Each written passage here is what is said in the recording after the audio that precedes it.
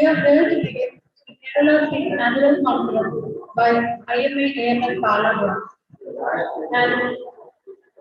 And before we begin, the IMA AMS Kerala onto the stage. Dr. P.G. Secretary, Chief President, Dr. Govindakumar, the Chief Secretary, Dr. Shini Kaur, the Secretary of IMA and all the organizing chairman onto the stage for the inaugural ceremony.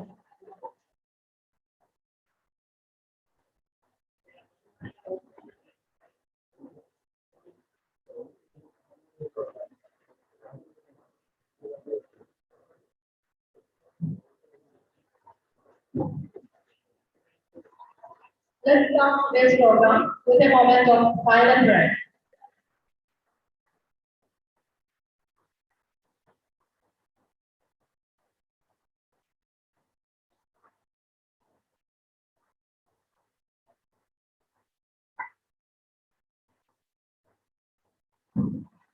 Now I invite the branch secretary, Dr. Setu Peter, for the flag salutation.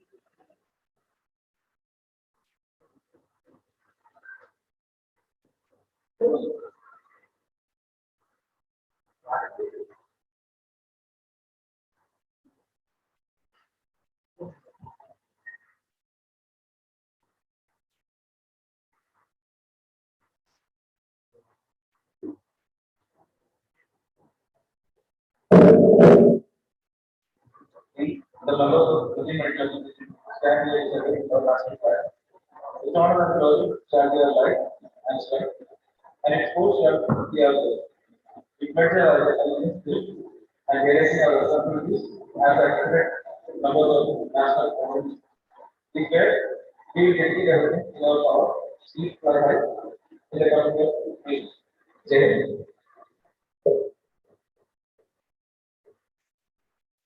Now let me welcome Dr. Sirius Thomas, organizing chairman of today's program, for the welcome speech. Dr. Chairman of AMS, Dr. Kumar, Chief Guest of today's conference, Honorable President of AMS, Dr. P.G. Secretary, State Secretary, Dr. Kumar, today's past President, Dr. Ramadi, past Master President, Dr. Patel, Vice President,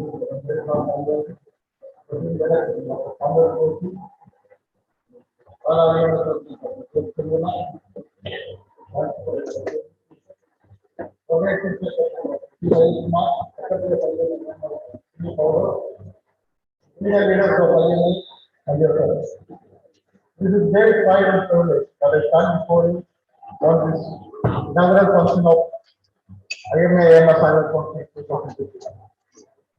We also realize that we are not able to have a full house live meeting because of this COVID restriction.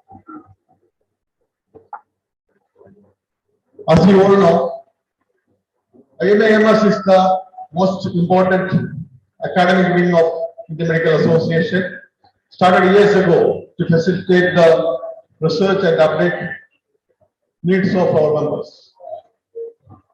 Now, as the members of IMA Pala, we are honored to host this program, and without wasting much time, I am straight away going through my duty of welcoming today's dignitaries.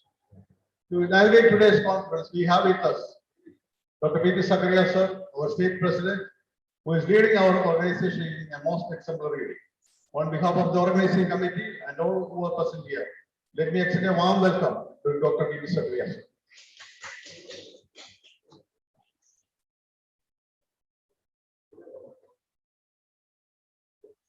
We also have Dr. P.K. Suman, sir, who is the presiding officer of today's meeting, and he was regularly holding discussions with us for the smooth conduct of today's conference. This year, Kerala chapter is also hosting the National AMA AMS conference.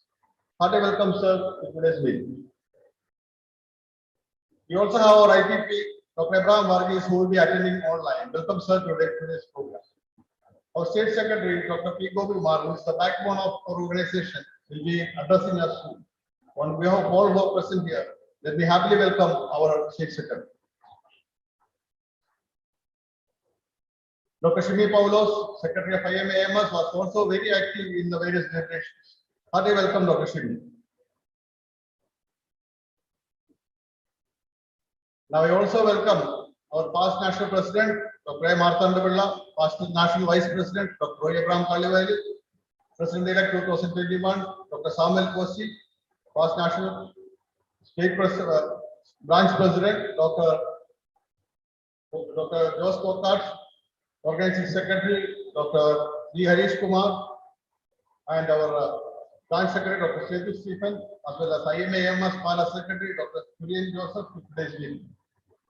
We also have a number of eminent leaders of state and national IMA, as well as doyens of medical profession, who are participating in this meeting as a faculty members and chairpersons, including renowned endocrinologist of India, Dr. Shashank Joshi, Dr. A.G. Unnikrishnan, and Dr. Deepak Jumani.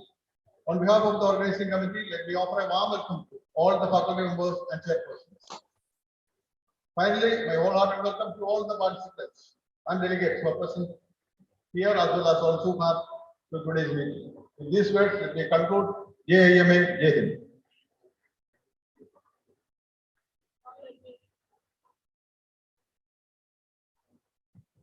Now let me invite Chairman of the IMA AMS Kerala chapter, Dr. Kumar TK, for the chairman's address.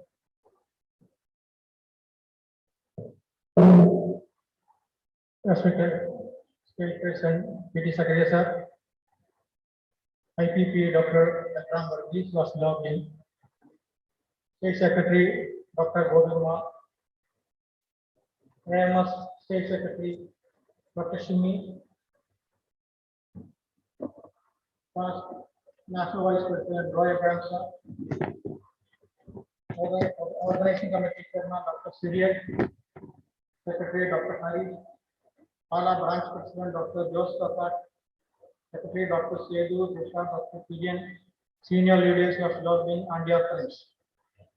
At the outset, let me thank the Pala branch for organizing this state annual conference for this year. In fact, it's a back-to-back conference. Last year also, they conducted a half-day conference to mark the culmination of the activities of last year. So, talking about Pala and AMS, there's a strong bonding. Look at the awards that are going to be announced later by the state president. Dr. P. Alexander Innovation Award, Dr. Samuel Award for Best Research Paper, then Best Supporting Brand, Dr. Thomas Sebastian. All these legendary leaders were linked to Pala, and the founder secretary, Dr. Roy Abraham sir, is from Pala. So AMS is close to their heart. Now, under the guidance of Dr. Roy Abraham sir, led by Dr. Dynamic leader Dr. Syriac, ably supported by vibrant leaders like Harish, Dr. Sedu and others, they are now arranging an annual conference here. I was going through the brochure, and each and every area of Kerala is represented in the form of speakers, chairpersons, moderators. So all the area of Kerala is covered, and well and truly is a state conference. They have meticulously planned it. And even look at the afternoon topics. They have cleverly planned it. They want everybody to come back for the afternoon session. Please see the topics. Now I'm going 3 minutes or let me rush to say something about AMS in general. It's very heartening to note that the activities of AMS chapters of all the branches have had great momentum during this year, especially during the last 6 months. And the realization of the necessity of very rapid and repeated updation by the doctors during this pandemic, aided by the easiness and comfort of Zoom platform, has resulted in wider participation in all the webinars. So every day we are having so many webinars all over Kerala. And with the effort of AMS and CGP for that matter, I think doctors are wiser today compared to what was the case 1 year back.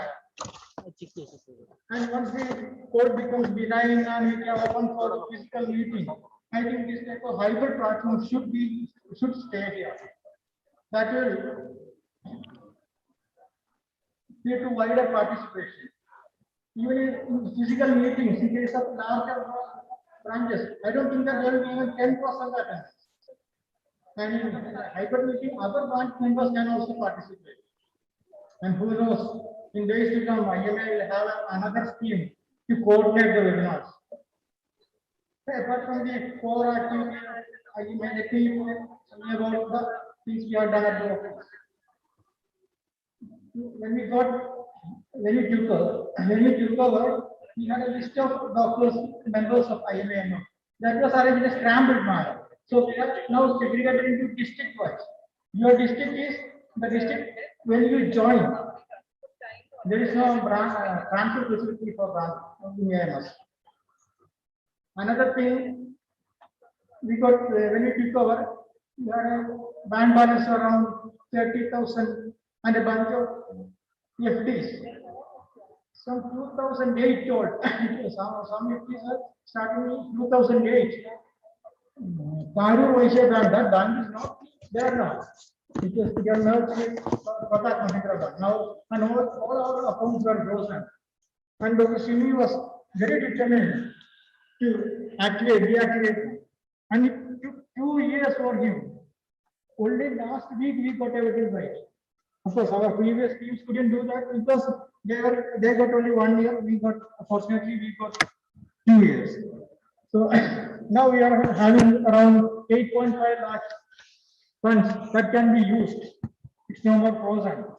And the whole credit goes to Dr. Shimi because his solo performance. Now about the awards, our state president will declare that.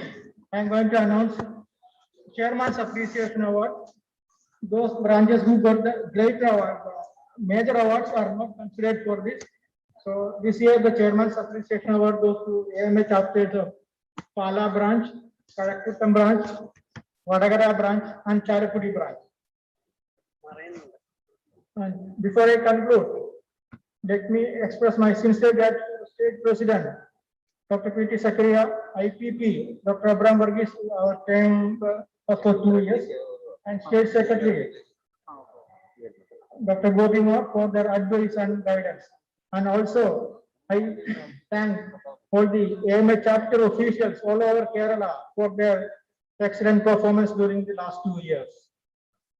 And finally, my sincere thanks goes to Dr. Shimi. He was my left hand, right hand, or any other hand you name it. He was all in all. And because of him, my career as chairman was so easy, so comfortable. Thank you, Shimi. You have been a wonderful secretary. You are an asset for IMA. So once again, I thank this Pala branch for organizing this conference. I wish them success. Thank you. Thank you, sir. Let me welcome Secretary of the IMA AMS Kerala chapter, Dr. Shimi Paulo, for the year's report presentation.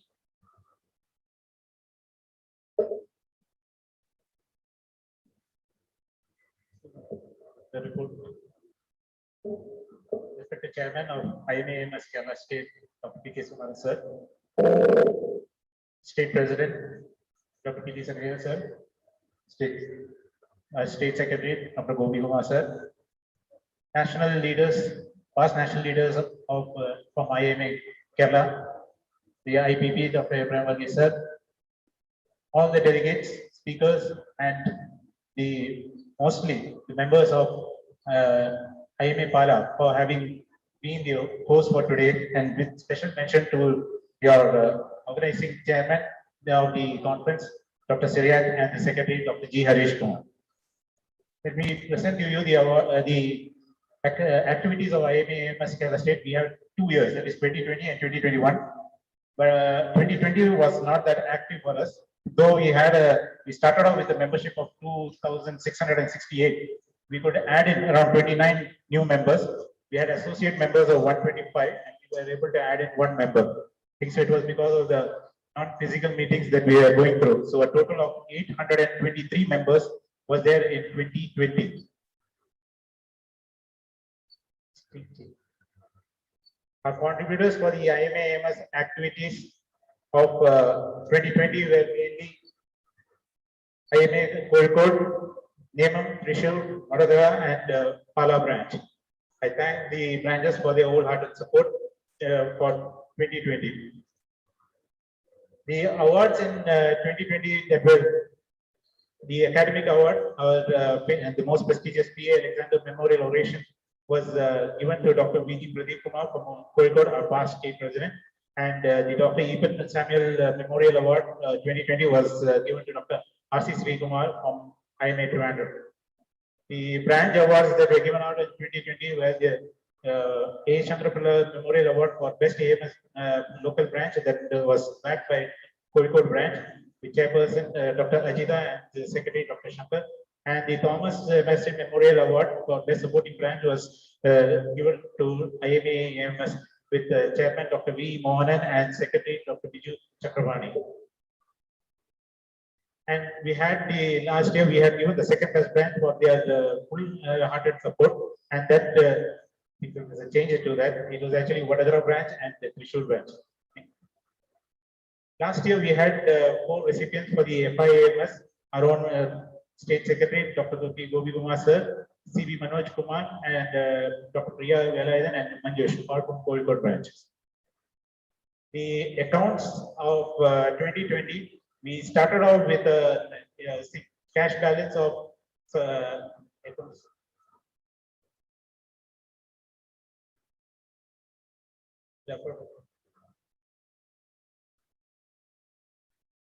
yes, the account we started off with, as a chairman had said, we started off with a balance of 30,142 rupees and 75 paise. And this cash in Kotak Mahindra was not known to us. Actually, the account was frozen in 2020. So the rest remaining had was there. We had FDs of close to around 8 lakhs 11. FDs total were around 5,64,250. The interest from the FDs were coming directly into the both the accounts, the SBI as well as in Kotak Mahindra. Our total for accounts total income was around 8,24,580. And on the expense side, we had only expenses regarding the membership and the FIMS payment and the shares to be given in the FIMS that we have collected, and secretarial expenses. So the total had broken down to almost 8,24,580. So our total expense was not that much last year. We had an achievement last year, that is, we received the national award of we had received the national award at the IMA AMS National Conference for our activities for 2020. Coming to the activities of 2021, as I mentioned earlier, we started off with a membership of 2,697 live members, and we were able to add 10 new members this year.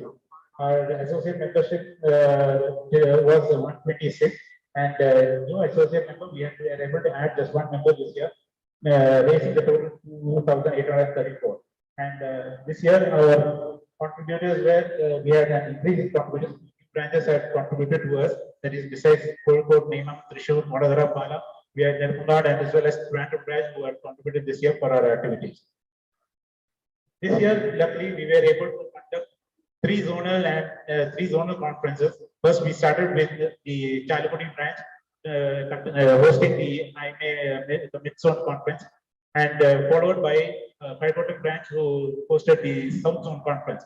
And just last week, it was the North Zone conference, which was hosted by IMA Vadodara. I thank the branches, especially for taking up the zonal conferences, and I should thank mainly the Pala branch for having taken up the promise of 2020 to host the state annual conference of this year, and today we are very much at this place. So thank you, Pala branch, especially Dr. Sared and Dr. Harish Kumar for planning out everything for us.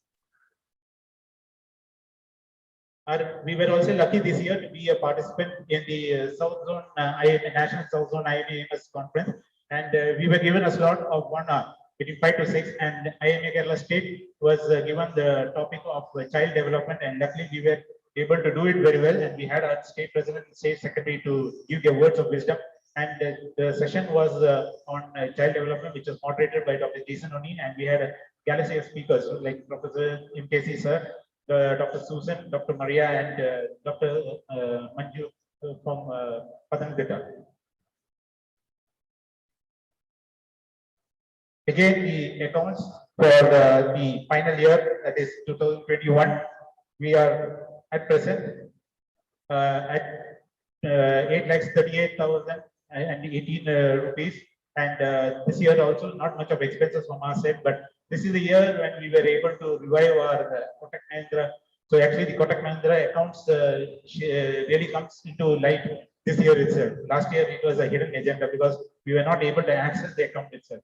I should thank Dr. Govi Kumar sir, the IMA headquarters, especially Mr. Rameshan and for having done the work of getting the signatures of our previous office bearers to reactivate this account. I think this is the final of my presentation on the activity report. I'd like to especially thank my chairman, Dr. Sumaril sir, for his support and his guidance, and with special mention to the past IMA State President Dr. Abraham Varghese sir for his guidance, and the new team and this year's team also with full-hearted support from Peter Secretary sir, Dr. Gopi Kumar, and everybody, all the branches from the IMA AMS. I would like to once again thank and congratulate the IMA Pala branch for their hospitality as well as for taking up this conference, and wish the best for this conference. Jai IMA, Jai Hind.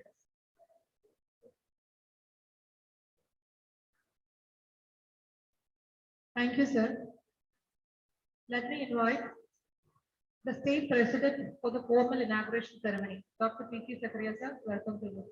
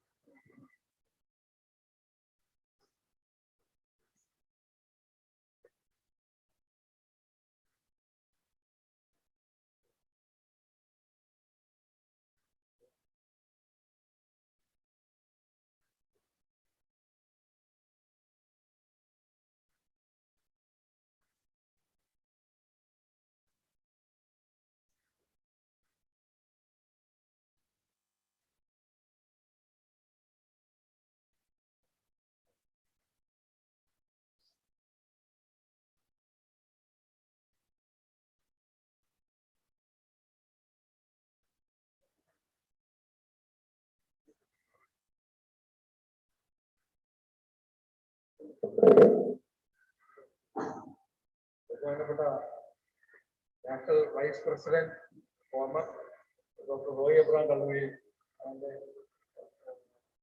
President Dr. Jose Kurula, OCAD, and the organizing committee chairman, Dr. Sinead Thomas from Balabran, state chairman of the AMS chapter, Dr. T.K. Kumar, and Dr. Shindy Bowlos, both are from Peribao.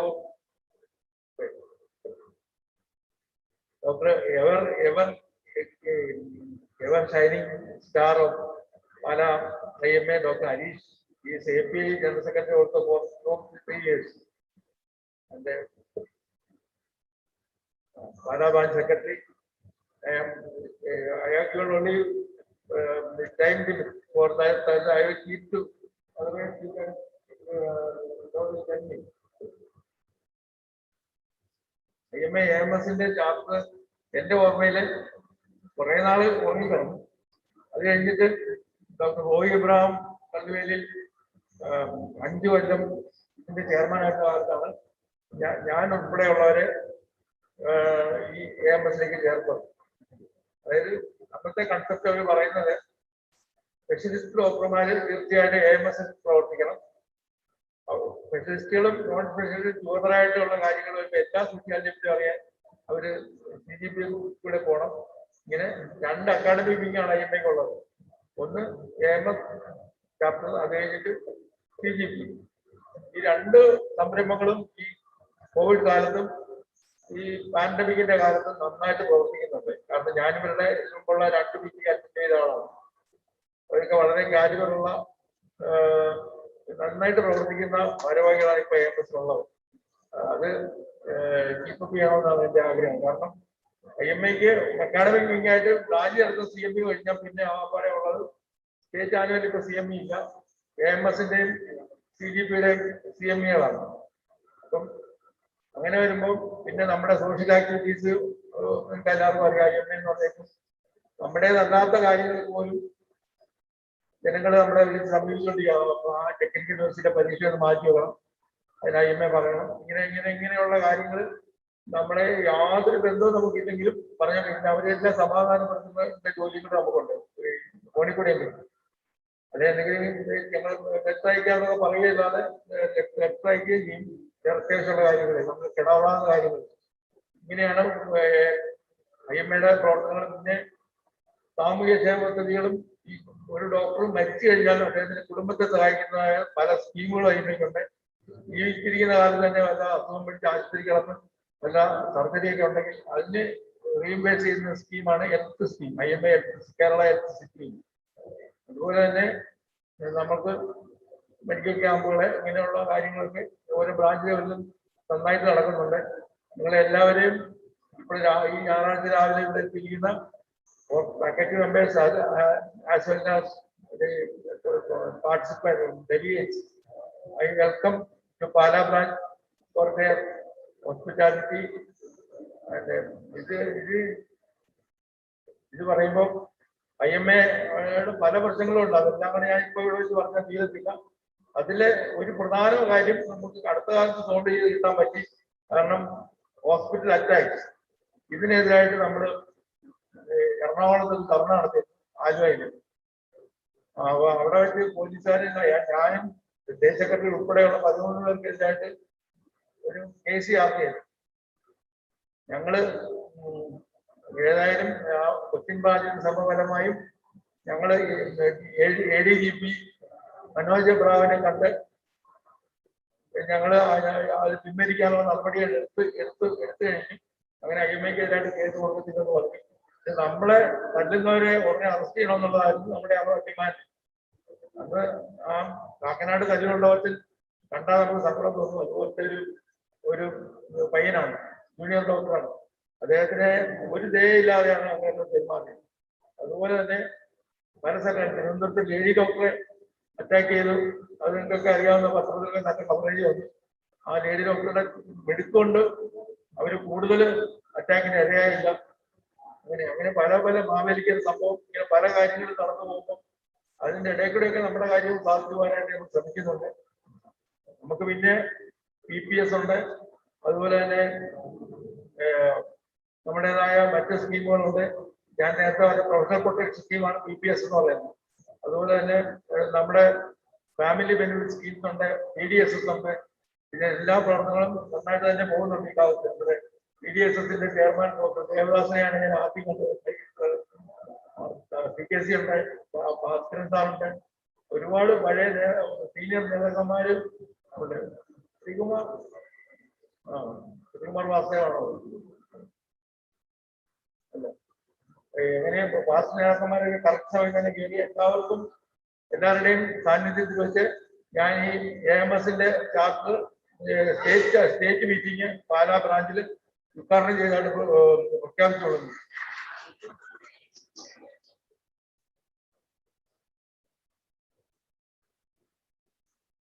Thank you, sir. I welcome Dr. Marpata Pillai, sir, the past national president, for the address.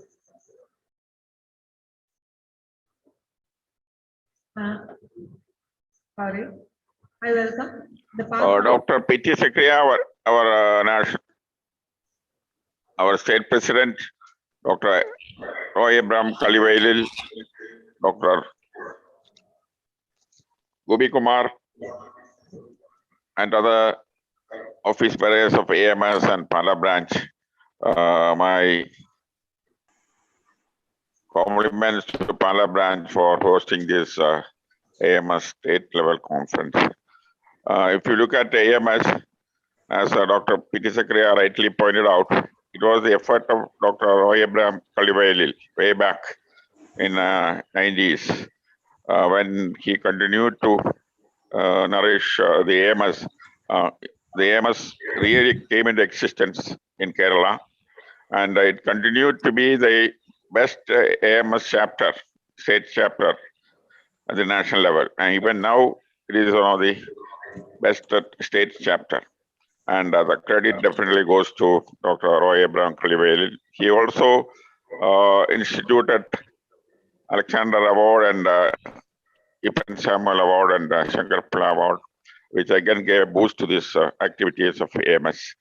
I will just touch on one area, that is the medical education.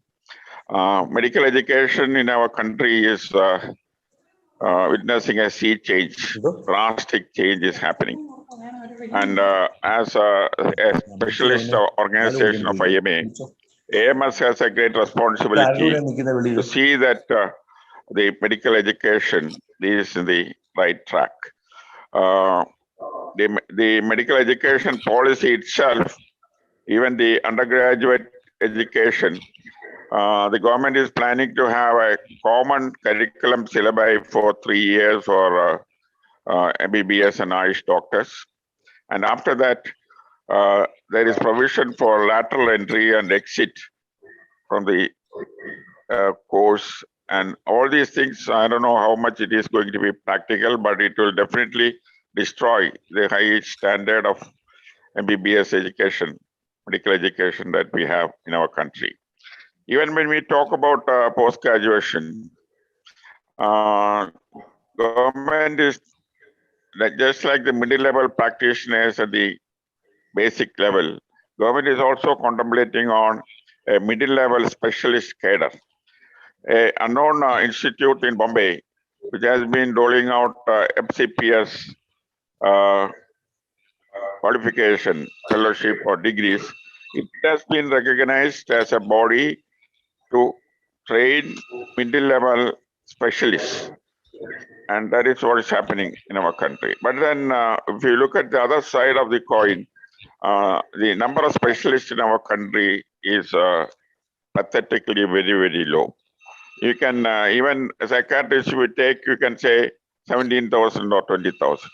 If you look at the radiology, we hardly have 17,000. When you have more than 2 lakhs of ultrasonic machine itself, the number of specialists available is very, very less.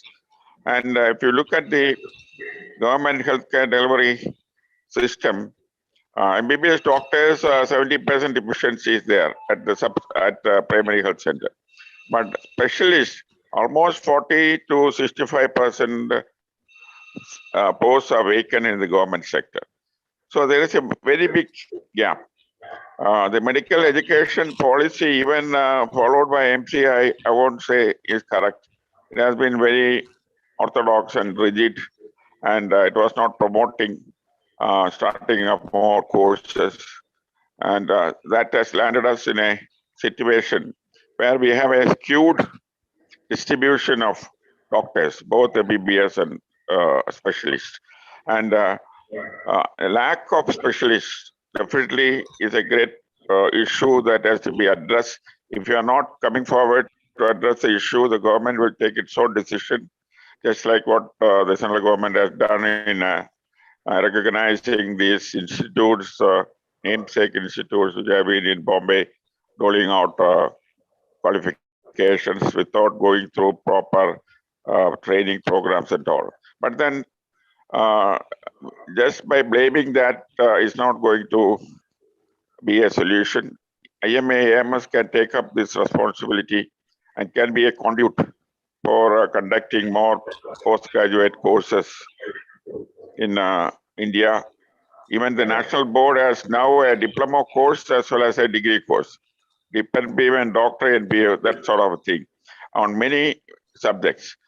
So IMA can, AMS can definitely chip in and be an institute for postgraduate education in our country, particularly the diploma courses, which definitely are going to come in more numbers, because the number of specialists required in our country is huge.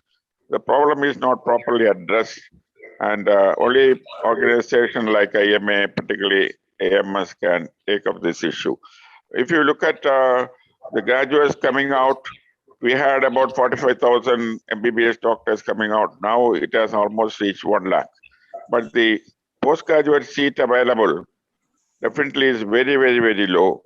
Normally, in other countries, when 75% of MBBS graduates go for specialty, here hardly 30 or 40% get admission. And when we have so much of requirement for specialists. So this, I think Kerala is the only state we can take up such issues and find solutions. AMS is an appropriate body to address the issues of postgraduate education and even be a conduit in promoting postgraduate education, including even diploma courses, which definitely may not be the need of Kerala, but at the all India level, we need quite a lot of specialists. I'm sure that these issues will be deliberated by the AMS. And you have a very good CME program, very nicely selected topics, and very eminent people deliberating on those issues. I'm sure that the delegates are eager to hear what they have to say.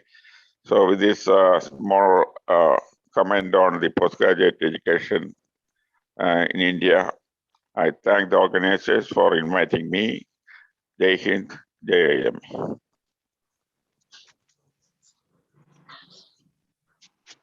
Thank you, sir. I welcome Dr. Roy Abraham Paliwale, past National Vice President, to address the meeting.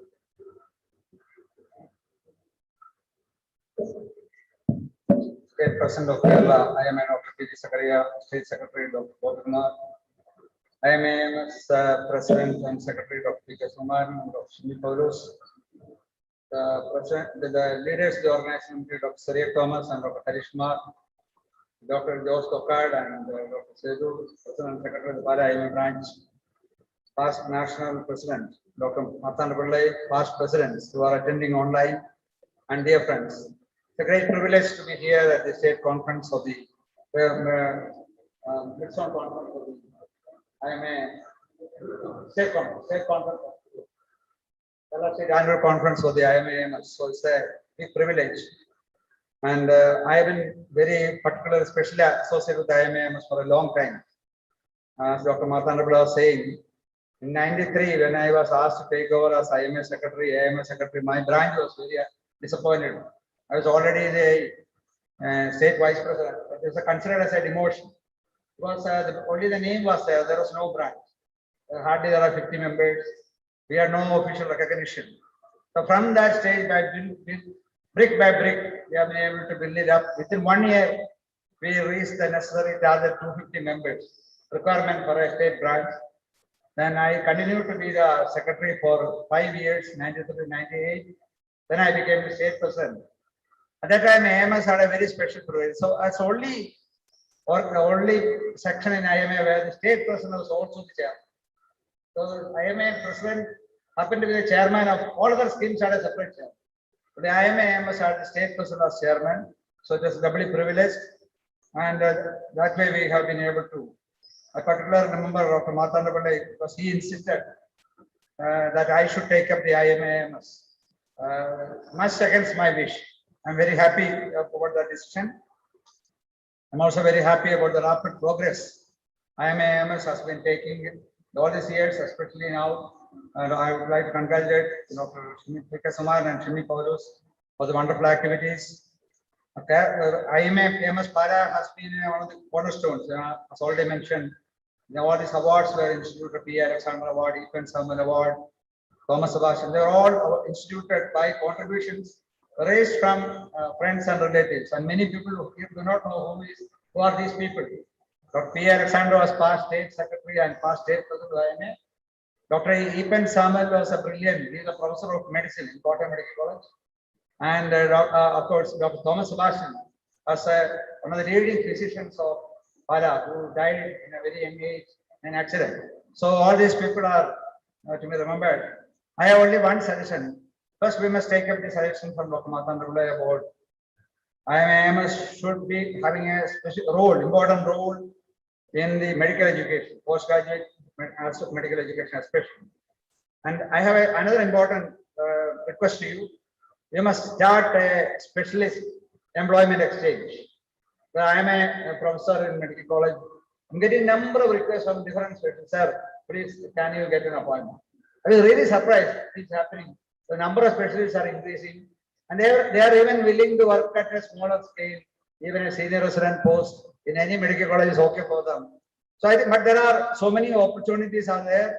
Then government should be encouraged to start specialist posts in all district and taluk hospitals in all the specialties. Actually, government has a commitment to do that. It is not being done. So you must, when you meet the minister, insist that all general hospitals, all district hospitals, all taluk hospitals should have all specialists. And there are people, and they should be recruited. They are already trained people. Kerala should be the model in that respect. That will absorb all the specialists. So the doctors can work with honor. They don't have to beg for a job opportunity anywhere. I'm sure you will take it up. I wish the conference grand success and especially congratulate the organizing committee led by Dr. Sariak and Harish and the branch president and secretary for giving their leadership. I also thank the state president, Dr. P. Sakaria and Dr. Gopikumar, the AMS leaders for traveling all these long distances to be physically present here. Wishing the conference all success. Thank you. Thank you, sir. Now I invite Dr. Gopikumar P, State Secretary of IMA Kerala State for the Secretary's address. Respected IMA-AMS State Chairman, Dr. P.K. Sumaran, State President Sakaria Sir, IMA-AMS State Secretary Dr. Shimni, Organizing Chairman Dr. Sariak and Secretary Dr. Harish, Senior IMA leaders, past presidents and friends. Now, probably now you are aware that the rise and blossom of IMA AMS Kerala stage is from Pala. So from very few members, it has reached to this stage of a lot of membership in IMA AMS and a lot of branches that was started from Pala way back. Now IMA AMS has a special role at this particular juncture of COVID times. Now we know, even though it's a respiratory disease, COVID, it affects many organ systems. It's quite often it's a multi-organ system disease. And it is very, very important that even when you are practicing in your own specialty, you must be in license with all the other specialties, especially in such situations of pandemic affects the human body. ഞാൻ കാണുന്ന രീതി വെച്ചിട്ടില്ല. So that is the relevance of IMA AMS, the Association of Medical Specialties, come into play. And I stand here to compliment the IMA AMS team from the state leadership, from the branch leadership and the organizing team of this state conference, IMA AMS state conference. Actually, the organizational level, the membership, even the membership and the records were not proper. It seems for the last few years of IMA AMS, which was streamlined very efficiently by the present team of Dr. Sukumaran and Dr. Shimi Paulos. As you have already seen about the amount that was deposited in various banks, which was not operated for years and which was dying in a dormant state. Now it has been streamlined and it's very active. Now it is very easy for the next office bearers to have the activities of IMA AMS in future.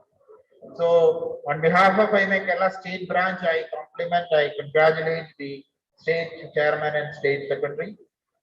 And a wonderful event today. It's a Feast of Academics organized by IMA Pala team, led by Dr. Suriyak and Dr. Harish and Dr. Jose Kuruvilla and the whole IMA Pala team. And I take this opportunity to congratulate them also and everyone who has participated in physical as well as on Zoom. I compliment, I congratulate, and all the very best to the conference. Thank you, Jai Hind. Thank you, sir. I welcome Dr. Abraham Verghese, immediate past president of the Kerala State Branch, for the felicitation. Respected Chairman AMS, Dr. Sukumaran, State President Dr. P.T. Secretary.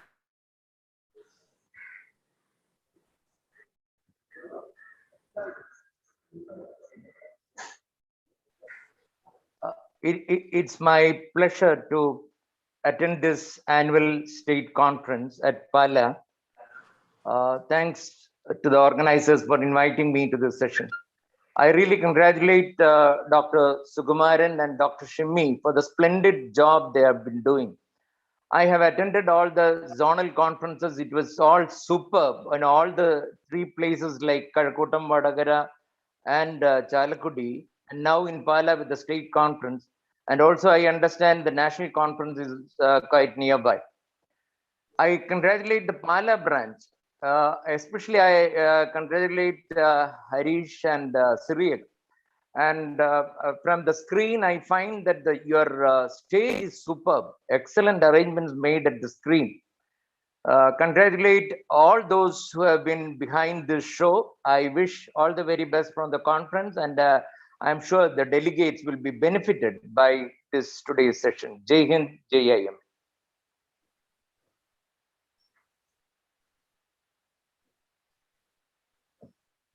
Thank you, sir.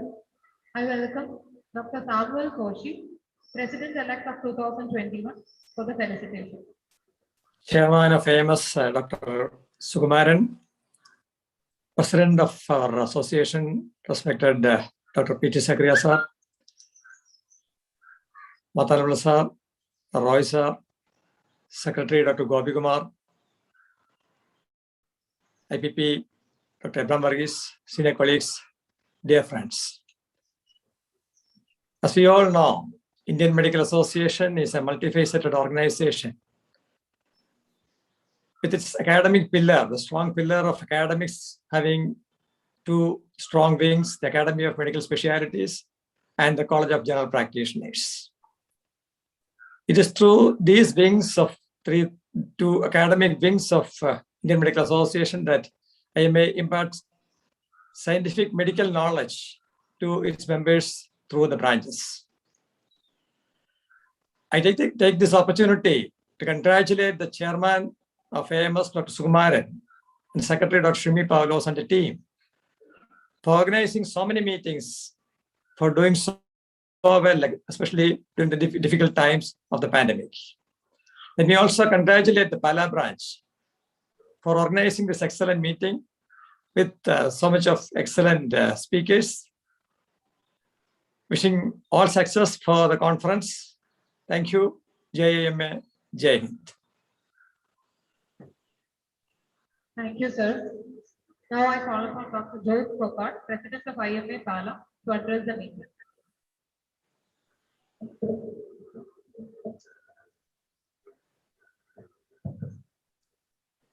Good morning. IMA Chairman Dr. Sukumaran sir, IMA Kerala State Branch President P.T. Sakaria sir, State Secretary Dr. Kumar sir, Roy sir, Dr. Shimi Pavlos, Secretary AMS, Dr. Harish Kumar, Dr. Suresh Thomas, and all the past presidents, senior leaders of IMA.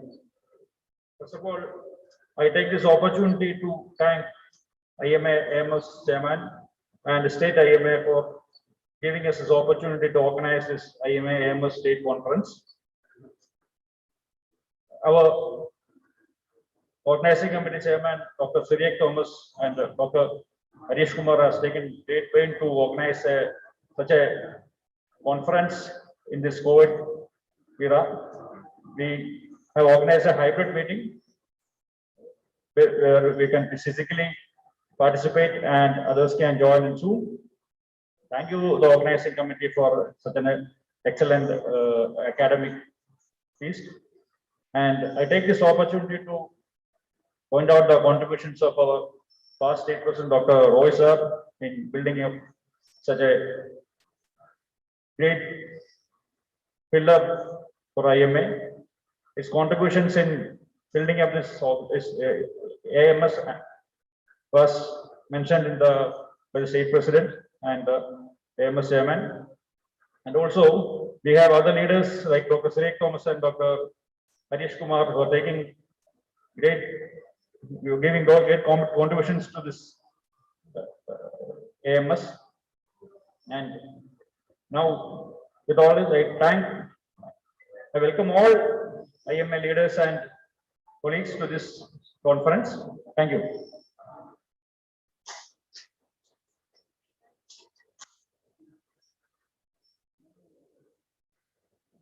I take this opportunity to hand over the IMA Pala COVID Martyrs Fund contribution to the State President, Dr. P.T. Sakaria. We are handing over a check of rupees 2 lakhs to the State President from Pala IMA to the COVID Martyrs Fund.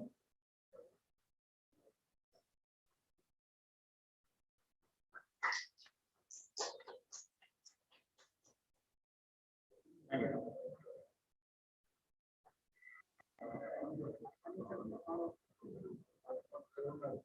Our next program is declaration of awards for the year. Declaration award ആണ്. അതിന് മുമ്പ് Covid martyrs fund കൊടുക്കാനായിട്ട് check പിടിച്ചോണ്ടാണ് ഞാൻ ഇപ്പം അത് എന്താണെന്ന് എനിക്ക് അറിയാവുന്ന എനിക്ക് അറിയത്തില്ല. എങ്കിലും കോവിഡ് മാർട്ടിയേഴ്സ് ഫണ്ടിനെ സഹകരിക്കണമെന്ന് നമ്മുടെ നാഷണൽ പ്രസിഡന്റ് അപ്പീലാണ്. 1545 ഡോക്ടർമാരോളം മരിച്ചു കഴിഞ്ഞു. ഈ ഫസ്റ്റും സെക്കൻഡും വേവും കൂടെ. അത് കൂടുതലും ജൂനിയർ ഡോക്ടേഴ്സ് ആണ്. അവർക്ക് ട്രെയിനിങ് കിട്ടാൻ നമ്മുടെ ഐസെഫ് പോലെയുള്ള പ്രോഗ്രാം നടക്കാത്തതുകൊണ്ട് അവർക്ക് ഈ രോഗം എങ്ങനെ തടയണമെന്ന് പോലും ശരിക്കും അറിയാൻ പറ്റാത്ത ഒരു കാലത്താണ് ഈ മരണമൊക്കെ ഉണ്ടായത്. ഇപ്പോൾ ഇന്ത്യ മുഴുവൻ ഡോക്ടർമാർക്കും എല്ലാം അറിയാം. ആദ്യം WHO തന്നെ പറഞ്ഞിരുന്ന മാസ്ക് ഉപയോഗിക്കേണ്ട കാര്യമില്ല, നേരിട്ട് പകരുന്ന രോഗം എന്നൊക്കെ പറഞ്ഞിരുന്നു. പക്ഷേ WHO പിന്നെ തിരുത്തി പറഞ്ഞു. അത് കഴിഞ്ഞിട്ട് ഇപ്പൊ ഈ 1500 കൂടുതൽ ഡോക്ടർമാർ മരിച്ചപ്പോൾ നമ്മുടെ സ്റ്റേറ്റിൽ 25 താഴെ കൂടുതൽ അടുത്തുള്ള മെമ്പർമാരെ മരിച്ചിട്ടുള്ളൂ. അപ്പൊ നമുക്ക് കേരളത്തിൽ ഒരു പ്രത്യേക പ്രൊട്ടക്ഷൻ നമ്മൾ IMA കൂടെ ഡോക്ടർമാർക്ക് അറിവ് കൊടുക്കുന്നതുകൊണ്ടാണ് അത് സാധിച്ചതെന്നാണ് എന്റെ വിശ്വാസം. പിന്നീട് ഈ ഇവരുടെ പല ജൂനിയർ ഡോക്ടർമാരും മരിച്ചു കഴിയുമ്പം അവരുടെ കുട്ടികൾ പഠിച്ചുകൊണ്ടിരിക്കുമ്പം ആകപ്പാടെ പ്രശ്നമാണ്. അപ്പൊ ഒരു സ്റ്റേറ്റ് നാഷണൽ പ്രസിഡന്റിന്റെ ഒരു തീരുമാനമുണ്ടായി, ഓരോ കോവിഡ് മരണം ഉണ്ടാകുന്ന ഡോക്ടർമാരുടെ ഫാമിലിക്ക് 10 ലക്ഷം രൂപ കൊടുക്കണം. അങ്ങനെ നമ്മൾ കേരള സ്റ്റേറ്റ് ഇതുവരെ ഏകദേശം 29 ലക്ഷം രൂപ കൊടുത്തിട്ടുണ്ട്. അത് പല ബ്രാഞ്ചുകളിൽ നിന്നുള്ള നേരിട്ട് പോകുന്നുണ്ട്. ഇന്ന് തന്നെ പാലാ ബ്രാഞ്ചുകാർ കോവിഡ് മാർക്കറ്റ് 2 ലക്ഷം തന്നു. ഇന്നലെ ഞങ്ങൾ നെടുമങ്ങാട് ബ്രാഞ്ച് തിരുവനന്തപുരം അവർ 5 ലക്ഷം രൂപയാണ് അവരുണ്ടായിട്ടുള്ളത്. അങ്ങനെ ഒരാളുടെ ഒരു ദിവസത്തെ വരുമാനം കൊടുക്കണമെന്നാണ് ഉദ്ദേശിച്ചിരിക്കുന്നത്. അപ്പൊ അങ്ങനെയുള്ള ഒരു കാലത്ത് കൂടിയാണ് നമ്മൾ കടന്നു പോകുന്നത്. ഒരു പാൻഡമിക്കിന്റെ കാലത്തൂടെയാണ് കടന്നു പോകുന്നത്. പല ഡോക്ടർമാരും നമ്മൾ ഈ പറഞ്ഞ് വിചാരിക്കുന്നിടത്ത് ജൂനിയർ ഡോക്ടേഴ്സ് പ്രത്യേകിച്ചും അങ്ങനെ ഫിനാൻഷ്യലി സൗണ്ട് ഒന്നും അല്ല. അവരുടെ പെട്ടെന്ന് ഉള്ള മരണം ഉണ്ടായി കഴിഞ്ഞാൽ ആ ഫാമിലി ദുരിതത്തിലാവുകയാണ് പതിവ്. അതുകൊണ്ട് കേരളം അതൊക്കെ മുൻപിൽ കണ്ടു തന്നെ നമ്മുടെ സ്കീംസ് ഒക്കെ വളരെ നന്നായിട്ട് നടത്തുന്നുണ്ട്. മിക്കവാറും മരിച്ചു കഴിഞ്ഞിട്ടുള്ള സഹായവും മുമ്പുള്ള സഹായവും ഒക്കെ നമ്മൾ കൊടുക്കുന്നുണ്ട്. ഞാൻ കൂടെ ചെയ്തു ഇങ്ങനെ എന്നെ ഏൽപ്പിച്ച ഡോക്ടറുകളെടുത്താണ്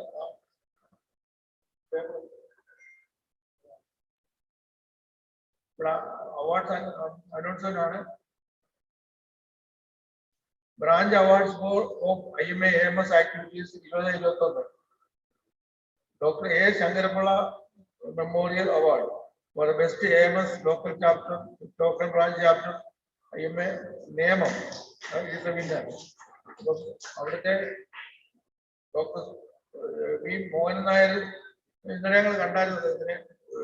അദ്ദേഹം അല്ലെങ്കിൽ നമ്മുടെ അദ്ദേഹത്തിന്റെ വൈഫ് ഇന്ദിരാമ്മയോ ആരെങ്കിലും ഉണ്ടെങ്കിൽ ഈ ബ്രാഞ്ച് ഞങ്ങൾ ഈ അവാർഡ് അവർക്ക് അവരുടെ പേരിൽ കൊടുക്കുകയാണ്.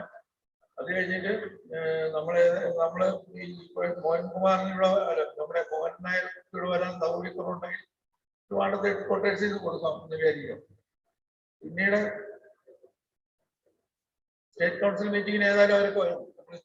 ഈ അടുത്ത ദിവസം തന്നെ സ്റ്റേറ്റ് കൗൺസിൽ നടക്കും. അതിന് വരുന്നതുകൊണ്ട് നമ്മൾ അവരുടെ ആ മീറ്റിംഗ് അവിടെ കാണും. അപ്പൊ അവരെ നമ്മൾ അവർക്ക് കൊടുക്കാമെന്ന് വിചാരിക്കുന്നു. പിന്നീട് Sebastian Thomas, Dr. Sebastian Thomas Memorial Award for Best Supporting IMA Branch, IMA AMS Kozhikode. അതാണ് വിന്നേഴ്സ്. കോഴിക്കോട് ബ്രാഞ്ച് നമ്മുടെ ഒരു വളരെ പ്രധാനപ്പെട്ട ബ്രാഞ്ചാണ്. അവിടെ നമ്മുടെ joint secretary doctor Aziz Bhaskar ഇപ്പം ക്വാറന്റൈനിലാണെന്ന് എനിക്ക് തോന്നുന്നത്. അല്ലെങ്കിൽ അതേ ഇവിടെ ഒക്കെ വന്നേനെ ഞങ്ങളുടെ കൂടെ.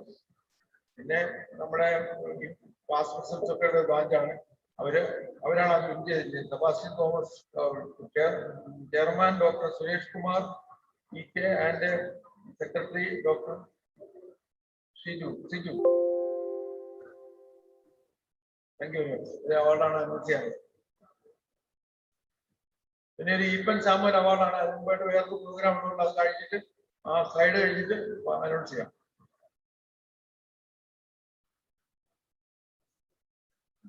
Dr. Ethan Samuel was born on 4th February 1947.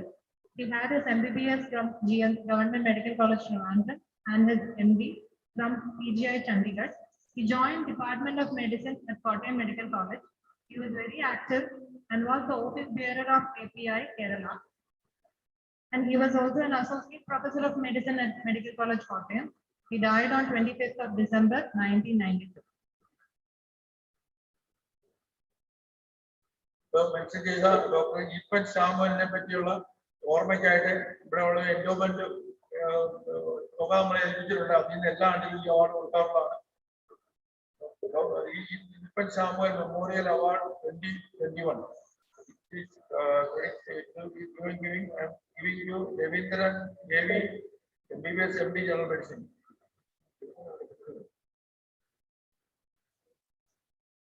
Koizikode branch. Alexander.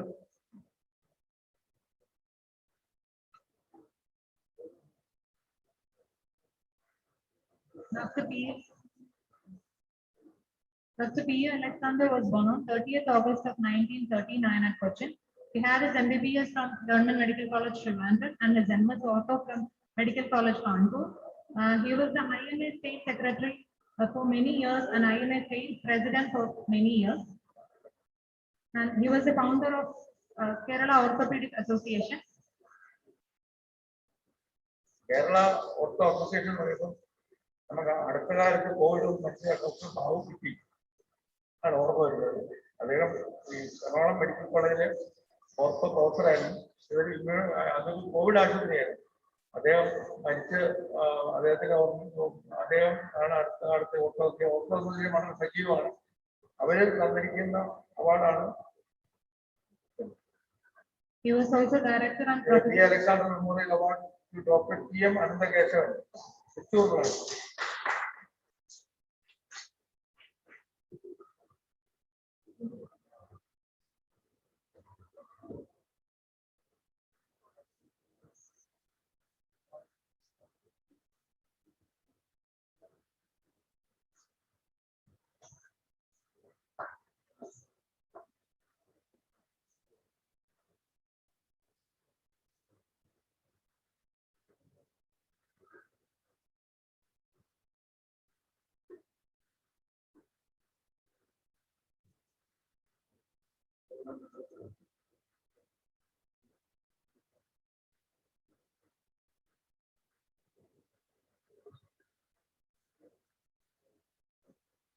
I request Dr. Harish Kumar sir, organizing secretary of today's meeting, to extend the vote of thanks.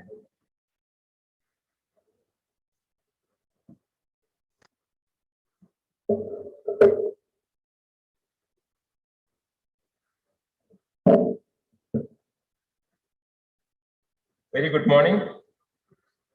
AMS Chairman Dr. Sumaran sir, Chief Guest, IMA State President Dr. P.T. Sakriya,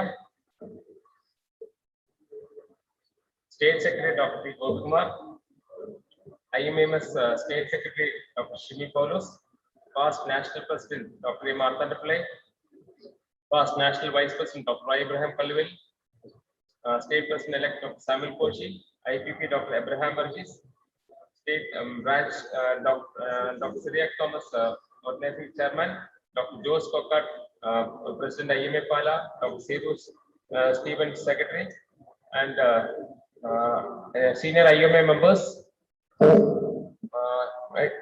ladies and gentlemen. And take this opportunity to thank IMAMS Pala Kerala State Chapter for giving us an opportunity to host this IMAMS State Conference. I sincerely thank IMS Chairman Dr. Sumaran PT, who is presided over this meeting. Thank you, sir.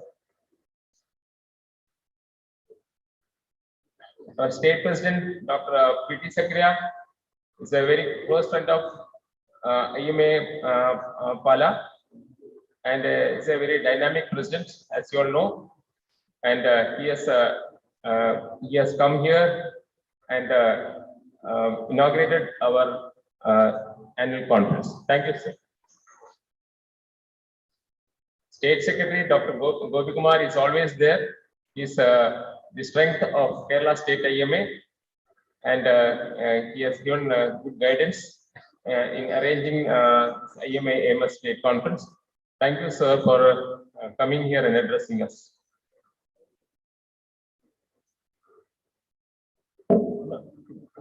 Dr. Shimi Paulus is State Secretary of IMA AMS, and we are constant touch with him for so many months. With his guidance, we could able to organize this meeting very well. And thank you for coming here and addressing us.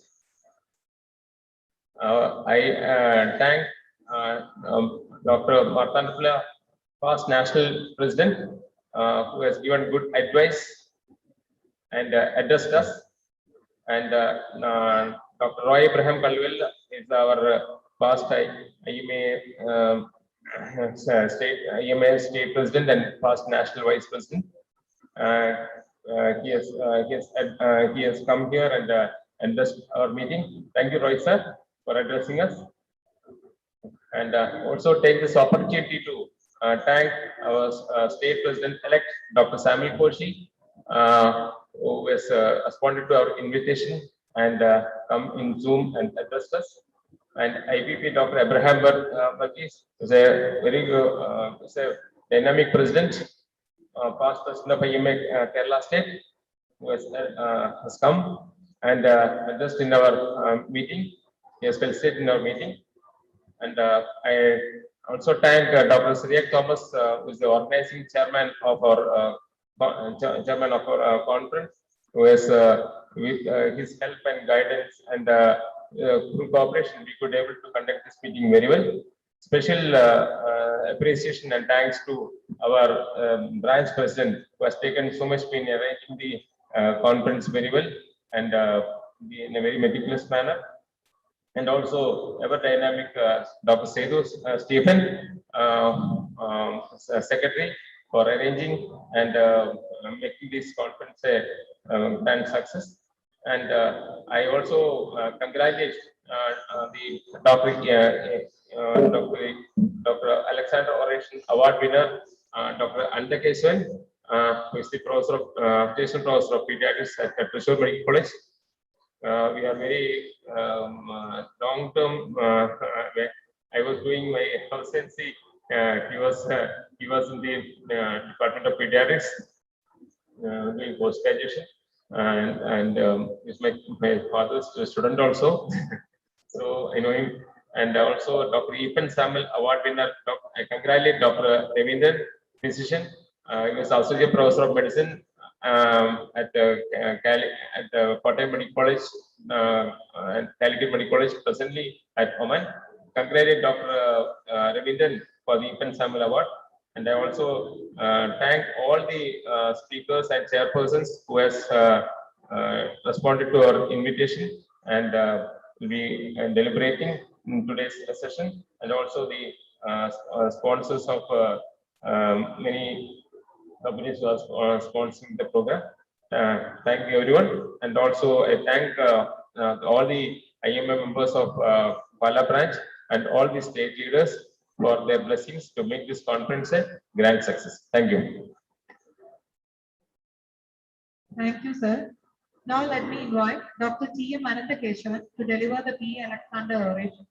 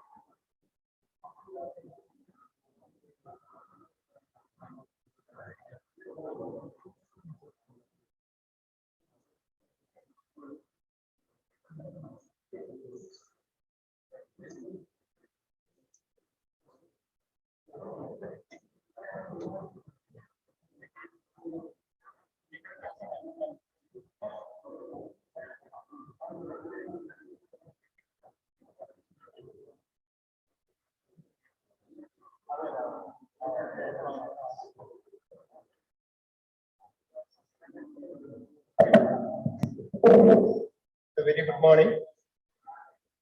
Respected chairperson of the IMA AMS, Dr. Sukumaran, State President Secretary Sir, State Secretary Dr. Guruma Sir, Roy Abraham Sir, and also the hosting branch President and Secretary, Dr. Shimmi.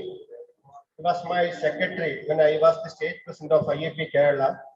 Of course, Dr. Harish, son of a great teacher, my teacher, Dr. Govindan Nair, and all other national leaders, state leaders, and members of the IMA and IMA AMS family. I have great gratitude to IMA and especially IMA AMS for selecting me for this prestigious award. I think I already received a Ethan Samuel Award, Best Paper Award, and also FIIMS long back. And I thank the IMA AMS for choosing me for this prestigious award.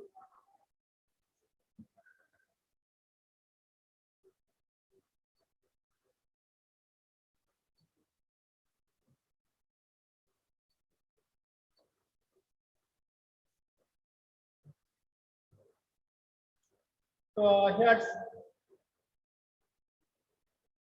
selected my topic as a journey through my work, lessons learned. It's already mentioned by Dr. Roisa and National President Dr. Marthanda Pillai, the problem of medical graduates and medical students. I see another problem. The inappropriate opportunity to see the patient's clinical skills and other aspects of the clinical medicine, especially during this COVID season. To be frank, I don't know, I can say it in this audience because last year, MBBS students got less than 6 days clinical posting in pediatric ward. This year, the situation is better. Even before that one itself, the art and skill of medical education, medical teaching, the history taking, examination, everything I don't know whether it's becoming less important. That is why I selected some clinical experience from my cases, especially during this COVID season. As I already mentioned, importance of history taking and the clinical exam we cannot overemphasize it. There are so many initiation, latest initiation there. I agree, that's very important. But what we are seeing at the bedside, clinical medicine, after history and the clinical examination, I think some few tests we can reach a combined diagnosis 80% of or 85% of cases. Only the rest of the clinical diagnosis by our initiation and the further details. And also, over initiation is another problem. We should use and also interpretive initiation is. So are we moving away from the art and science of history taking and the clinical examination? That is why I selected something is only 20 minutes a day. That is why I selected. So I got some interesting cases during next 15 minutes. Yes, ma'am. So it's already mentioned by the father of modern medicine, William Rose, famous quote by him, to study the phenomena of disease without book is to sail uncharted sea, anything. But to study book without the patient is not to go to sea at all. So from this, I beginning my clinical judgment and some of my clinical cases. Next one. So it's a story of Shivani, 6 months. He came with the involuntary moves from center of life bilateral. Usually we start all this from newborn. So it's a newborn child, close development delay.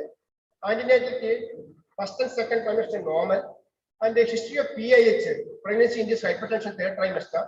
This is just a preterm baby, IUGA, birth weight 1.6 kg also, baby not tried immediately. So it may be a child with the hypoxia.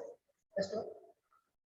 On examination, dose development delay, active well-looking child, vitals are stable. On examination, abnormal shape of the head noted, multiple skin patches involving right half of the body.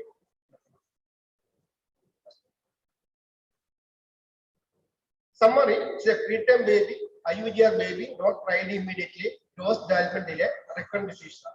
It is a comparatively evident. Next one. So you can see some hypopenial lesion. Next one. So you can see clearly marked here. Next one. So you can see on the upper limb also, right upper limb also there is a lesion. You can see there. So on nervous system examination, power functions were normal, child is active, vitals are normal, cranial nerves normal, tone hypertonia on one side, left side there is hypertonia, power normal on right side, but decrease on left side, reflex again, there is some abnormality on left side, the plantar upgoing on left side, other system examination normal. So here we got a child with the history of blood vessels here, some complication during third trimester, child not tried immediately, some findings more on left. First one. So naturally, a child with 1.6 kg not tried, we put a diagnosis cerebral palsy, seizure disorder and development delay. Also, there is we had done a dermatology consultation, but they told it is hypomenos of Victor. Second possibility is that congenital brain malformation with the hypomenos of Victor. These are the two possibilities. We had done all the routine investigation normal, EEG showing frequent clogged burst and spike factor, and also more from right to frontocentral lobes. Here we are done a CT scan. You can see one side of the brain is large at the right side. Next one. You can see comparatively asymmetry between both the brain lobes. Next one. So you can see so many findings. This is a classical X-ray. You can see there is a Band heterotropia, gray matter, white matter, gray matter, white matter. This one finding asymmetry of the ventricle and cerebral lobe, thick cortex, Paki area, and some subdural efficient also there. So many findings are there. Here again, we showing that is cerebral asymmetry. Next one. So, what you mentioned, LR cerebrum involving right lobe, thick and the cortex, neuronal heterotropia. It's a band heterotropia, ventricular asymmetry, and a large right cerebellum and subdural tachydoma. Next one. So, final diagnosis is semi-megalencephaly hypomenesis of this is a final diagnosis. But what happened in this case? The child is not next one. So it is what happened in this case was child not tried. There was an attack on gynecologist by public. What is the importance of this case? Here child cried not due to birth asphyxia. The child cried because of some problem, congenital brain malformation, and not due to, but this seizure was again not due to hypoxia. It is mistaken by the public or parents or relatives, and so it is a common news nowadays, especially the problem coming to gynecologist. That is why I present this case and test one. So it is a very rare association, and for all case of birthexia need not be the real birthexia. Some of them may not be trying, maybe to so many other reasons. We think it may be due to birthexia and will lead to so many other medical legal problems. And development delay and seizure think about congenital brain malformation as in our case. Next one. Another case of rare cause of status epilepticus. Next one. A 11-year-old boy from Tirupur, focal seizure, right side, data, Janus seizure, the status, no history of fever or trauma, investigation looking normal, FHS normal, and the CT brain again. Next one. CT brain again is some cystic lesion on left side. Again, next one. You can see that this is a contrast enhancing CT lesion of both the field. Next one. Again, next one. So diagnosis is capture some local cystic lesion. Next one. So contrast enhancing CT, ICT or cystic glioma, they advise the MRI brain. But as the patients coming from Tirupur, they are not according the MRI scan. Our neurosurgeon was ready to do surgery. Next one. So he underwent a left parieto left temporal parietal craniotomy and a total excision of the tumor. So what is the lesion? Next one. So brain tissue with a cyst wall infiltrated by chronic inflammatory cells, and it contains some hook. Next one. You can see the beautiful capsule, yellowish capsule you can see here. Next one. Again, next one. The hook, the diabetic hook of pediatric cyst, which is very rare in children, especially in case of pediatric cyst of the brain in a child without involvement of the brain and liver, heart, liver and the lung. It's very rare. Next one. You can see a pediatric stand beautifully. We are right in our Chatterjee, the concept of the long back. Next one. So final diagnosis of pediatric cyst of the brain, which is very rare diagnosis, very rare in children. Common size liver in the lung, isolated hydrocyst brain is very rare. So you have to think about it. The focal seizure. So the treatment we have to give albendazole. Also, you can do prayer. That is percutaneous aspiration, installation of hypertonic saline and reaspiration. Both of them done this failed. So isolated hydrocyst in the brain is very rare. Late onset of focal seizure. Any child with the focal seizure, late onset, you have to look for any focal lesion secondary causes, and as we always see that surgery is 100% curative with some type of seizure, especially secondary seizure. It is another case of seizure disorder, but it was not a real seizure. It is a story of 9-year-old girl from Tripura, abdominal posting of cancer and feet 2 years back, and diagnosis seizure disorder from onset, and they put out anti-epileptic drug carbamazepine.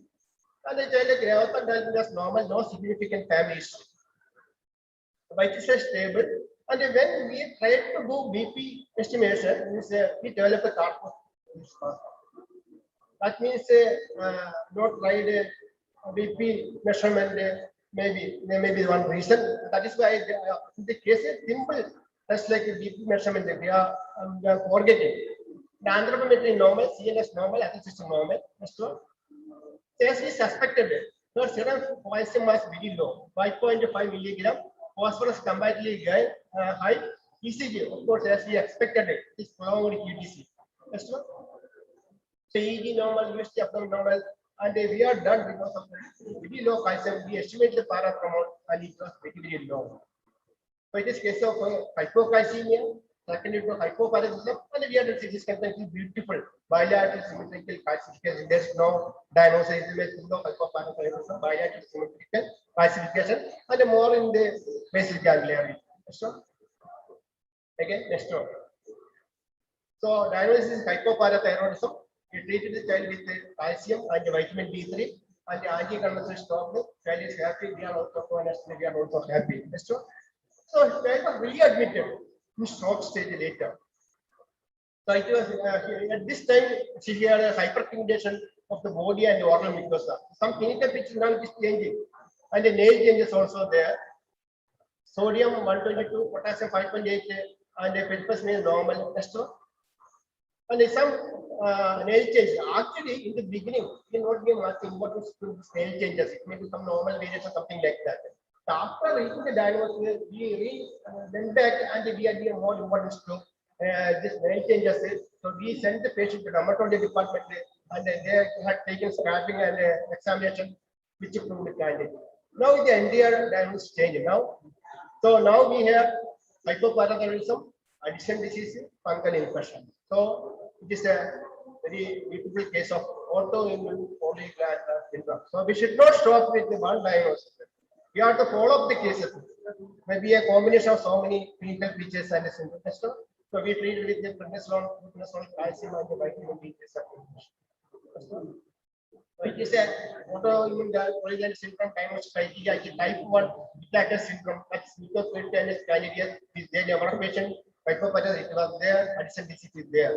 And we get so many other immunological features like vitiligo, atrophic gastritis, something like that. And there are type 2 and type 3. Next one. So we treatment we do a lifelong steroid treatment, antifungal treatment, and immunosuppressive treatment is coming up in therapy on pipeline. And most important is that the follow-up of the patient. Next one. So all the abnormal movements are not seizure. So any child with abnormal movement, first you have to roll out seizure mimicking condition.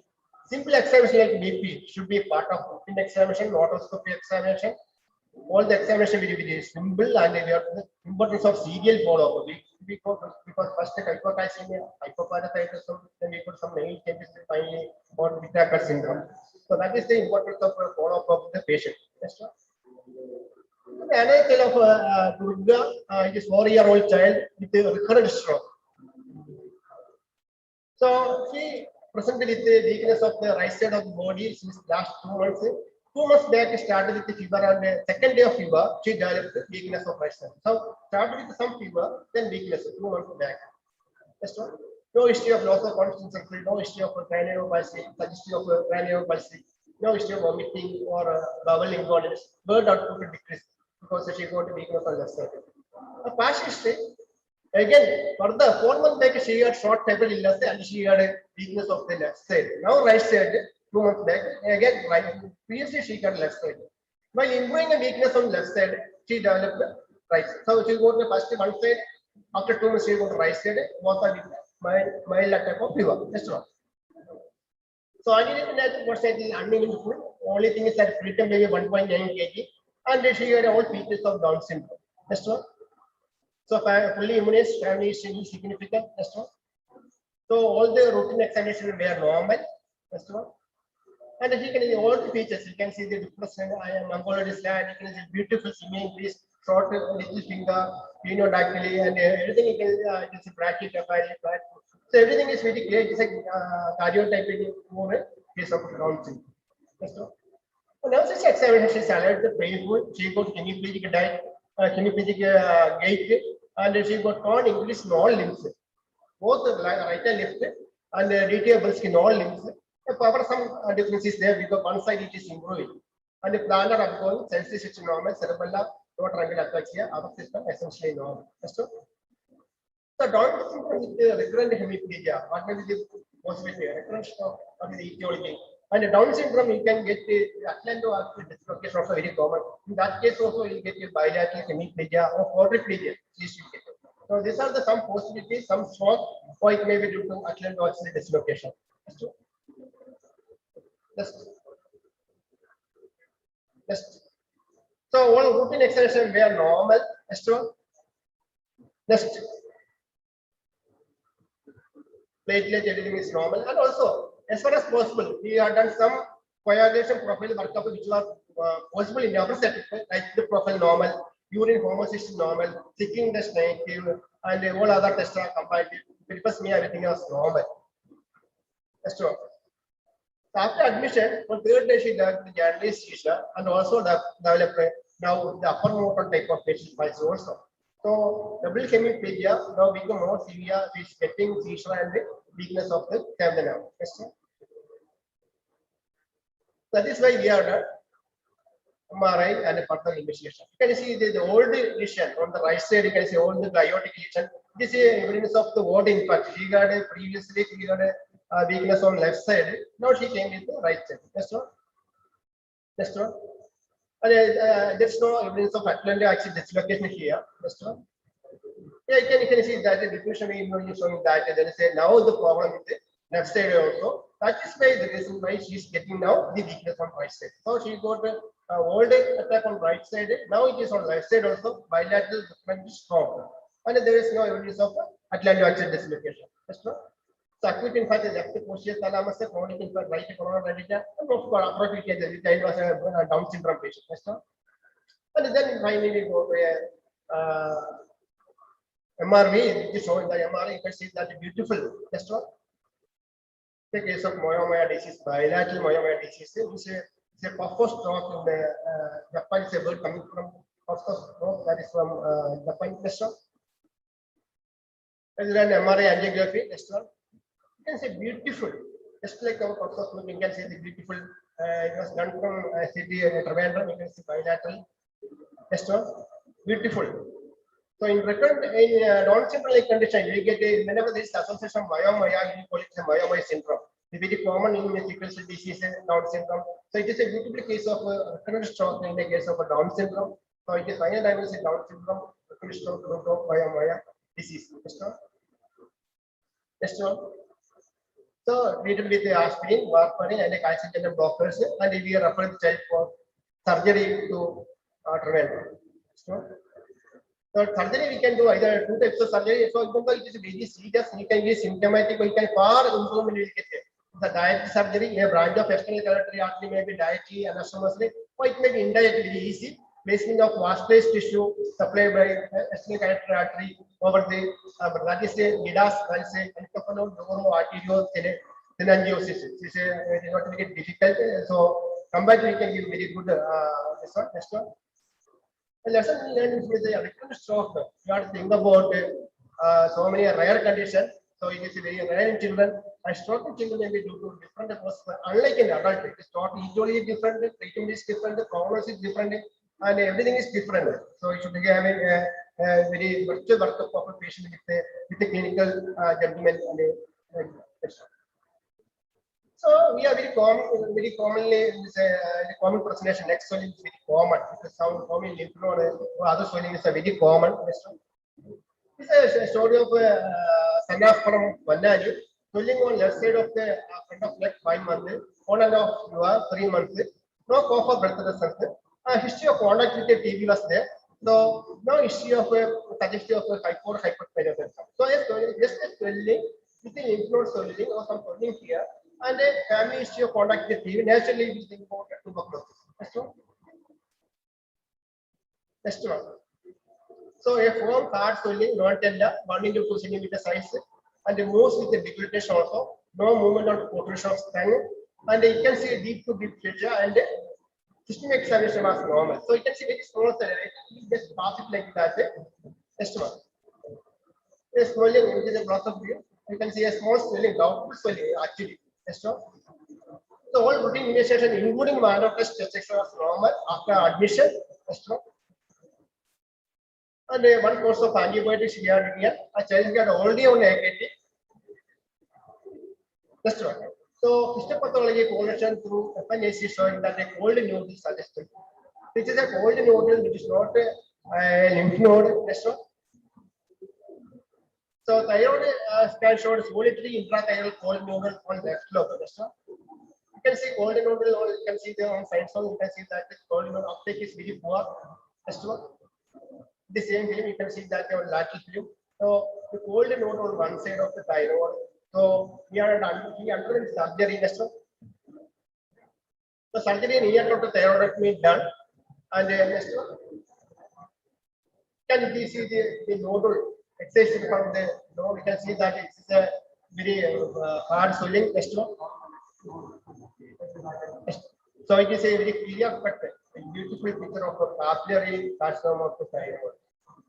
So we cannot simply pass the hormones are also experiencing such a case because it may be adult, it may be the common, but a pediatric age group, the thyroid swelling carcinoma is not very common, but luckily, just one.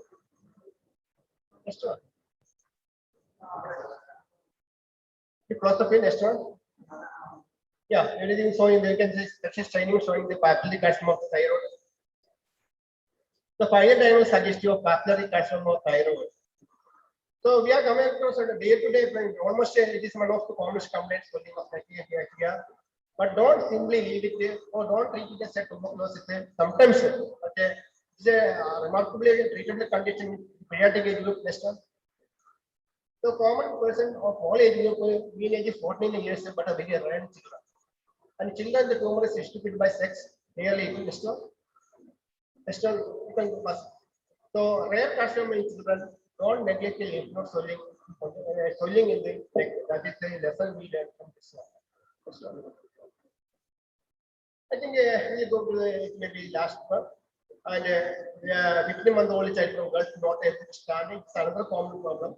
No history of birthexia, development is social smell, 2 months, sitting with the support 6 months, without support 8 months, and all other space of development is normal. Now he is 15 months, up to 1 year old, his development is normal, sitting, head holding, but he cannot able to stand. That's normal. One action active, child is active, speech normal, anthropology normal, nerve system everything is normal, but he cannot stand. 15-month child from Gulf Group, they came from Gulf for further follow-up. They are taken MRI and all this investigation, they just come to our OPD. So investigation was no, everything is normal, TFT normal, MRS can already taken from outside, and next investigation. Next one. So he can just take an X-ray of pelvis. This is a simple examination which missed by others. You can see both the femoral head, you can see that. Femoral head is not properly formed. We will form the femoral head on both sides, not one side, both sides. Next one. The provisional diagnosis, by this one we kept a case of a case because other investigation, we go here, high alkaline phosphate case. After that only. And the low calcium and a normal phosphorus treated with 2 doses of vitamin D and the child start to walk. That's one. Now you can see the well formed. In 2 months, you can see the improvement, dramatic improvement. The well formed. So vitamin D deficiency, because this child cannot be able to stand. Now child is running, walking, everything is normal. It's a wonderful experience for us. That's one. So a rare type of professional rickets because he had a normal dental health, no problem. Usually we get all these features of the widening of wrist and other chest cage deformity, but in this case was not there. Next one. So you can see because rare person we can see you can make it in shoulder joint. Once you are taking chest extension, soon the shoulder joint also. Here you can see the evidence of the rickets. This is a case of cerebral palsy and the fracture. This is another case of rickets. Next one. So previously we considered it as a nutritional disease. Now it is not a nutritional disease. Now it is a lifestyle disorder. 15-month-old child that returned from Gulf. So we have to think about such a rare condition. Next one. So it's a rare person of a common disease. So very common, but still richest source of vitamin D is sunlight exposure. Either we are not stressing it or our children are not getting it because of the special situation, or something like that. Even before COVID itself, our children are not going outside. So it is a common condition which is 100% resulted. And that is one aspect. Another aspect is sadly over-diagnosing and over-treating with the vitamin D. For everything now there is vitamin D deficiency. Corona, vitamin D. Asthma, vitamin D. So we are over-diagnosing and over-treating also. I think the selling of the vitamin D during last year, there is a 100% increase in the vitamin D selling also. But we have to think of, we have to just at least 15 minutes spray in the sunlight. And you can show me last slide. Yeah, very information. Yes, sir. Yes. So we have to stress on history is important. And the clinical examination. We have to, once again, I think we have to emphasize on clinical examination. Relevant administration is needed. And follow-up is, I think, most important. And what we are getting in medical college or in a teaching institution, I think without any bias and egos, you have to go for group discussion and management. It's not only my own effort. This is my colleagues, my department, colleagues, staff, even PhD. So that is a collective work needed. So I once again thanks IMA, AMS State Bank, Dr. Surmana sir and Dr. Simi for the opportunity. Thank you. Jai Hind, Jai IMA.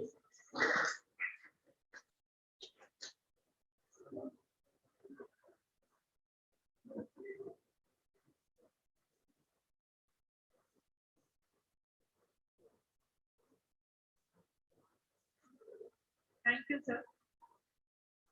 We are now moving on to the academic session. And there is a small change in the program. And now we have a session on pregnancy and hypothyroidism by Dr. A.G. Krishnan. And for that, I invite our chairperson, Dr. Anupama R. She was a graduate and postgraduate of Trivandrum Medical College and has held many significant positions in state and national IMA. She was also a speaker in various national and international conferences and is also the author of the first book on infertility in Malayalam. I would also like to invite Dr. Babu Ravindran. He was the past state president of IMA Kerala State and was also the chairman of PPS team for many years and has held many national and state positions of IMA and API. He is now working as a senior physician at Indira Gandhi Cooperative Hospital, Talasheri. I welcome the chairperson.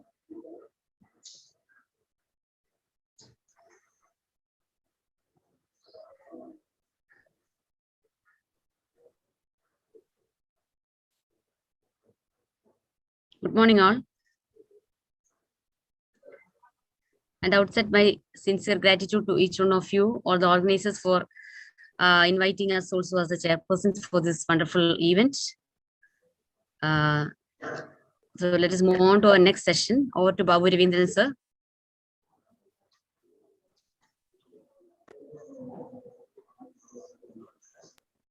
Sir, please unmute your.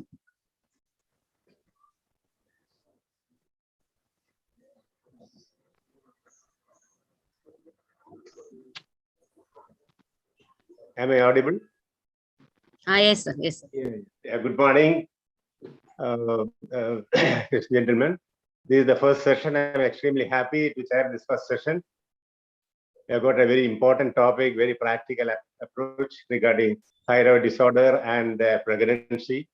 And for that, we have got a very seasoned and speaker, a well-known speaker of that field, Dr. Unnikrishnan. I'm extremely happy to see that Dr. Unnikrishnan is here to give a lecture. Dr. Unnikrishnan is the CEO and Chief of Endocrinology at the Chalaram Diabetic Institute, a diabetes institute in Pune.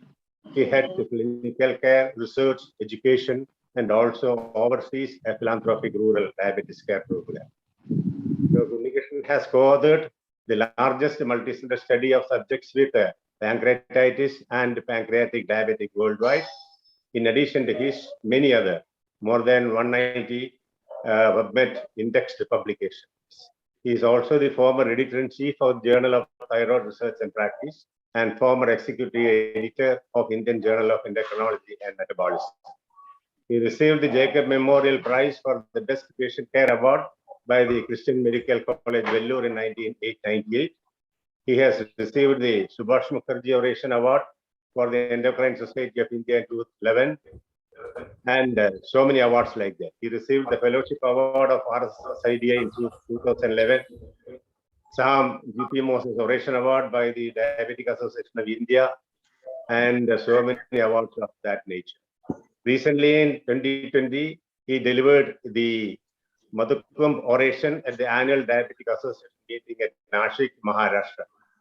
As most sought out orator of the subject, and I'm extremely happy that we have Dr. A.J. Unnikrishan to address the problem of diabetes and pregnancy. To you, Dr. Unnikrishan, please. Thank you. It's a pleasure being here. I hope I'm audible, and Yes. I'm just going to share my screen.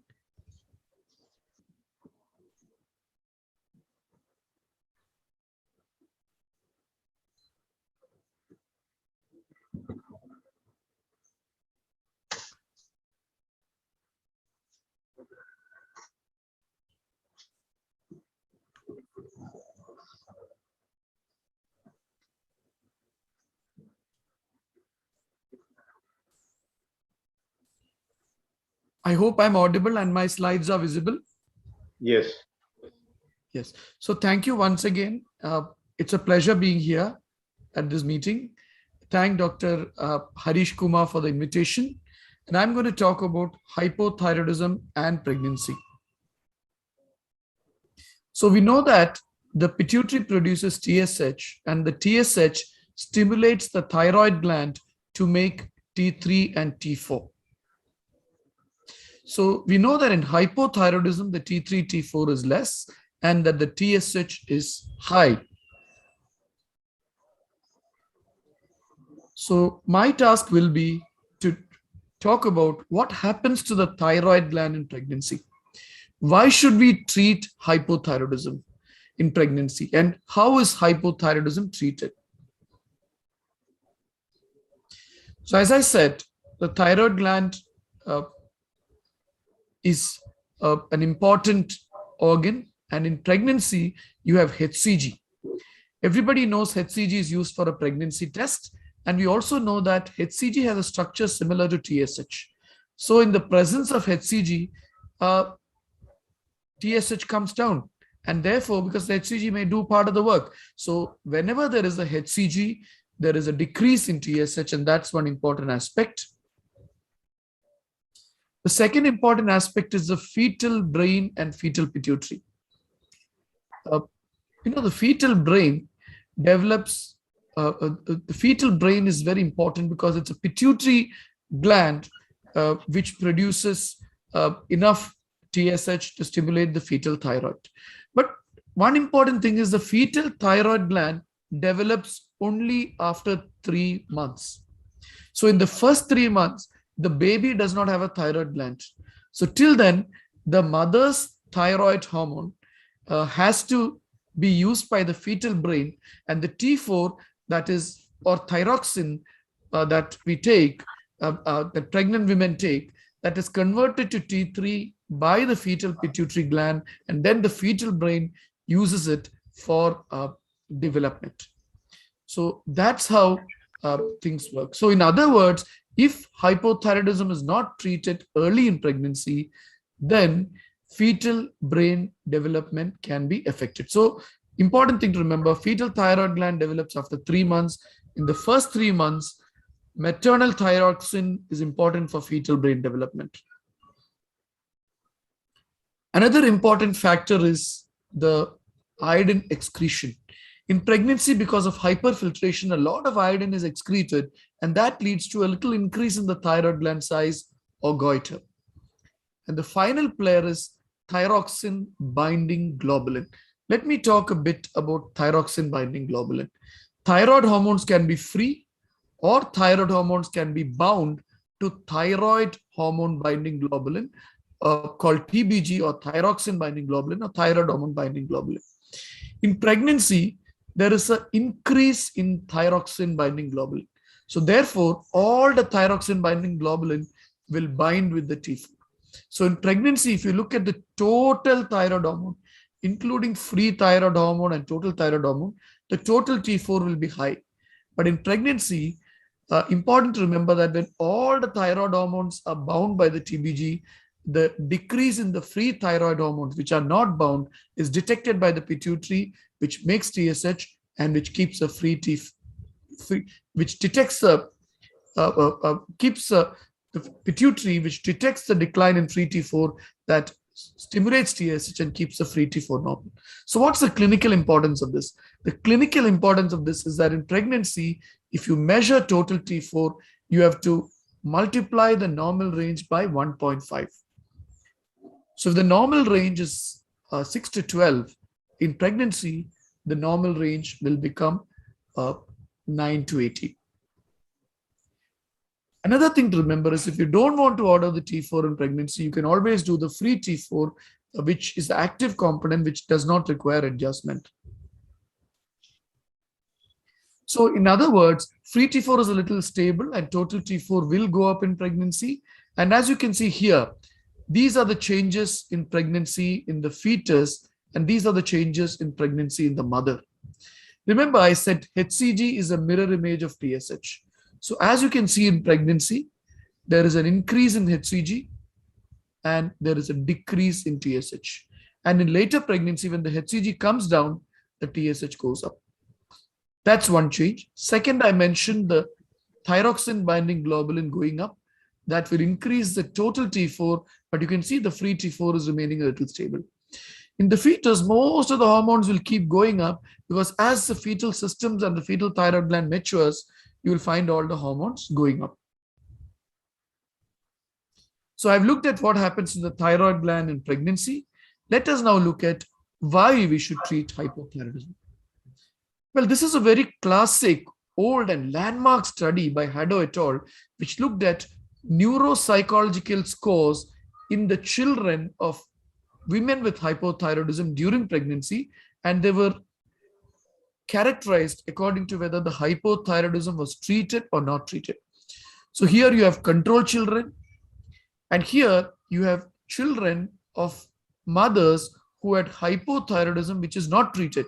If you do the study like this today, it would be considered unethical, but this was a study to detect this problem. And this is the children of mothers who had hypothyroidism who received treatment. So three groups: hypothyroidism who were treated, hypothyroidism untreated, and control children. Let's see what happens to the neuropsychological score. Let's look at the children of mothers who had untreated hypothyroidism. You can see that all the scores, all the 15 scores of neuropsychological testing and intelligence were worse than control children. And 9 of these tests were significantly worse, showing you that if you do not treat hypothyroidism early in pregnancy, where the fetal thyroid gland hasn't developed, and if you do not treat it, there may be some small decline in the IQ points. Remember, this is not mental retardation. This is a slight decline in the IQ points. But let's look at what happens if you treat these children. If you treat these children, you will find that the T-scores of children who were treated were actually similar to controlled children. But even in the treated cases, the hypothyroidism was not fully treated.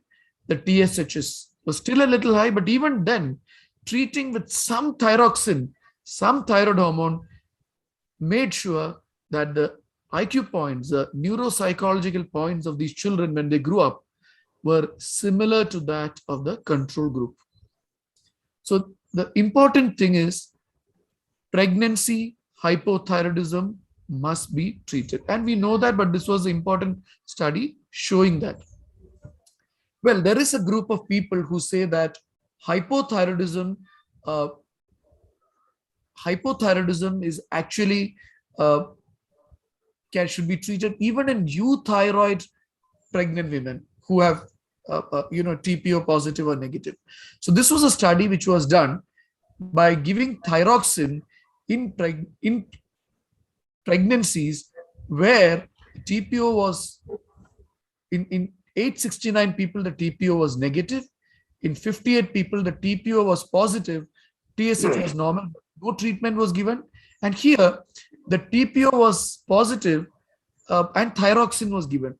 what the authors found is that there was not that much of a difference in hypertension, preeclampsia, and abruption, but the authors found that miscarriage and preterm delivery were reduced in pregnant women whose thyroid functions were normal, but whose TPO was positive.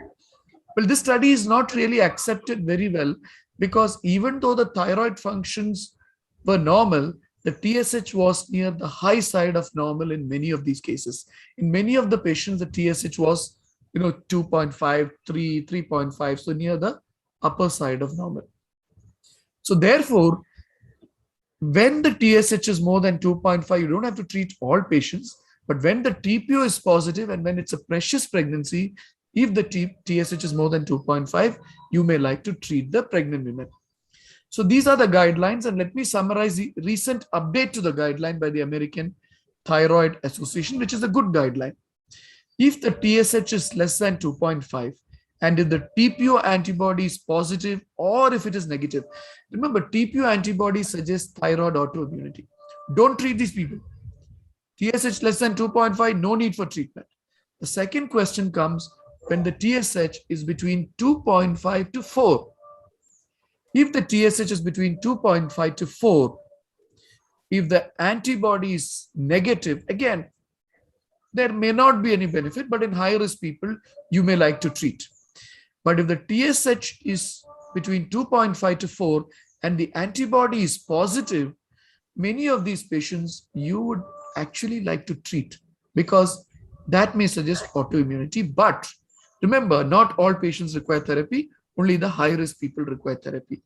And in the third situation, as you can see, when the TSH is more than 4, so if TSH is more than 4, all pregnant mothers require therapy. If TSH is 2.5 to 4, many will not require therapy. If the TPO is positive, you might consider it. But if the TSH is below 2.5, whether antibody is positive or negative, you don't need to treat. It's important that we are, of course, I mentioned the data on fetal brain development, but it's not only about fetal brain development. Women with hypothyroidism may have infertility. Even if they conceive, the risk of abortion is increased. There is a risk of gestational hypertension. There is a risk of anemia. There is a risk of abruptio placentae, and there is a risk of postpartum hemorrhage. Now, the risk of these complications is much higher in overt rather than subclinical hypothyroidism. So I've looked at what happens to the thyroid gland in pregnancy. I've also looked at why we should treat hypothyroidism in pregnancy. Now let's look at how hypothyroidism is treated. So important to note that free T4 and TSH are the best tests. You can also do T4 and TSH. But if you are doing a T4 and TSH in pregnancy, you have to multiply the normal range by 1.5. For example, if the normal range of T4 in non-pregnant people is 6 to 12, in pregnancy, multiplied by 1.5, the normal range becomes 9 to 18. It's also important to remember that you require TSH to reach these. If you decide to treat, these are the targets to achieve. Now, these targets are international targets. Wherever possible, we should generate Indian data. There are some good Indian papers, but it is time to compile a meta-analysis of Indian data and compile the TSH ranges to be achieved. But for now, this is a globally accepted TSH range where, because if you don't have good ranges for your population, established ranges, you can use global ranges. So in the first trimester of pregnancy, the lower limit of TSH is 0.1. In the second trimester, the lower limit is 0.2. Third trimester, the lower limit is 0.3. So in other words, in the first trimester of pregnancy, you know the lower limits. Now let's look at the upper limit. The upper limit is 2.5 in the first trimester, 3 in the second trimester, and 3 in the third trimester. So wherever possible, once you decided to treat these people with hypothyroidism and pregnancy, aim to reach these cutoffs. So in the first trimester, try to keep the TSH between 0.1 to 2.5, second trimester 0.2 to 3, third trimester 0.3 to 3. Also, whenever the TSH is high and T4 is low, now this is not subclinical hypothyroidism. This is overt hypothyroidism. And whenever the T4 is low and TSH is high, there is overt hypothyroidism, and you have to treat all cases with thyroxine. Now, where the TSH is high, but the T4 is normal. But if the TSH is more than 4 and T4 is normal, all patients with hypothyroidism in pregnancy should be treated. Now, the very tricky and borderline area is here, where the T4 is normal and the TSH is more than 2.5. You don't need to treat, but if there is high risk, like history of, like a precious pregnancy, history of previous abortion, history of difficult to, family history of hypothyroidism, goiter, very high TPO positivity, you might like to treat. So you don't need to treat everybody, but you need to probably treat many of these patients if a TSH is more than 2.5, if there is high risk. That means if the TPO is positive, or there's a family history of thyroid disease, or if there is a precious pregnancy. So this is a gray area, but in general, you are safe if you are treating all the hypothyroidisms where the TSH is more than 4. So important to note that the treatment is with levothyroxine. There is no role for other forms of thyroxine. Ordinary synthetic thyroid hormone or levothyroxine is the way to treat these people. Second thing to remember is the dose of thyroxine. In subclinical hypothyroidism, start with 50, but you can individualize. Somebody with TSH of 2.8 or 3, you might like to start with a lower dose if you're starting. It's not subclinical hypothyroidism. You're trying to protect the pregnancy. But even then, the general starting dose where the TSH is high and T4, T3 are normal, the dose of thyroxine is 50. Now, what is the dose in overt primary hypothyroidism? It's about levothyroxine 1.6 microgram per day. So if it's a 60 kilogram lady, the dose is about 100. That's in overt hypothyroidism. How often to test? Ideally, you should test every 6 weeks. I already talked about targets. Targets should be population-specific normal ranges, but if that is not available, you can use the general global ranges. So the goal of treatment is always a healthy mother, a healthy baby, and a normal pregnancy. So thank you so much. I looked at several aspects of hypothyroidism. I talked about the fetal thyroid gland being available only after 3 months. So in the first 3 months, how maternal thyroxine might protect the fetal brain. I talked about the role of T4 and TSH and told you that free T4 and TSH is a good test to do. But if you're doing T4 in pregnancy, multiply the normal range by 1.5. Treatment, I said to treat all mothers where TSH is more than 4. And if the TSH is between 2.5 and 4, TPO is positive, better to treat high-risk people. And I also discussed the targets for therapy. Once again, it has been a pleasure talking to all of you, and thank you so much for listening to me. And thank you, Dr. Harish Kumar, for the very kind invite. Yeah, thank you, Dr. Unnikrishnan. It was a very excellent practical presentation. I think that the delegates will not have any doubt regarding that. Thank you for making the subject very clear. Dr. Adiboma, for your comments. Yeah, definitely. The thyroid disorders in pregnancy is a very hectic topic, and he has presented in a very light way and very easily understandable way for any clinician or any practitioner. So most of the times, patients are also very much confused. Once they detect hypothyroidism, they will be worried about their baby, especially about their brain development of the baby and all those things. So you have forward a very good guideline, very strict and good guidelines to how to manage hypothyroidism in pregnancy and the various cutoff limits for managing the hypothyroidism in pregnancy and all those things. So that is an excellent presentation, and he has very well gone through the physiological changes of thyroid hormone in pregnancy also. So it was an excellent presentation from you, Doctor. Very good attempt, Dr. Unnikrishnan. And once again, I thank you, Dr. Harish Kumar, for inviting us for this wonderful session. And so to Dr. Unnikrishnan, I just have a doubt. So we often see in our clinical practice, there are ladies with TSH values not more than 6 or 7, something like that, somewhere around 5 or something like that, with other parameters, especially in early pregnancy and all. If you start with 50 micrograms daily, there will be a sudden decline. So can we reduce the dose or something like that? So what's your opinion on that part? I completely agree because when the TSH is 6, you might like to give 25 or you might like to give 37.5. But ma'am, do remember that you are trying to keep the TSH below 2.5 in pregnancy. So to bring it from 6 or 7 to below 2.5, 25 may be good enough, but 50 will be certainly good enough, and you can always down titrate. But as I said, it's an individualized choice, and I leave the decision to you. You can always start with 25 or 37.5. Okay, doctor. Thank you. We're likely to have Any more doubt? questions. We don't have much time to entertain the questions.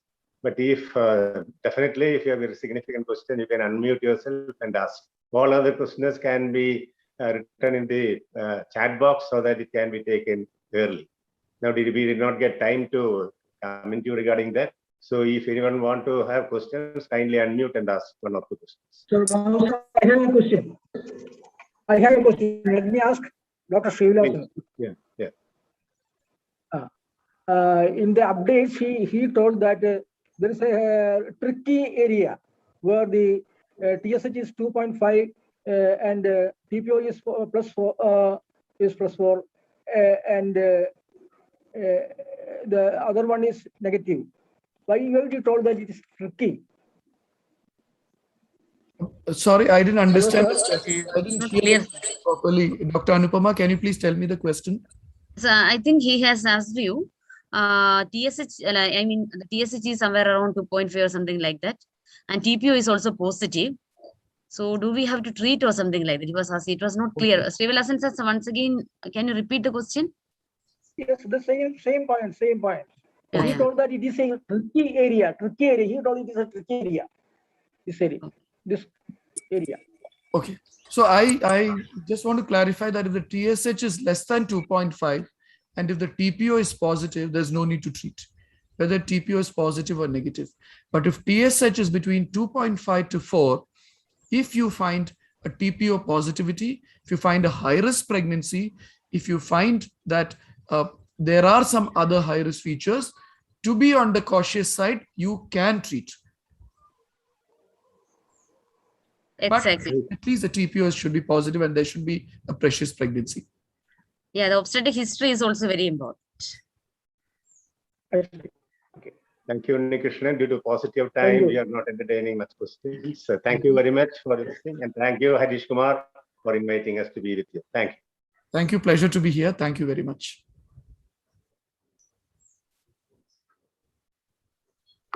Thank you, sir. We are moving on to the next session, management of diabetes in the Indian scenario. So that, first I invite the chairperson. First, let me invite the chairperson, Dr. Alex Baby and Dr. Prashant Shankar. Dr. Alex Baby is the ophthalmic surgeon and managing director of Anku's Eye Hospital, and he was also the past president of IMA Pala, and he was also former executive member of Kerala Society of Ophthalmic Surgeons and secretary Kottayam Ophthalmic Society. Prashant Shankar had his MBBS from Manaki Medical College and MD from Stanford and acquired MRCP and FRCP. He has presented many research works at national and international conferences. He has also received the National Award for Diabetes Awareness, and he is also the founder and secretary of Padma Foundation for Diabetes. I welcome the chairperson to pursue with the session.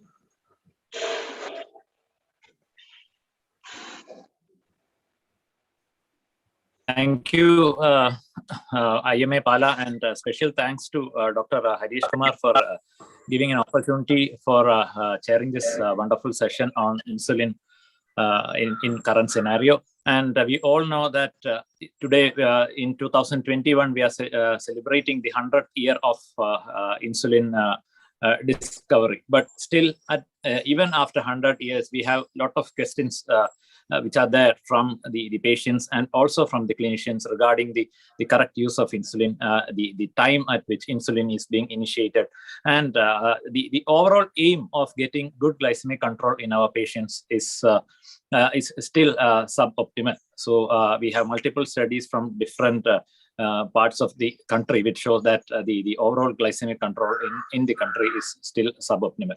So to talk on this we have an excellent speaker, and it's none other than Dr. Shashank Joshi. To introduce Dr. Shashank Joshi, I hand over to the co-chairperson.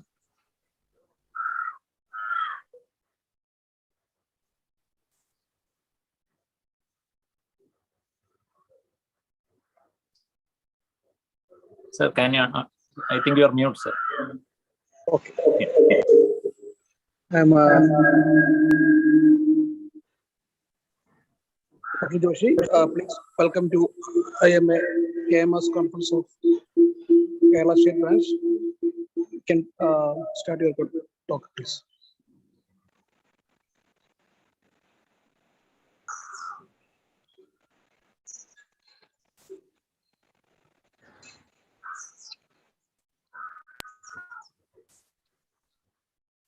Am I audible and am I visible and my slides are visible?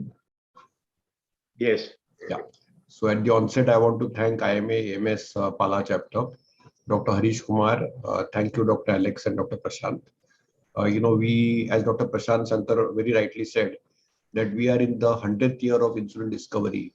And this year on 14th of November, our theme is insulin, because we are celebrating the centenary of insulin.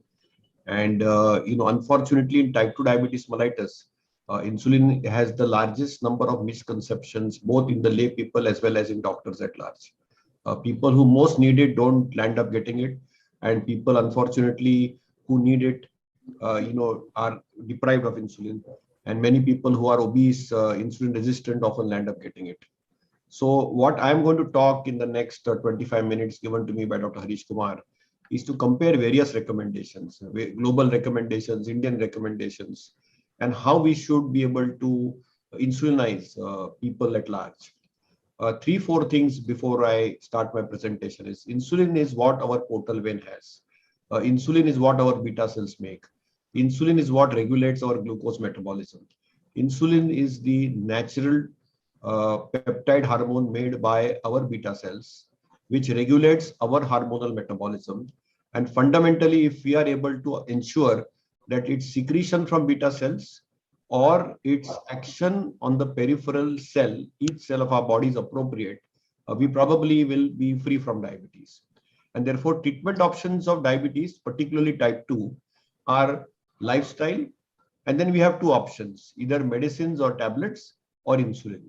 Unfortunately, we use insulin as a weapon or a tool and use it as a threat that if you don't do diet, if you don't do exercise, if you don't do, take your tablets on time, don't see Dr. Alex Baby or Dr. Prashant Shankar on time, then we'll give you insulin. That should not be the attitude. The attitude should be that we have two options after lifestyle, tablets and insulin. You are obese, you need to lose weight, and probably we will appropriate you with some medications. And if needed, with 2 or 3 drugs, if your A1C is not below 7%, which is at target for a non-pregnant adult, then probably insulinization is appropriate. Unfortunately, what is happening today in India is we are using 2, 3, 4, 5, 6, 7 medications, alternative medications, mixopathy, and we are deferring and delaying insulin indefinitely. And that is leading us to be the complication capital of the world. We are not the diabetes capital of the world, but we are the complication capital of the world.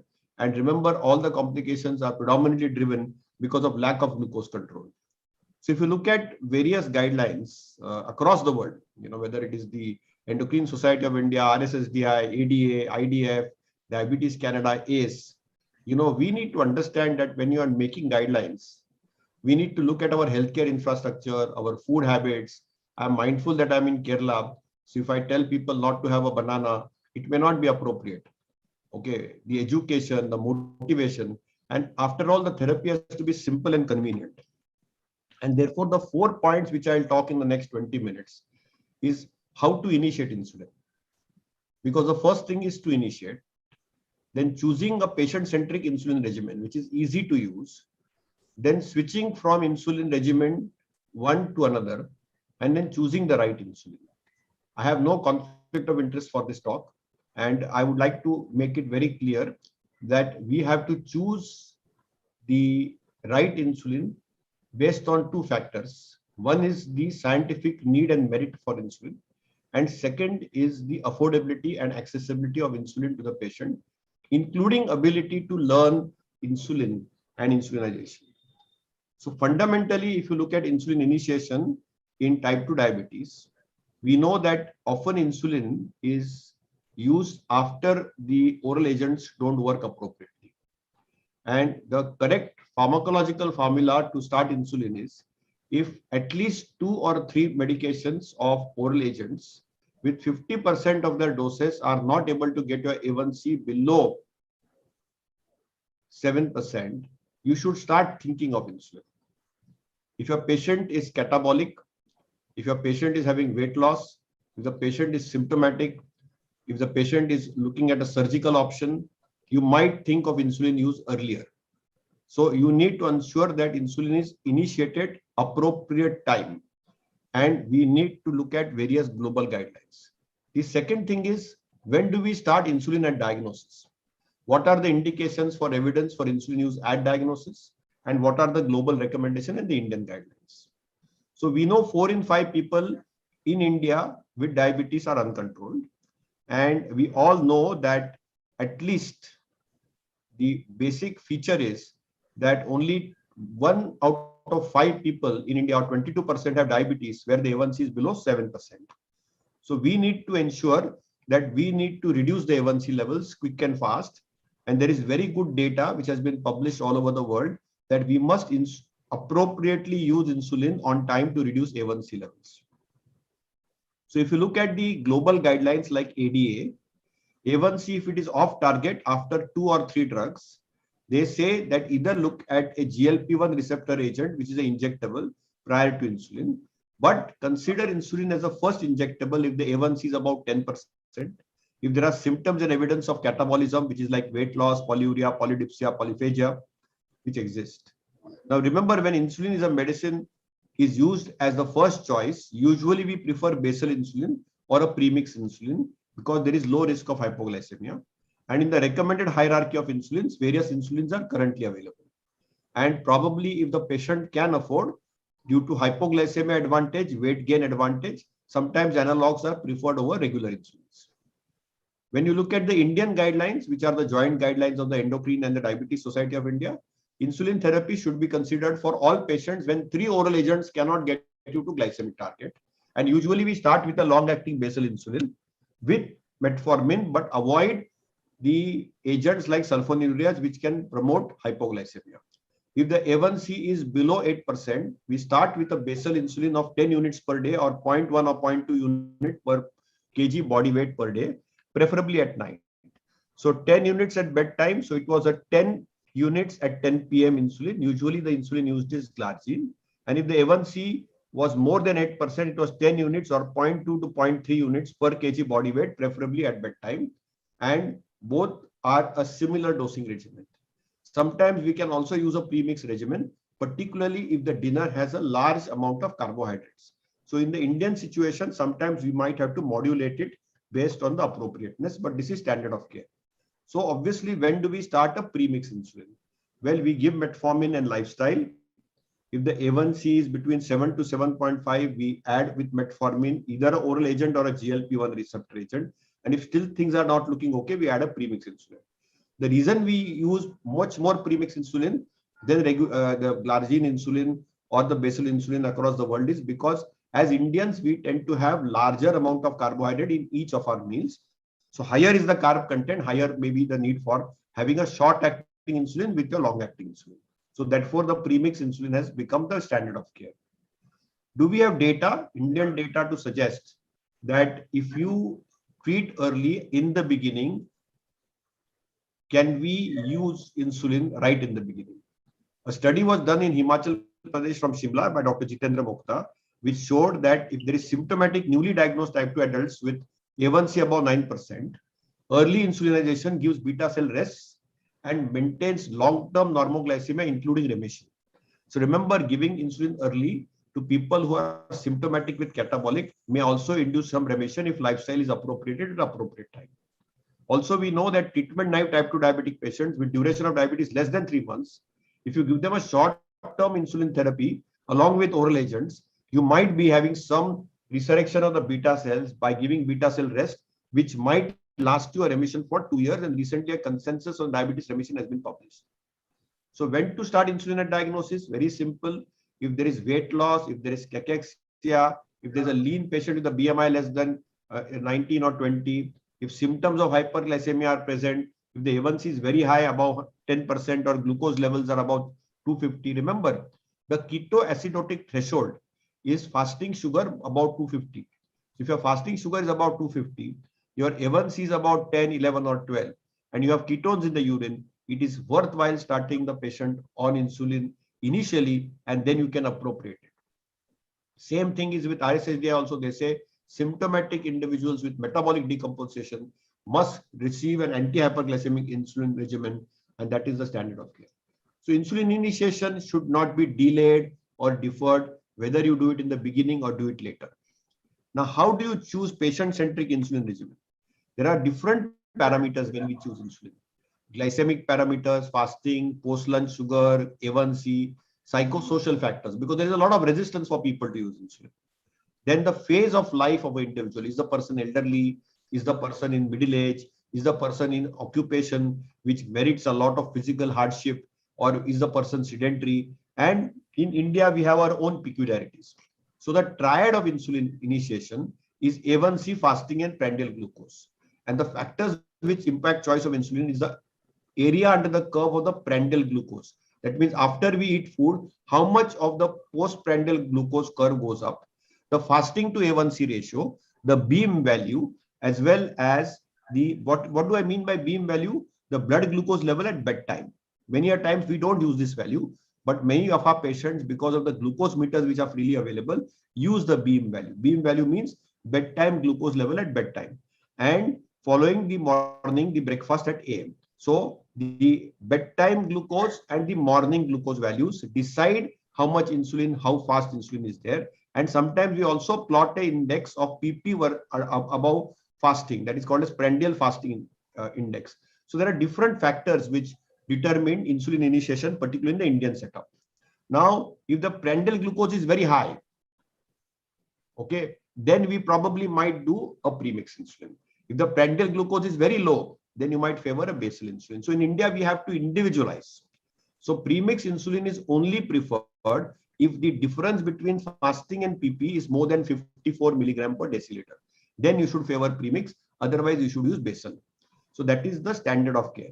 Is the patient likely to manage basal bolus when intensification? Because the first step of insulinization is initiation. Second step is intensification. So can the patient manage this complexity? Even doctors sometimes find it difficult. So we have to first understand if the patient can manage complex regimens, then we can do basal bolus and can monitor the glucose well, can put a costly device in their body. If the patients cannot understand all that, then we prefer a premix insulin. Then other thing we look at is one of the meals having large carbohydrate intake, particularly in South India or across India. We are a cerealized country. Maybe wheat in north of India, rice-based cereals in south of India are very common. So if you are having a large meal, which is a lot of carbohydrate, you might prefer a premix. If there is no carbohydrate in any of the meals, you might prefer a basal. So in the globally, people do not have large carbohydrates. In India, our STAR study showed very clearly that we do eat a lot of carbohydrates in 1 or 2 meals. And then our lifestyle pattern, our eating pattern, predictability, unpredictable patterns of work-life pressures. Now, of course, we have all got digitally stuck at home. And then, of course, we have other ratios. For example, we have the fasting to A1C ratio.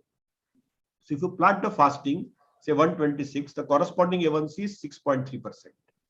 And if you plot this ratio, and if the ratio is more than 20, the higher ratio means fasting type of hyperglycemia, prefer basal, and second choice is premix with dinner.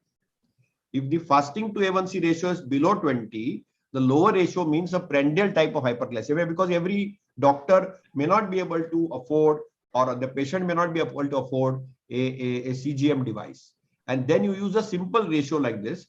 And this ratio, if it is low, then we prefer to use premix and then use premix with breakfast. So it depends on how much the hyperglycemia is contributed by fasting. And then we can make a very rational choice between basal and premix insulin. The beam value, I kept on talking about the beam value, the bedtime glucose and the pre-breakfast AM blood glucose. So that is called as a beam factor. And the beam factor, if the A1C is above 8%, 7.5 to 8%, 7 to 7.5%, less than 7.5%, larger is the beam value, less is the likelihood that the A1C will come below 7% with basal insulin alone. A lot of us sometimes use basal insulin, but the beam value is very high. And then the A1C doesn't come down at all, and then we get frustrated. So if the beam value is high and it's above 55 milligram per deciliter, then you need to use either the basal with rapid acting, which is basal bolus, or a premix insulin. So we need to get some indirect yardsticks. And the last is simple prandial fasting index. Take the postprandial sugar, take the fasting blood glucose and divide it by fasting glucose. And if that ratio is above 0.6, then the first choice is to use rapid insulin. If it is between 0.4 and 0.6, it is premix 30/70. And if it is 0.4 and below, it is basal insulin. So it's a very, very simple traditional formula to understand which insulin to choose and how to choose. And it is particularly relevant for the Indian situation. But the biggest barrier we face in India today is ability to handle injections, literacy and motivation, ability to switch regimens, check sugars, and of course, cost of therapy. It's a rate limiting steps. So in children, if you are looking at insulinization, particularly in type 1 diabetes, it is basal bolus all the way. Use NPH, detimir, glargine. You know, NPH, detimir can be used about 1 year, glargine about 2 years, aspart about 1 year, lispro about 2 years, glucine about 6 years. If it is adults, you can start with basal bolus or co-formulation of premix. If it is elderly, it is co-formulation premix or basal bolus. And if it's pregnancy, it is bolus and basal bolus. So very clearly, based on whether you are adult, whether you are a senior citizen, whether you are pregnant, whether you are a child, our insulin choices bake on that. The realities of India are high carb diet. More is the carb, the more is the need for short acting insulin. Higher is the prandial glucose, more is the need for short acting insulin. If the patients are not controlled with multiple agents, which is very common in India, and need for safety and convenience and hypoglycemia. So remember, in the Indian healthcare scenario, we have a very adverse doctor to population ratio. In fact, each one of you which is listening to this talk should be able to comfortably use insulin correctly, because we are all overburdened. In fact, the mean consultation time in India is 1.5 to 2.3 minutes on the overstressed and overburdened doctor population. We eat a lot of carbs. This was our study, which was a START study, where almost 61 to 70% of energy intake is through carbs, carbs and carbs. And we clearly know that our prandial contribution on hyperglycemia is much higher compared to the other Asian population. And there are a lot of studies like the TRUST study, which is done by Dr. Kesavdev from Kerala itself, Dr. Sabu from Ahmedabad. You know, they have clearly shown that the glycemic control in India is poor when we give multiple agents. And therefore, when we want to initiate insulin, we can not ignore in our population the prandial component. So sometimes the basal insulin may not be suitable for a high carbohydrate diet or the prandial glucose control, or may not be able to do this fasting and postprandial control together. And sometimes we prefer a premix or a co-formulation, or sometimes we can also give a basal plus regimen. So that has to be chosen individually, and that is something across the world which is recommended. However, the American Diabetic Association in 2021 is very clear. They still prefer 10 units of basal insulin at 10 p.m. or 0.1 to 0.2 units per kg per day with 10 to 15% increments or 2 to 4 units, and fix the fasting first. So the American rule is fix the fasting first. In India, we fix the fasting, but take into account the carb content in our diet. That's the only difference. So we have all the three possibilities: basal, basal bolus, premix, or co-formulation. That is how we have recommended. How do we switch? Because when we have to switch from one insulin to another, we get a little scared. So obviously we need to look at evidence of basal bolus or basal plus versus premix, and look at guidelines which are available and try to use them in the Indian context. So obviously switching studies are also available now across the world. And when we look at systematic analysis of all the randomized controlled trials of intensified insulin regimens, whether they are basal bolus or premix on glycemic parameters, virtually there is no difference. It doesn't matter what insulin you use or what type of treatment option you use. it has to be individualized, whether it is hypoglycemia, weight gain, or insulin. One thing is clear cut, that the analog insulins offer a weight advantage, offer a hypo advantage. That is very clear cut. So obviously, when we up titrate, when we start with the basal regimen and gradually go to basal bolus therapy, or when we start with a premix and go gradually up the therapy, the premixed has less steps to walk, while the basal bolus have more steps to walk. So when you do basal bolus, you need to spend more time, need to have an educator, we need to have a dietitian, we need to do a lot of counseling, and we need to do a lot of monitoring. In premix, we need a lot of discipline. For example, in premix, the steps are less, but the discipline is more. We need to eat at the same time, the same amount of carbohydrate all the time. So we need much more discipline in the premix regimen.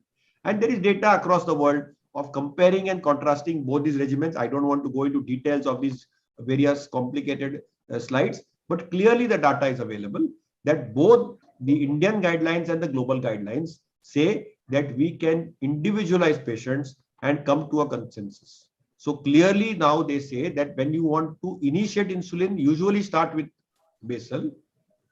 But if there is high carbohydrate diet, you can give premix. And when you want to intensify, either do basal plus or basal bolus, or give premix insulin twice a day or thrice a day. And sometimes you can add a GLP-1 receptor agent also.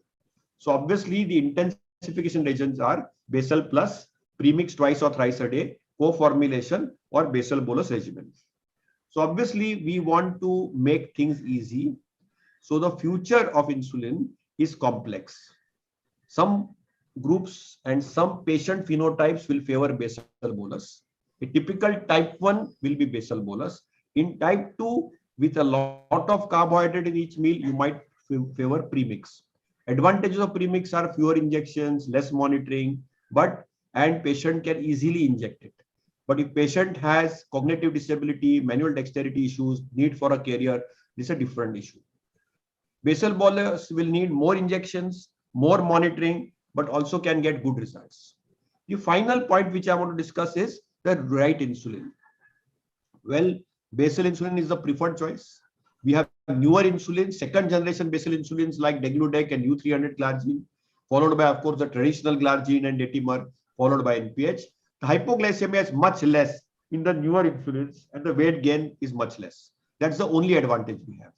Then, of course, we have bolus preference where there is no recommendation, and premix preference again when there is no recommendation. So if you see the WHO recommendation, it is very simple. Step 1 is give a SU or metformin or people who have contraindications to metformin. Step 2 is start human insulin who don't achieve glycemic control with 2 drugs. If insulin is unsuitable, then look at a gliptin, SGLT2 or a glitazone. And step 4 is use insulins with type 1 adults. Similarly, you can use it in type 2 diabetes and then only look at analog insulins. So obviously analog insulins may have some preference over human insulin because of a lower risk of symptomatic and nocturnal hypoglycemia, but economic considerations must be taken into account. And we have newer insulins which are available, but they are costly. So current glycemic status in India is that we need to use insulin on time. And we need to ensure that we give it to every person. We need to identify the challenge and remember that in India, sometimes we tend to use premix insulins because our carbohydrate content of our diet is high, but it has to be highly individualized and we need to use basal and basal bolus therapy. Thank you for a patient hearing. Thank you, sir, for that wonderful lecture. It has always been informative. Your lectures have always been informative. And in the 30 minutes, you have summarized almost everything from the inertia in the initiation of insulin, choosing the correct insulin, the time at which the correct insulin is being chosen, and the factors regarding the postprandial hyperglycemia and the high carbohydrate diet. And especially you have stressed on the Indian scenario.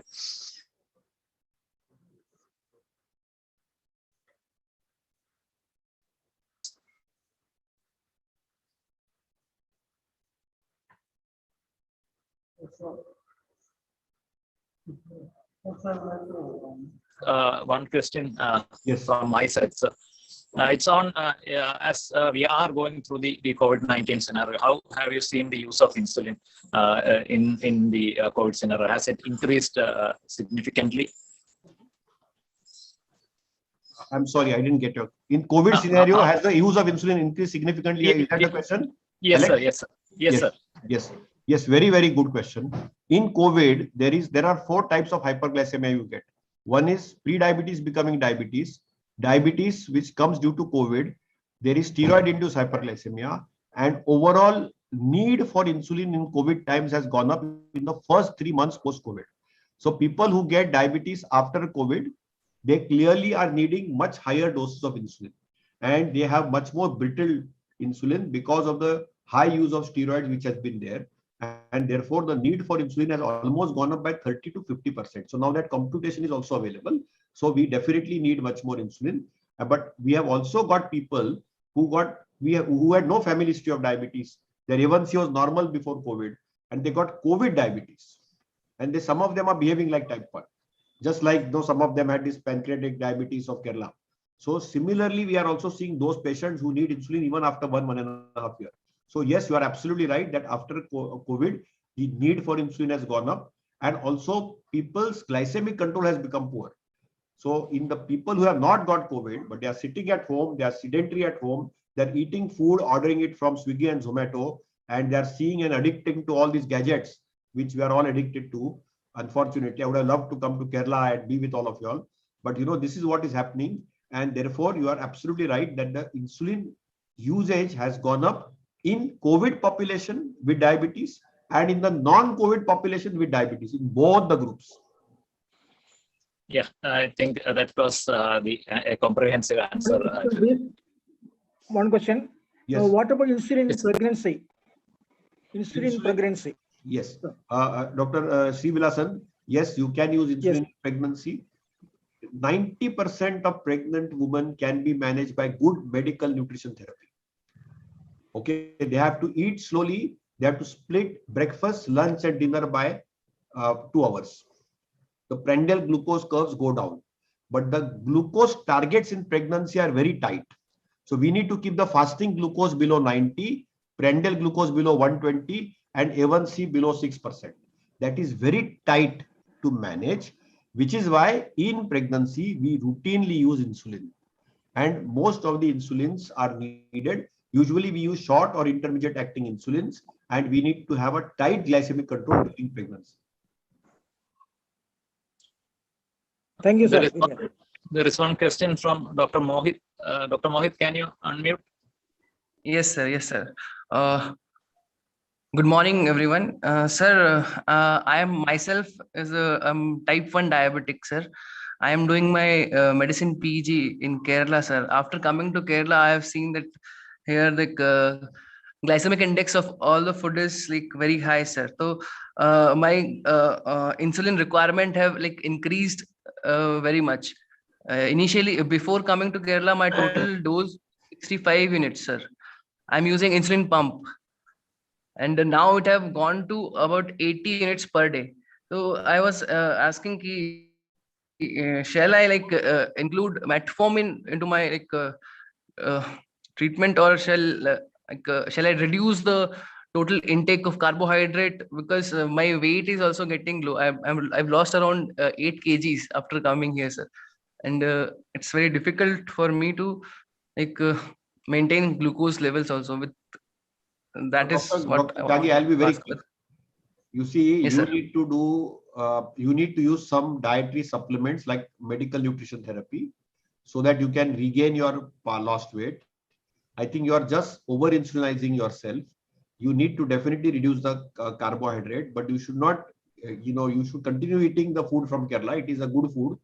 The point is, it is nutritionally very sound, but you need to adjust it. For example, if you are having 3 idlis and little sambar, you should have 1.5 idlis and 2 katoris of sambar. More sambar. So that way the protein content will go up and your glucose will get flattened down. So you will have to micromanage yourself because you are using a pump. Pump patients often tend to pump more. So you need to understand 2 simple facts: that intelligently modulate carbohydrate content of your diet by increasing the protein content, by continuing using locally, regionally foods, and ensure that. Second thing is, immediately after you eat, you should do a brisk walk. In Marathi, we call it Satapavli, which means after food, immediately do some physical activity to burn a few calories. And you will be able to get your insulin requirements down. Third thing is you can use, supplements like Ensure Diabetes Care, etc., which will also allow you to gain some weight. These are medically designed formulas which have generated some evidence base, which will allow you to reduce the hyper effects. So I hope that answers your question, but there is no need to ensure that you suddenly make sudden changes. And, at least your insulin requirement has gone down. Your 8 kilogram weight loss does upset me a little bit. So rule out an exocrine pancreatic insufficiency, get your C-peptide level done, get your A1C done, and see doctors which are very competent. I'm sure Dr. Prashant is there to take care of you. So many very good endocrinologists and diabetologists are there in Kerala state. They are always there. We are all available virtually, but I wish you best of luck. And you need to get your A1C at least 7% with no hypoglycemia, and you need to reappropriate your weight. You need to reappropriate your weight. You don't need to gain weight. You just need to resurrect your weight to a normal space, because insulin is an anabolic hormone. It's like growth hormone. So if you take insulin and still you are losing weight, it is not a good sign. Also rule out underlying thyrotoxicosis, because if you have lost 8 kilograms of weight, I would do a free T3, free T4, TSH and anti-TPO antibody. I heard Dr. Unnikrishnan talking, but this is a situation. Many of our patients who get brittle diabetes and you're on a pump. So still if you are losing weight and you're not able to handle it better, the main thing for you, Dr. Mohit, you need to understand is you need to learn carbohydrate counting, and you need to carb to insulin ratio has to be appropriated and corrected. Dr. Binoy? Yeah, the question is, Yes, if sir. you want to, in a LADA case, what with basal bolus therapy, what is the best regimen? Is it premix or is it rapid acting insulin? LADA. In LADA case, you see, you can give a basal bolus regimen usually, and if in the LADA case, if one meal has a lot of carbohydrates, then sometimes we use one premix and then we use rapid insulins for the other times. If you prefer 2 injections a day, I don't want only 2 injections are preferred. Taking a basal is okay. Bolus, which will you prefer? Basal premix or a multiple? It will depend on the carb content of the diet, doctor. It will depend, Binoy, on the carb content of the diet. If there is more carbohydrate in the diet, I would prefer a premix. If there is less, then I will just give a short acting. Thank you, sir. Thank you, Shashank Joshi sir, for that wonderful session, and also for the wonderful explanation. Dr. Mohit, in my belief, what Dr. Mohit told was something common to everybody with diabetes in the state. So the carbohydrate content is always on the higher side, and it's very important. Importance of lifestyle and importance of reducing the carbohydrates for whatever drug to act, whether irrespective of whether it's insulin or oral anti-diabetic agent. So thank you once again, Shashank Joshi sir, for that excellent half an hour session. We were all greatly interested in that session, and thank you once again. Over to the organizers for the next session. Thank you, sir. Now we are moving on to the next session regarding basics of ventilation by Dr. Suresh G. Nair. For that, I invite the chairpersons, Dr. Jane Chinnan and Dr. Matthew Thomas. Dr. Matthew Thomas had MBBS from Government Medical College, Kottayam, and PG from Gujarat University.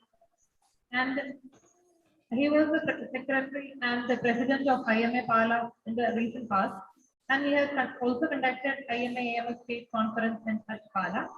And he was the district representative of IMA Kerala Health Team for 8 years consecutively since its inception. He is currently the medical superintendent and consultant anesthesiologist at Marian Medical Center, Pala. I welcome the chairperson to pursue with the session. Thank you for the introduction. Good morning, everybody. Due to lack of time, I'm omitting salutations. The topic for discussion of this session is basics of ventilation for clinicians. For that, we have here today none other than Dr. Suresh G. Nair, a doyen in this field. The belief that the science of ventilation and ventilators are only for anesthesiologists and critical care specialists have drastically changed recently. The COVID pandemic has been instrumental in forcing all medical professionals at least those who are associated with COVID treating centers, to be in need of getting familiar with ventilation and ventilators. In all major hospitals, all doctors, irrespective of their specialties, were allotted COVID duties, including ICU duties, as the situation was very critical and extremely demanding. Our aim is to educate clinicians on the basics of ventilation and mechanical ventilation, to familiarize them with the various terminologies, modes, and other basic technical details, preparing them to manage ventilatory problems in the ICU should the eventuality arise. Now, regarding the speaker for today's session, it's none other than Dr. Suresh Nair. Is the lead consultant in anesthesia and critical care services at the prestigious Aster Medicity. He is an examiner for MD and DNB in anesthesia and fellowship of the National Board and DM in cardiac anesthesia. He has got 69 national and international publications to his credit. He has 8 chapters in textbooks. He is the ex-secretary of Indian Association of Cardiovascular Thoracic Anesthesiologists. He is the Vice Chancellor of Indian College of Cardiac Anesthesia. He is the ex-president of Indian Association of Respiratory Care. He is the recipient of Lifetime Achievement Award, Cochin Heart Foundation. Over to you, Dr. Suresh, sir. Thank you very much, Chairperson, and I hope I am audible and visible. Okay. And thank you, everybody. And first of all, I have to thank the organizers for giving me this opportunity to talk about the basics of ventilation for clinicians. Now, a special thanks to Dr. Harish for inviting me for this talk. See, in the late 70s and early 80s, whenever you said that a patient was going to be put on a ventilator, it was as if you're sounding the death knell for the patient, because the next message that would come was that the patient was dead. However, in the late 80s and early 90s, we were youngsters. There was a boom in the availability of mechanical ventilators all over the country. In earlier days, we had only ventilators either in Bombay or Delhi. But then this showed a sudden increase in the number of ventilators, especially the cardiac units, which sprang up in the southern part of the country also. Now, today we have ventilators almost, as a chairperson said, every single hospital, especially in Kerala, has a ventilator that is available. But what has been distressing is the ever increasing number of companies that has come up with different types of ventilators. And more distressing still is the variety of ventilatory modes that are available, which confuses the clinician quite a lot. But please understand that there are only 2 ways in which we can ventilate a patient. Either you can apply a constant pressure to the lungs, which is known as pressure control or pressure limited ventilation. And this constant pressure on the lungs can actually inflate the lungs. Or secondly, we decide, I want to give 400 or 500 ml of volume to the patient's lungs. And irrespective of what is the status of the patient's lung, this volume is pushed into the patient's lung. That is called volume controlled or flow generated ventilator. Now, what I will do in the next few minutes is look at a few of the basic things that every clinician should know about when we talk about ventilators, that the common terms that I use where you get carried away or get confused about what is actually being said. Now, one of the, as I said in the last slide, the basic difference between volume controlled and pressure controlled ventilation. Some of the modes of ventilation I'll be discussing, and mainly the weaning modes that are available with us. When do you put a patient on mechanical ventilation? Any patient who has unprotected airways or unstable airways is an indication for ventilation, because he needs airway protection. This includes patients who are fully awake and but who cannot protect his airways. Any patient hypercapnia we define by saying that a PaCO2 of more than 60 to 65 millimeters of mercury, or hypoxemia is an indication for mechanical ventilation. A special word about unstable hemodynamics. Remember, in unstable patients who are in shock, either septic or hemorrhagic shock, almost 30% of the oxygen that is utilized by the body is actually being utilized by the respiratory muscles. And this, by paralyzing and ventilating this patient, this 30% of oxygen can be made use of by the vital organs of the body. So these are the indications, and we also have the types of ventilation. Way back in the 1950s, we actually started off with what is known as the negative pressure ventilation to during the polio epidemic, in which the patients were a negative pressure was applied around the patient's chest, and the air was drawn into the lung because the applied negative pressure. However, these type of ventilators have actually fallen into sort of become obsolete now. And now we have two different ways of ventilation, both of which are positive pressure ventilation. One of which we usually see classically in the intensive care unit, where you intubate a patient and put an endotracheal tube and then give positive pressure ventilation. And the second one, called non-invasive ventilation, has become all the more important in recent times because of COVID, in which sophisticated masks are applied to the patient's face and is allowed to breathe by himself. Now, what are the indications for mechanical ventilation? I'm not going to the entire details, plus please remember that 2 or 3 things. One is hypoxemia. Hypoxemia, I said, is defined by a partial pressure of oxygen of less than 60 millimeters of mercury. If you use an FiO2 or the inspired oxygen concentration of more than 60%, or hypercarbia, which I defined earlier as more than 60 millimeters of mercury. Rapid respiratory rate, as I said, as the respiratory rate increases, the amount of oxygen utilized by the respiratory muscles progressively increase, and this oxygen can be utilized by the other vital organs. In these situations, you have to put the patients on mechanical ventilation. Remember that the same indicators in the reverse way also means that it is time for the patients to be weaned off mechanical ventilation. Now, when we talk about ventilators, you come in front of a ventilator, there are certain defined areas which all of us should understand. Now, as you can see, I have to just make a disclosure that most of the pictures that I use are from the CareScape G ventilators, because that is the ventilator that we have in the hospital and nothing else. Now, when you talk about ventilators, this is the interface, that is where you see what is happening between you and the ventilator. On the bottom area where the green area is shaded is the primary interface where you set what you want for the patient. For example, in this patient, I have used a mode called the synchronized intermittent mandatory ventilation pressure control. So it's a pressure control form of ventilation. I've said that I want FiO2 or the inspired oxygen concentration 40%. I have put a P inspiratory, which means that when we use pressure control ventilation, you decide how much pressure should be applied to the patient's lungs. So it is 10 centimeters of water. I set the respiratory rate as 18, inspiratory time 1 second, respiratory peep of 5 centimeters of water. So this tells this area where I set what I want to be delivered to the patient.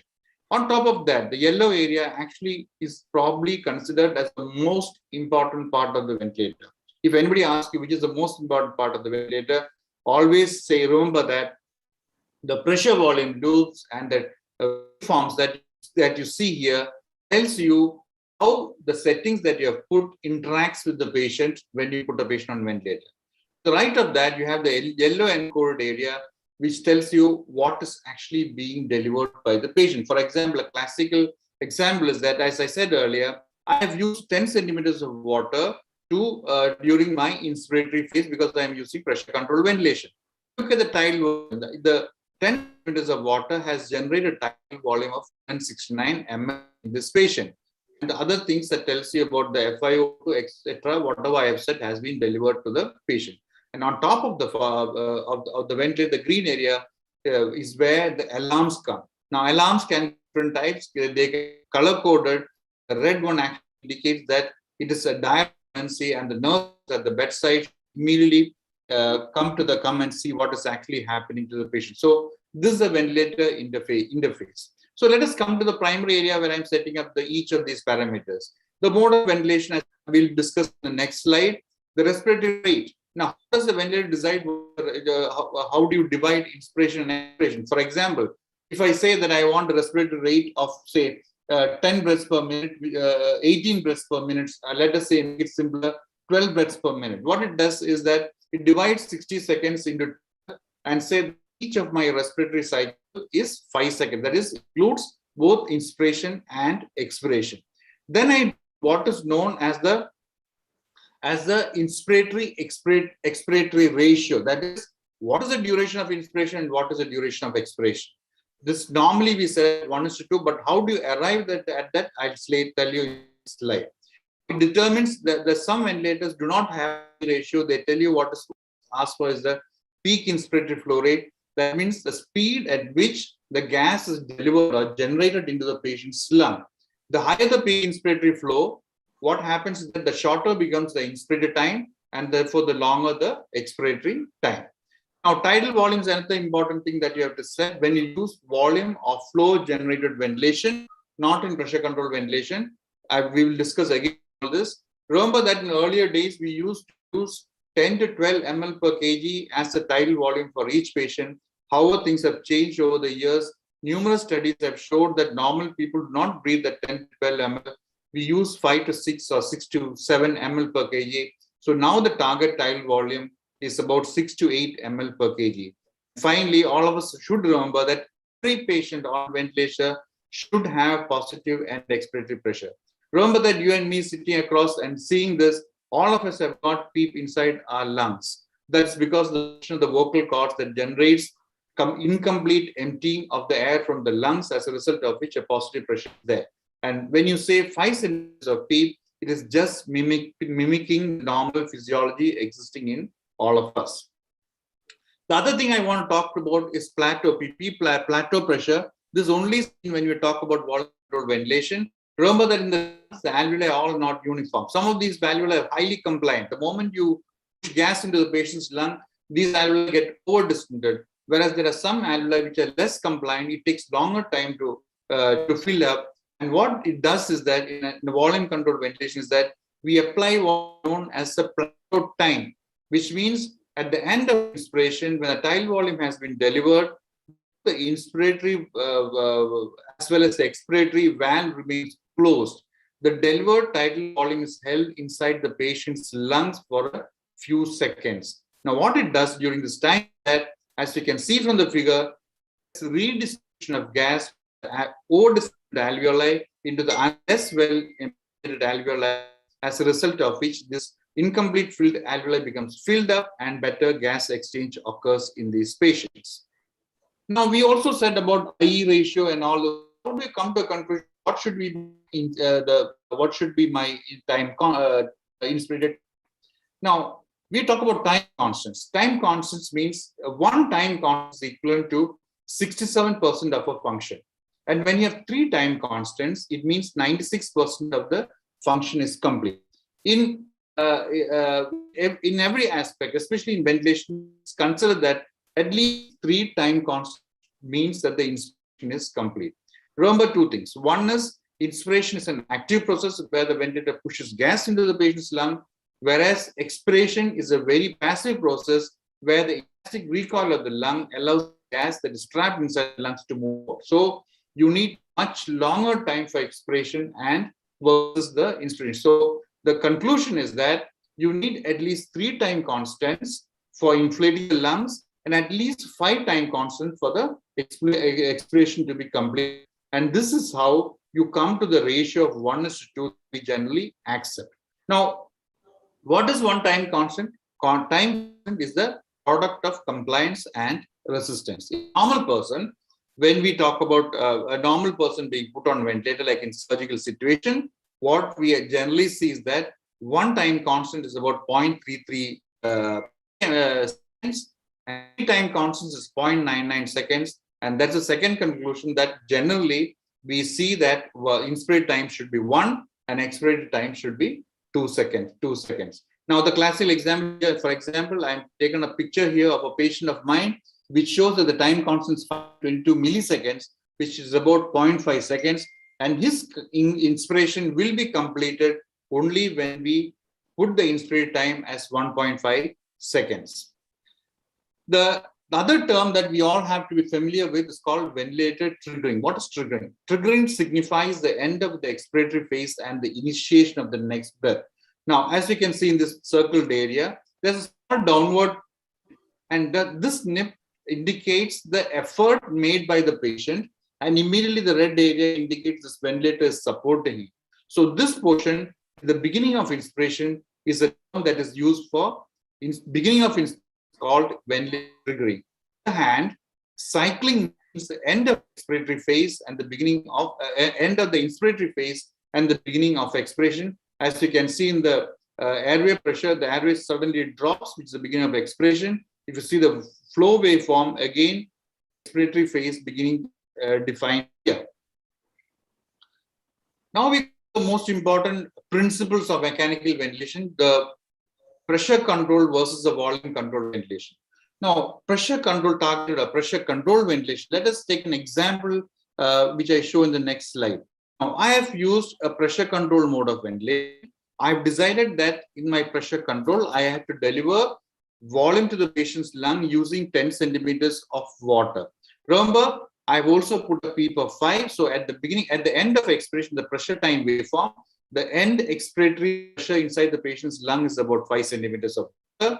At the beginning of inspiration, remember, the 10 centimeters of pressure difference between the ventilator and the patient's lung. And as a result of which, the moment the ventilation starts, there is a rapid flow of gas into the patient's lungs because of the 10 centimeter pressure difference. But what happens when the patient gets filled up, the lungs get filled up? The gradient between the patient and the ventilator progressively decreases, as the result of which the rapidity of the flow of gas progressively decreases until a certain point is reached where there is equilibration of pressure between the ventilator and the patient's lung, and no more airflow occurs in the patient's lung. That determines the end point of inspiratory phase. Now, it doesn't mean that it's the end of inspiration. It tells you that no more gas will actually go to the patient. Now, let us take pressure control ventilation in terms of various diseases. Now, here is an example. On the left side of the screen, I have a patient who is a pressure control, normal patient of mechanical ventilation. In the middle portion, I have a patient who has got poor compliance. For example, a person with ARDS or acute pulmonary edema. Again, the same principle applies. My pressure gradient between the ventilator at the beginning of inspiration and the patient's lung is 10 centimeters of water. But what changes is that because the lungs are still, the rapidity of equilibration between the patient and the ventilator occurs much faster. As a result of which, the amount of gas that actually goes into the lungs becomes rapidly smaller and smaller, and therefore the inspiration ends much faster, resulting in a low tidal volume being delivered to the patient. So the important thing to understand when we use pressure control ventilation is that the tidal volume, which is the independent variable when we use pressure control ventilation, can change with the changes in the patient's condition. On the other hand, I'm taking a patient who has got airway resistance, for example, bronchospasm. Now, in bronchospasm, two things are very important to understand. One is the airways are under spasm or smaller in diameter, but the alveoli is normal. So, at the beginning, as air goes into the patient, there is a tendency for the ventilator to equilibrate with the airways. But remember that the airways are continuously emptying into the normal alveoli. So, if you allow enough time for the inspiration to be completed, the same tidal volume that you require in a normal patient can be delivered, but it takes much longer time for the tidal volume to be delivered. These are three different conditions in which pressure control can vary. Now let us take the next example of volume control ventilation. Again, I am giving you the same ventilator. I've changed the settings now to volume control ventilation. Remember that in volume control ventilation, the constant factor is the flow. Flow remains constant. It doesn't look at what's happening in your patient's lungs or the airways or anything. It just pushes in 400 ml of tidal volume, which I've set here. Here you set up, you have to decide what is the tidal volume that you want to give. The same tidal volume, as you can see, will be delivered breath by breath. But the independent variable is what happens to the patient's lungs. Because if your patient is having poor lung compliance, as in the example I've given you here, on the right hand side is a decreased compliance lung, a patient with pulmonary edema, I push in 400 ml of air, irrespective of I'm not considering the patient's lungs, then the pressure inside the patient's lung can go very, very high. And this is primarily responsible for barotrauma or volume trauma, as we call it, where the lungs can rupture because of the high airway pressures. This is a summary of the two different types of mechanical ventilation. On the left-hand side is a volume control ventilation, where, as I said, the flow is constant. It will not respect the patient's lungs. The tidal volume that is delivered will always remain the same, irrespective of what is the patient's condition, and the volume remains same, and the independent variable is the airway pressures can go very, very high. On the right side is the pressure control ventilation. The pressure remains constant. You cannot, the patient airway pressure will not go up. The flow initially will be high and then progressively decrease, and the independent variable will be the tidal volume delivered. Now, how do you protect the lungs in such a situation? Now, for example, I said I want to give 400 ml of tidal volume in a patient on volume controlled ventilation, but in the process, my airway pressure goes 40 centimeters of water. Now, the limit variable is a protective mechanism where I can say that I want 400 ml tidal volume, but I do not want my airway pressures to go above 30 centimeters of water to protect my lungs. So this is called the limit variable. So when we use volume control ventilation, we can put a limit pressure limit variable.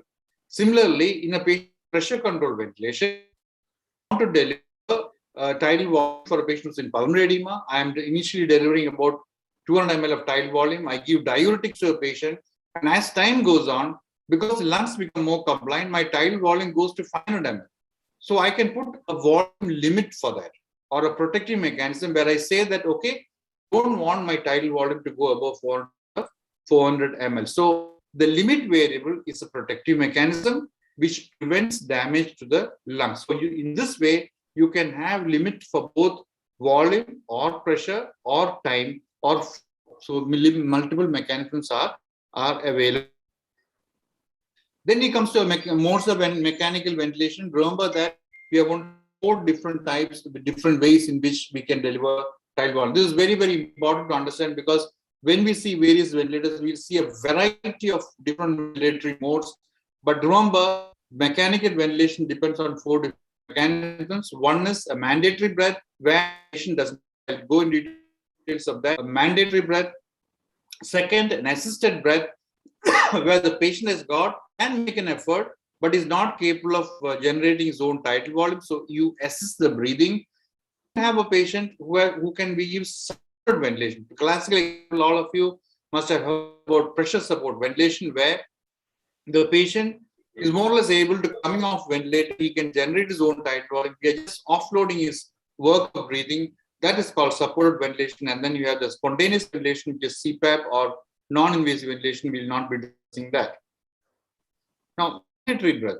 This is an array of ventilator modes that you can have on a ventilator, which can actually confuse you. In volume controlled or pressure controlled mechanical ventilation can be either volume controlled or pressure controlled, as we have earlier. Remember that when we use volume controlled ventilation, you set up an entire program for the patient. You decide what is the respiratory rate. You decide what is the tidal volume or the inspiratory pressure that is to be given to the patient. You decide the IE ratio as well as the anything else to the patient. Now, here's an example. The patient, remember that this volume control ventilation, I've decided that the tidal volume should be so much, and the ventilator does the rest of the thing. The patient, remember that the patient has nothing to do with this breathing at the controlled targeted in controlled mechanical ventilation. He cannot, even makes an effort, the ventilator will not respect his efforts, and everything is decided by the ventilator. Remember that complete controlled mechanical or pressure controlled ventilation is no longer accepted, because it doesn't give any independence to the patient. What we do today is we assist controlled ventilation is actually used.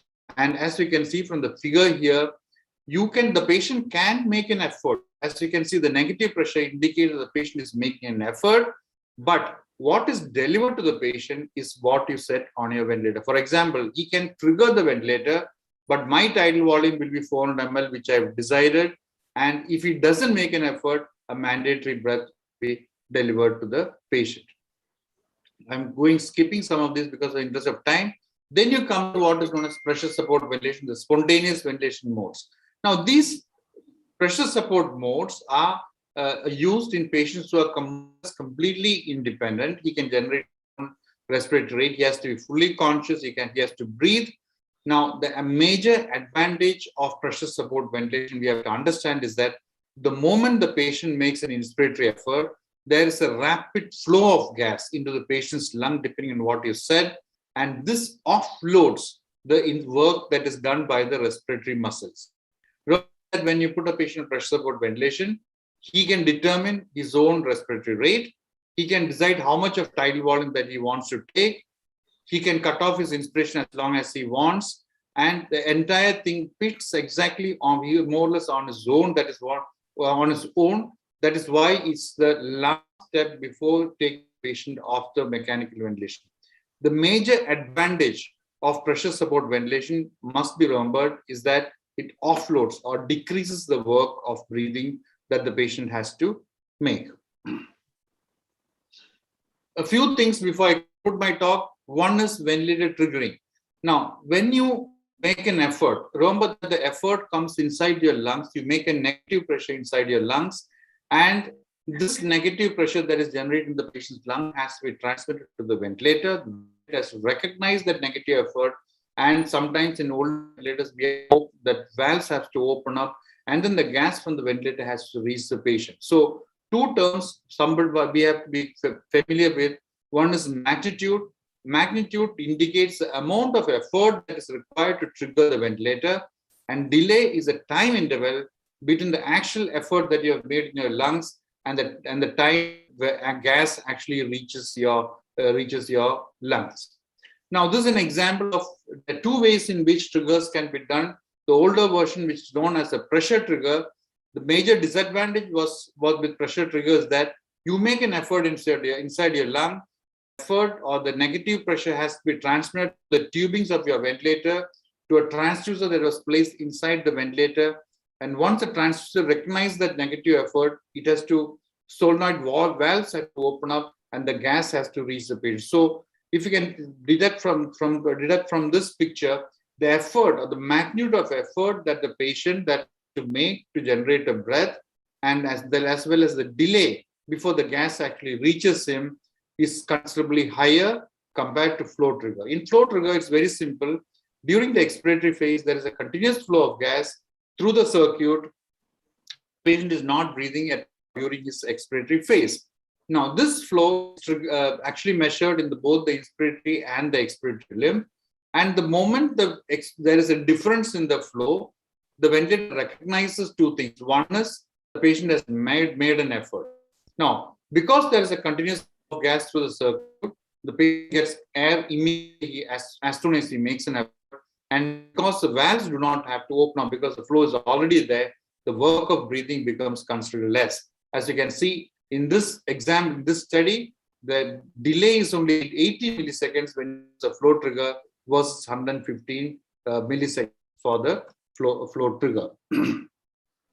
A few things more mechanical ventilation, which I want all clinicians to understand. Now, the primary aim when you put a patient on mechanical ventilation is to achieve perfect synchronization between the patient and the ventilator. Now, every patient on mechanical ventilation should have analgesia. Remember that if you are put on ventilator, even something lifting your arm can be painful. The most important analgesic or most popular analgesic that can be given is narcotics, because they have both primary potent analgesics as well as sedatives, and this is the basic drug that we have to use when we put a patient on ventilator. Do not stop your narcotic infusion when we are weaning the patients on ventilator. You may reduce it, but do not stop narcotics during the weaning process. We also have a policy that every day at a certain period of time, normally in our hospital it is about 6 o'clock or 7 o'clock in the morning, we have a daily sedation break, which means that you stop muscle relaxants if you are giving that, you reduce the dose of narcotics to make sure that the patient is awake and that he's moving his limbs. And this daily sedation break is very important to reduce not only the complications associated with mechanical ventilation, but also the duration of mechanical ventilation is required. Remember one more thing, the combination of using steroids, especially in the COVID era, the combination of steroids and muscle relaxant which is used unnecessarily is a potent stimulator for what is known as critical neuropathy, which can considerably prolong the period of mechanical ventilation. So in summary, ventilators do not shy away from using ventilators because they're life-saving measures for critically ill patients. I said achieving perfect synchrony between the patient and the ventilator is aimed during mechanical ventilation. The indications for ventilation will be very well known.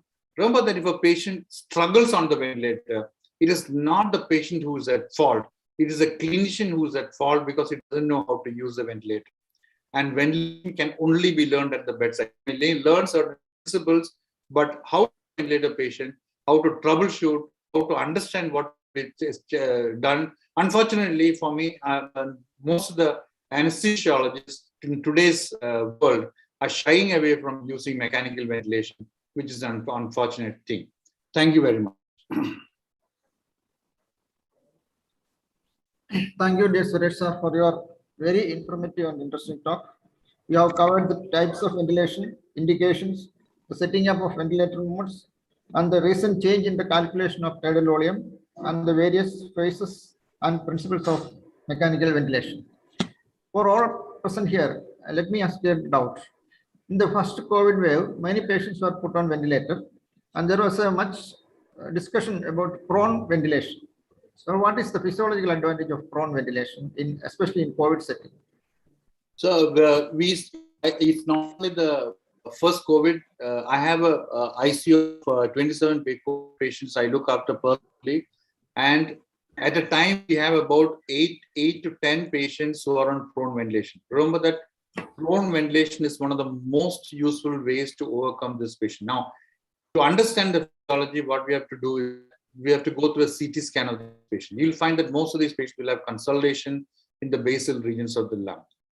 When you prone these patients, the consolidated area slowly with good physiotherapy and open lung concepts, these areas actually starts getting ventilated, which will definitely increase the oxygenation.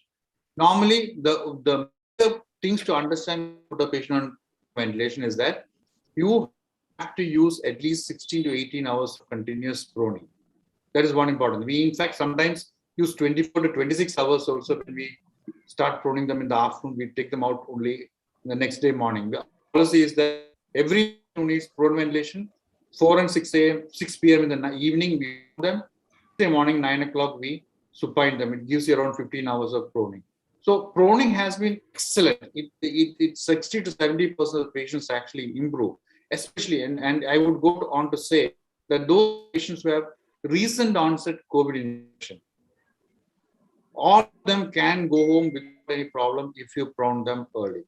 The ones who are not lucky are those who come 2 to 3 weeks after having respiratory complications. So COVID ventilation, excellent mode of ventilation. Use open lung if required. Have good respirators who can do your work instead of you going and doing it, and the outcome will be very, very good. I hope I have answered your question. Thank you, sir. Thank you very much. The organizers are I have a question. the delegates to Hello, put their questions in the chat box due to lack of time. Please put the questions in the chat box. Thank you very much, Dr. Suresh Nair, for your spending your valuable time with us today. I thank Dr. Harish and Dr. Suresh for giving me this opportunity to chair this meeting. Over to the organizers. Thank you. Thank you, sir. Our next topic is on recent trends in management of low back pain by Dr. Anup P. Nair. I request the chairperson, A.V. Jayakrishnan sir and V.G. Pradeep Kumar sir, be on screen. Dr. Jayakrishnan sir had his MBBS and MS from Trivandrum Medical College and MCS from Kottayam Medical College. He is a senior consultant neuro and spine surgeon from Perindalmanda, and he has held many significant posts of state and national IMA. He is also the member of Neurological Society of India and has presented various papers at national and international conferences. He has also received many national level awards. Dr. Pradeep Kumar had his MBBS and MD from Calicut Medical College. He is a senior consultant and his BM from AMS, and he is a senior consultant with more than 17 years of experience. And he has also held multiple posts in Kerala and national IMA. I request the chairperson to introduce the speaker.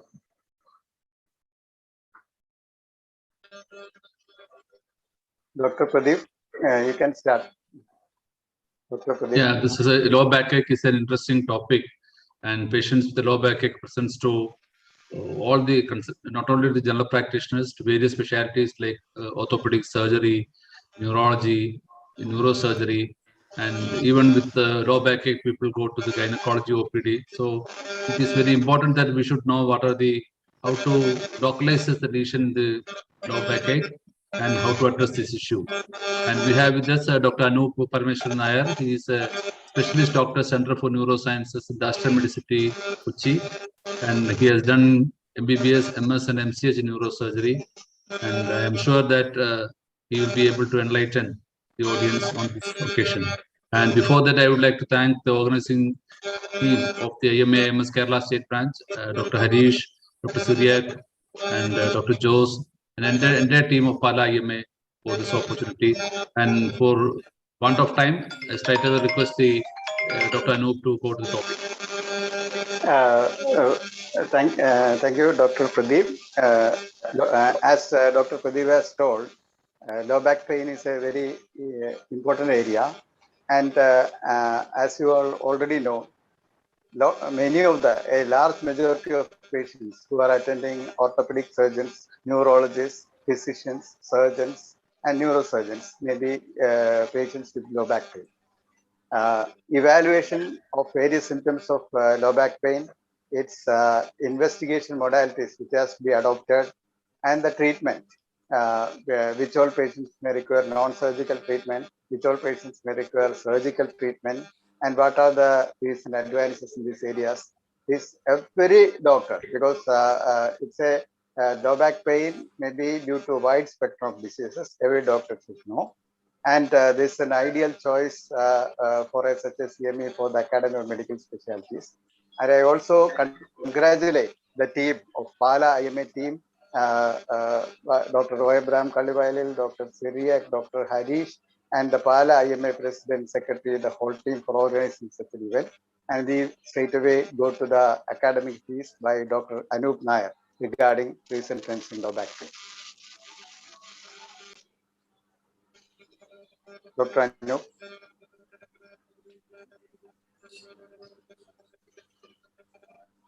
Yeah, is my screen visible? The screen is not visible. You are visible and you are very well heard, but the screen is not visible.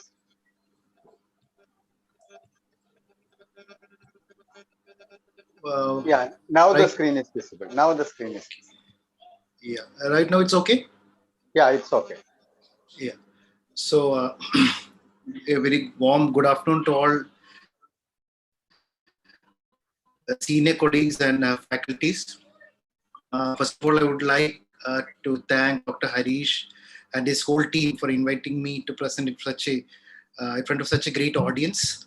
And of course, two senior moderators who are chairing my session, who are actually eminent and they are much well knowledgeable than me in this field. So from a talk of from Dr. what Suresh Nair said, that's basically basics of ventilation and a lot of machines. And what I'm coming to a topic where every physician, right, from a general practitioner to a super specialist deals with his day-to-day life. It's called basically low back pain and its recent modality from the hospital where I work, Astra Medicity. So I'll be dealing my topic. Yeah.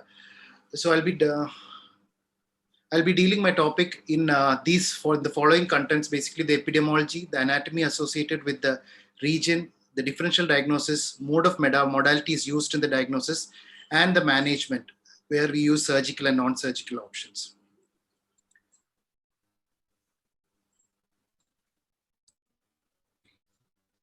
So coming to the epidemiology, as the moderators told, and as we all know, low back pain is one of the most common cause of symptom that a person visits a clinician, and it's said to be the second most common cause for physicians visit in the United States of America. 60 to 80% of individuals at one point of time will definitely visit a clinician for a complaint of low back pain, of which apart from mechanical pain, they say lumbar disc herniation is one of the main causes for the same. And 4 to 6% of these lumbar disc herniation becomes symptomatic at 1 or 2 points of their whole lifespan period. The lifetime prevalence for a surgical intervention for any of these causes of low back pain, they say it's 1 to 3%. So which means that 97% can be managed very well non-surgically. So these are the changing concepts that have been developed in the last 20 to 30 years, wherein the pendulum has been drastically shifting from a surgical to a non-surgical mode of therapy. Newer non-surgical, that is because of newer non-surgical and effective options are being available nowadays in the field of management of low back pain and its care. And of course, the remaining surgical options have been replaced. This normal conventional surgery has been replaced by what we call the minimally invasive spine surgery. A few words on the anatomy of the region that we all come across, what we call as the low back ache, which basically involves the lumbosacral region. We have the lumbar vertebrae and the sacral vertebrae, and this is a normal vertebral body, and the intervening disc between the two vertebral body. And we can see these are called the facet joints, which articulate between two vertebral bodies. So basic anatomy is that our whole body is resting on multiple stacks of vertebrae. I call it the bricks of our spine, which has an intervening cushion-like thing, which we call the intervertebral disc. And our foramen passes just posterolateral on each side of these intervertebral discs and the vertebral bodies.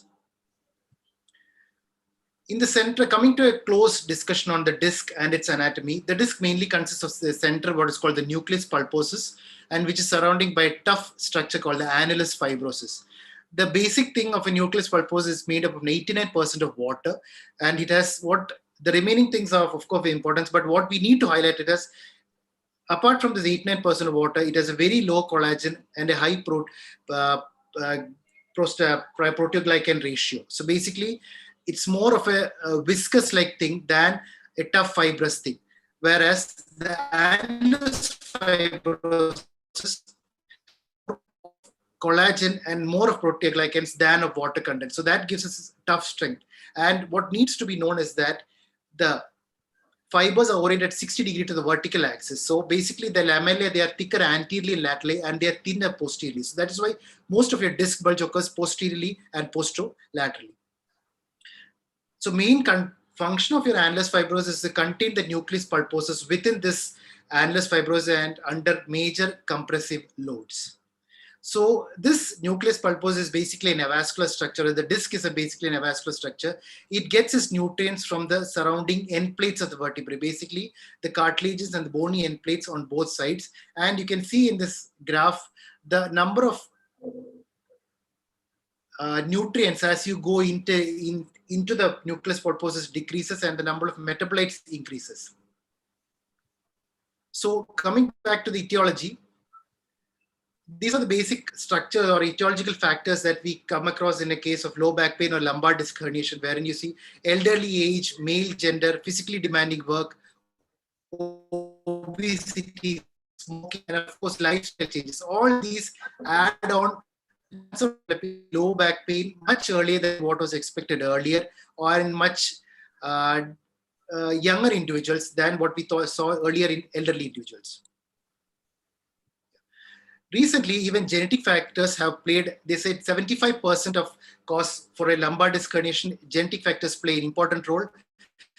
Prolonged static axial overloading is an important cause. And of course, 13 to 40% of cases, we have even found low-grade bacterial infection as a cause of lumbar disc herniation.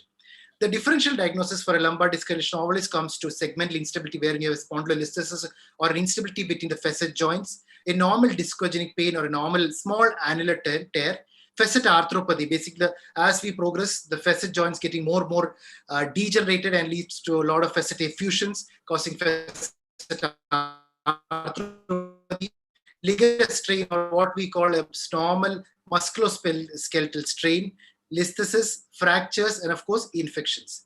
Apart from this, there are non-mechanical causes like ankylosing spondylitis, rheumatoid arthritis, tumors of the vertebral body, or of course of the spinal column, osteoporotic and osteoporosis fractures.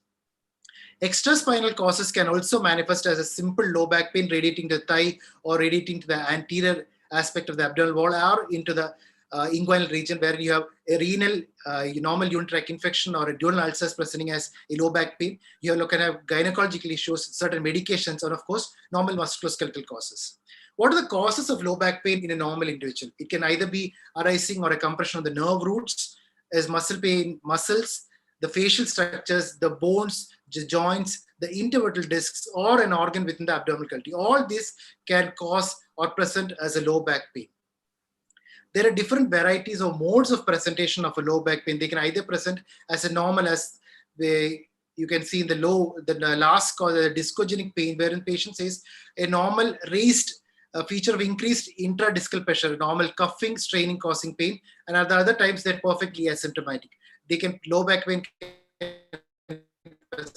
like that, or a disc herniation pressing on the nerve root can cause as a radicular pain in the preferred or in the dermatomal distribution. A normal facet joint syndrome can present as a low back pain. Yeah, a sacroiliac joint pain, or lumbar spinal stenosis, where you have typical neurogenic claudication presenting as a start with the low back pain and presenting as a neurogenic claudication symptoms. So the evolving approach, as I told you, over the last 20 to 30 years, the approach has actually changed, which initially was prolonged. Previously, people used to say, take a lot of bed rest, take absence from work, sedative medications were given, patient was made more passive, and the routine diagnostic testing was made. But now the concept has changed, wherein we advise early return to work, minimal bed rest. Sedation is not at all desired. Patients are encouraged for active rehabilitation, active patient participation, and of course, look for certain red flag signs, which I'll be coming detail, and concentrate on aggressive non-surgical modalities of treatment. Clinical features, as I told you, they can either be presenting with features sciatica, or patient can have neurological deficits, bowel bladder involvement, and of course, visible structural abnormalities like a functional scoliosis and in hip and knee flexed and externally rotated symptom. So these are the red flag signs which I always tell to keep in mind for any patient coming to you with a back pain. Please ask for these symptoms, wherein does he have features of acute onset of urinary retention or an overflow incontinence. The red flag side of a cord-diagnosed syndrome should come into mind: loss of an anal sphincter on a fecal incontinence, saddle anesthesia, progressive motor weakness in the lower limbs. So that comes to an important symptom called a cord-diagnosed syndrome, which is actually constellation of symptoms that results from terminal spinal nerve root compression in the lumbosacral region. So this is a true emergency. Patient can present with a bilateral leg pain, bowel bladder dysfunction, saddle anesthesia, and of course, lower extremity sensory motor neuronal changes. So these are the respective dermatomal involvement, wherein if you have a nerve root compression on the L1, L2, or L3 nerve root, you have sensory distributions or the weakness in these aspects of the dermatome. This is the motor component involved. So then coming into the investigations, so the basic modalities of investigations which we need to recommend for a patient coming with a persistent low back pain and which features of neurosensory involvement. Of course, X-ray, CT, and MRI are the basic modalities of investigation, which I would be more invested in X-ray and an MRI. In X-ray, this is a normal X-ray, which we have to look for the normal maintenance of disc space height, look for the involvement of the facet joints, look whether this height of the disc space is maintained across your lumbosacral region, look for any instability in the spinous process, or look for instability in the facet joints, and please look for any degenerative changes in the end plates. This is a normal X-ray, and this is an abnormal X-ray where you can see the disc space is actually severely narrowed in the L4, L5 level, as well as the L5, S1 level. You can also see something interesting, what is called the vacuum phenomenon, which is very important. Yeah, this is a vacuum phenomenon which indicates that the disc has degenerated to a certain height that warrants an MRI. And another important is you can see there is a very thinning of disc space that is seen here. Some other important findings that you see is the anterior end plate changes, which we call degenerative spurs, is something which is an end stage, or it's an advanced stage of progression of a degenerative disease. MRI, there are standard MRI sequences that we use. You use axial and sagittal MRI, axial and sagittal, and of course a stir image. In the MRI, we look for the A, B, C, D, E of an MR, very easily remembered mnemonic, where A, you look for the alignment of the bony canal and of course the bone. B, you look for the bony abnormalities. C, you look for the cord as well as the canal. Cord basically look for the nerve roots, whether the orientation is correct or right. Disc, you look for the disc space height, the disc degeneration, disc hydration, disc protrusion, extrusion, and E, the remaining, which we come under the everything else heading. So this is a normal MRI where you can see well hydrated discs in each intervertebral disc space. The bony structure is very well maintained. Your canal is very well visible with the CSF space, and you can see the spinal cord terminating at the L1 level and the nerve roots exiting in each level. So this is the axial section of the same thing, of the same MRI, where you can see the intervertebral disc. You can see the nerve roots bathed with a good spinal canal. You can see the nerve root exiting at the neural foramina. This is a normal diameter of a neural foramina, and this is a normal orientation of a facet joint at the lumbar region. This is a pictorial diagram of the exiting nerve roots at each level. What we are more interested is the nomenclature, what we call as something called the lateral recess and the foramen and the extraforamen. Basically, the discs can herniate either at the lateral recess, at the foramen, and the extraforamen level. So in the MRI, please look at all these areas to confirm there is no evidence of any disc protrusion or disc compression on the nerve root exiting at the lateral recess, the foramen, or the extraforamen level. Same a pictorial representation, just what I have told. And these are some images of a pathology. So where you can see this is a central disc, this is an MRI picture showing a disc herniation at the central level. You can see a central level disc herniation. Here you can see a bit lateral, what we call the lateral disc herniation. You can see it compressing the nerve root as and before it enters the nerve root foramen. This is the sagittal image of the same patient. You can see the stretched the ligament as well as the nerve root getting stretched, and you can see the reduction in disc space, the absence of hydration in the MRI of the disc space. And this is what I call an extraforaminal sorry. This is what I call an extraforaminal disc space herniation, where you can see when compared to the right side, you can beautifully see the nerve root exiting, but at the left side, you cannot see the nerve root exiting, whereas it is compressed by an extraforaminal disc.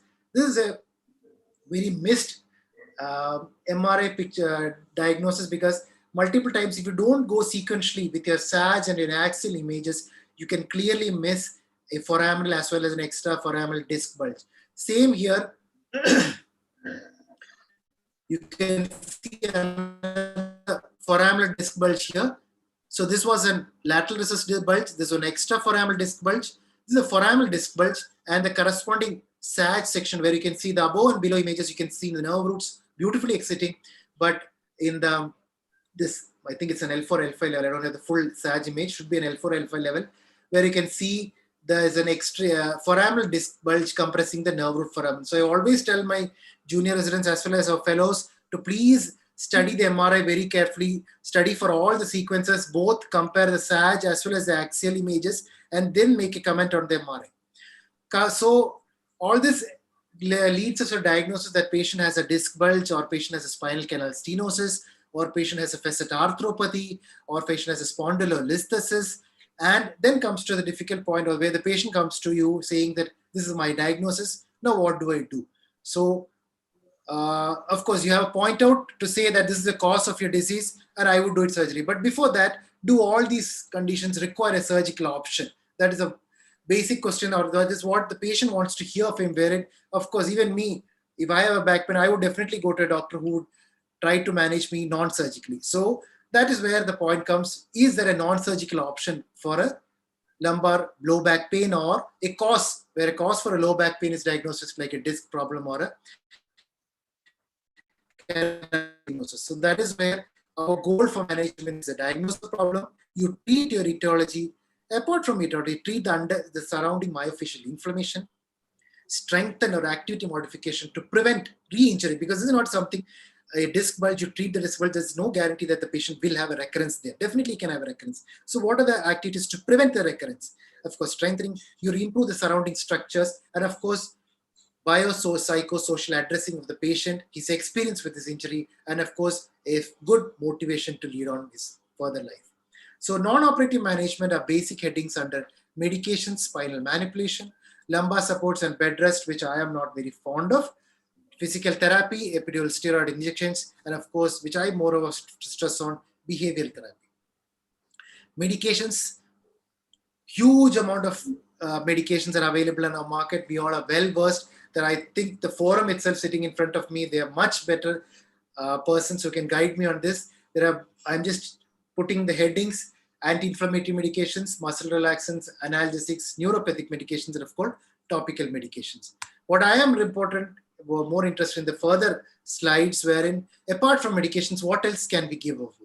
Lumbar supports, there are no studies that show lumbar supports are more effective than other interventions for treatment of low backache, but still we have a lot of people who we have seen a lot of in our daily practice people improving with lumbar support, so it can be continued. So there's no harm in continuing it. Even bed rest, but studies have shown that the bed rest, in a meta-analysis wherein they found that the bed rest people took 42% longer to achieve to normal. They took a bit more time to regain to normal activities. Physical therapy is one thing I would definitely like to comment upon, because what are the advantages of this physical therapy? Basically, they improve your range of motion. Once the pain has subsided very well, please concentrate on physical therapy because they improve the range of motion. They decrease the muscle spasm, decrease the chance of recurrence of pain, improve the blood circulation in that region. Thereby, they realign the soft tissue debris, they break the adhesions and remove the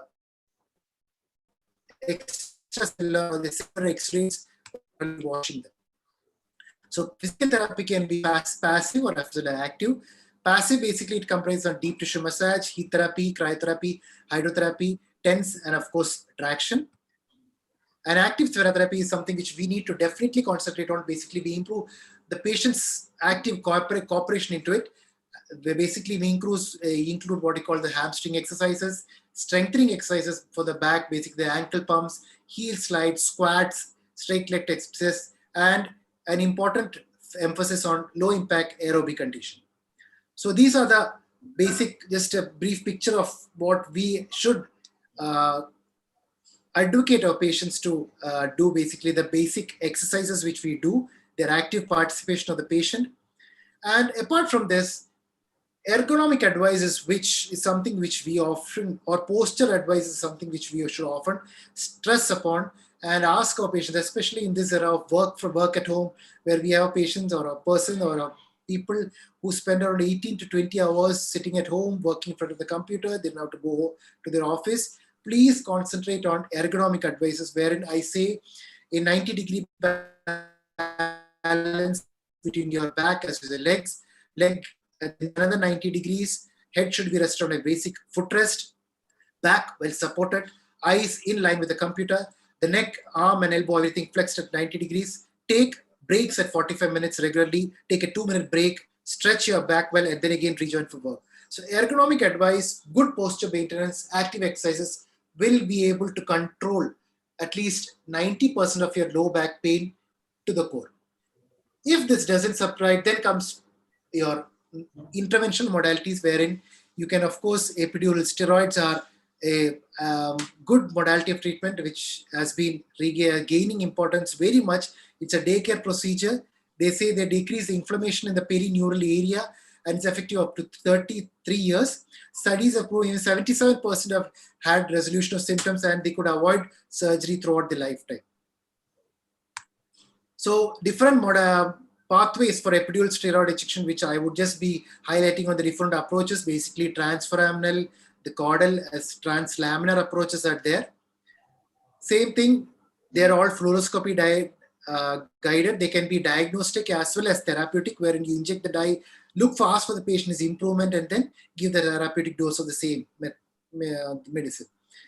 Apart from that, behavioral therapy, wherein you and your team, basically you involve a physiotherapist, you involve a psychotherapist, you sit with the patient, ask him how his, the whole history, how his pain started, what all modalities he has gone through, any other psychosocial impact on him and his impact on his daily life, and set a target for a goal and improve, as I said, active therapy and counsel the patient regularly. All this has proven to be beneficial for the patients in their day-to-day life.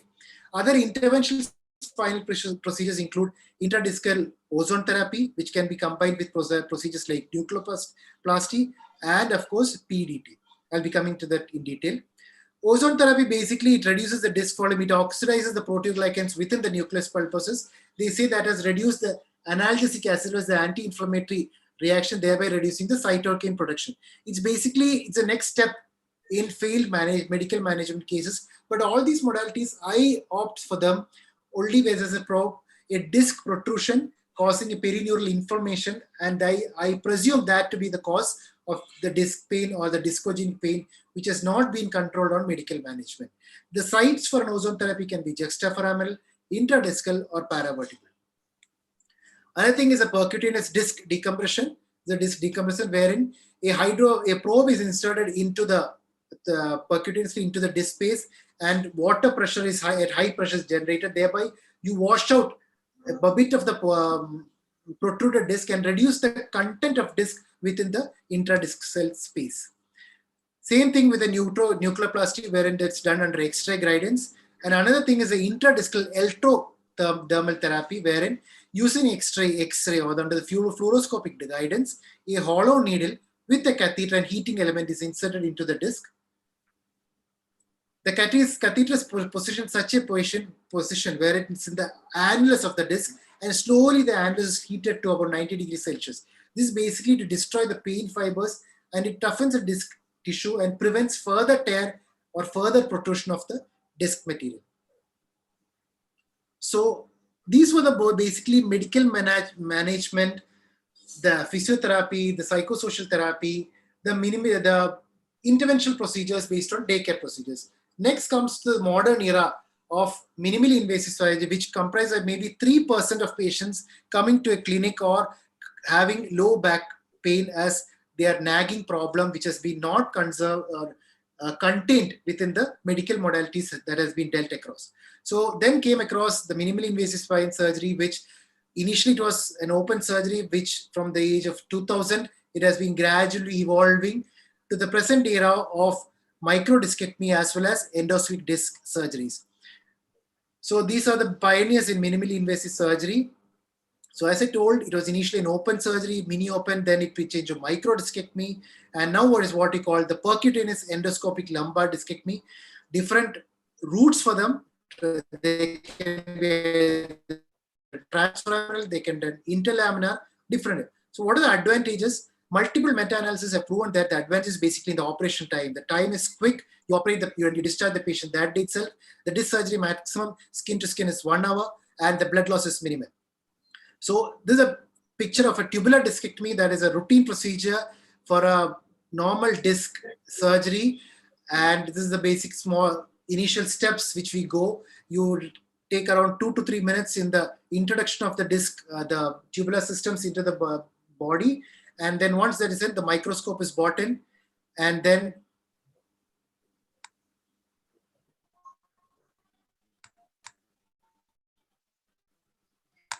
video is not playing. I thought this was a video. I'm sorry, it's not playing. Okay. Anyway. Yeah. So this is a small video of a microdiscectomy that we do. This is basically after introduction of the tube. This is the medial part. This is the lateral part. This is the superior part. This is the inferior part. This is a lamina. This is an L4, L5 discectomy that we've done. So once the lamina is clearly visualized, we drill the inferior part of the lamina.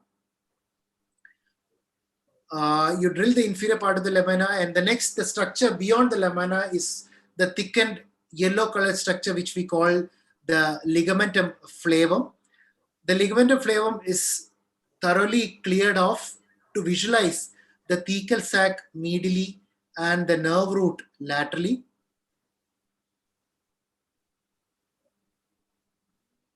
Yeah.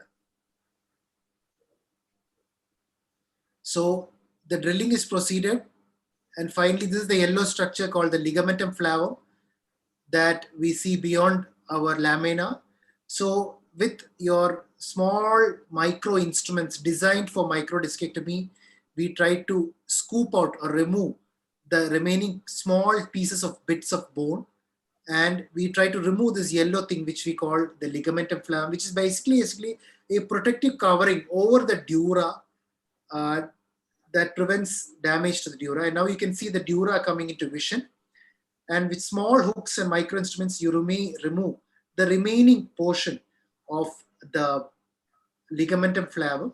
So this is once again to orient you. This is the superior, this is the inferior, this is the medial part, this is the lateral part, and all this is possible because of the advances in microneurosurgery. We have advanced microscopes, different modalities, your investigation modalities. All these are possible because you have different advances in or gadgets that has facilitated the advance of neurosurgery. So this is the thecal sac. You can see the compressed disc, compressed nerve root. So your disc material is just beyond your nerve root or behind your nerve root. So with a nerve root retractor, we just try to mobilize or shift your nerve root medially, which will facilitate our surgery much better. This is a partial foraminotomy which I am doing to make the exiting portion of the nerve root a bit free. And this is your thecal sac. This is a nerve root, a bit of coagulation done so that will make a surgery easy. And now with the nerve root hooks, we just retract your nerve root really. I hope I'm not exceeding time. No control over the time. Dr. Jakrishna, I think I'm within my limit, right? I just have a couple of slides to go.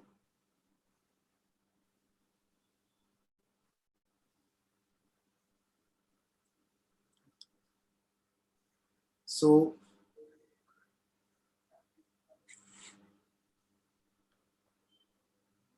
yeah. So this is after now a field for the discectomy is very well visualized. And then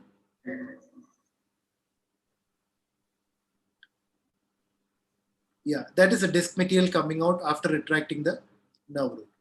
So just take this and finally your disc is out with your hooks. So these are the instruments that has facilitated microdiscectomy over the coming year, the past years.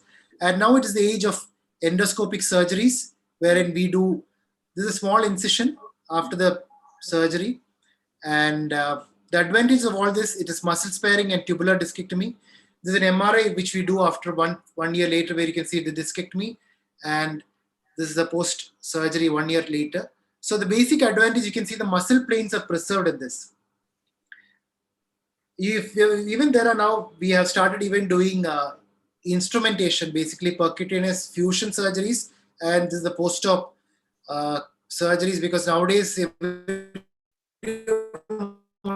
surgery, we have patients come, even they ask that they want to get an surgery done through the keyhole approach. So keyhole is the word for surgery nowadays. So all this is possible only because we have accurate instruments, navigation systems, micro endoscopes, and navigation placed accuracy is one thing which will help us during our surgeries. The same thing, endoscopy, discectomies are nowadays done endoscopically. Even tumor surgeries, for that matter, has been now shifted. Tumor surgeries during the intra-abdominal, basically spinal canal tumors, are being done with the help of minimally invasive methods, wherein we proceed with a small incision. Serial dilators are applied. You go from one side, basically this was an L4, L5 intradural tumor. The rods are then placed, and this is once the dilators are placed, you drill a part of the lamina, and once that lamina, actually you can remove a small section or a core of lamina. We even have some people who just cut out this lamina, take it out after surgery, put the lamina back, fix it with microplates and instruments. So once the lamina is out, as I told you, have a flavum thickening beyond that.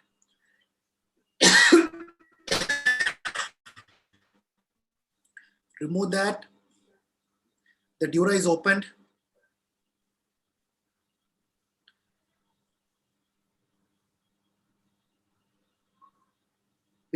With utmost care, Once the dura is opened, tacking sutures are applied across, and yeah, these are the tacking sutures applied.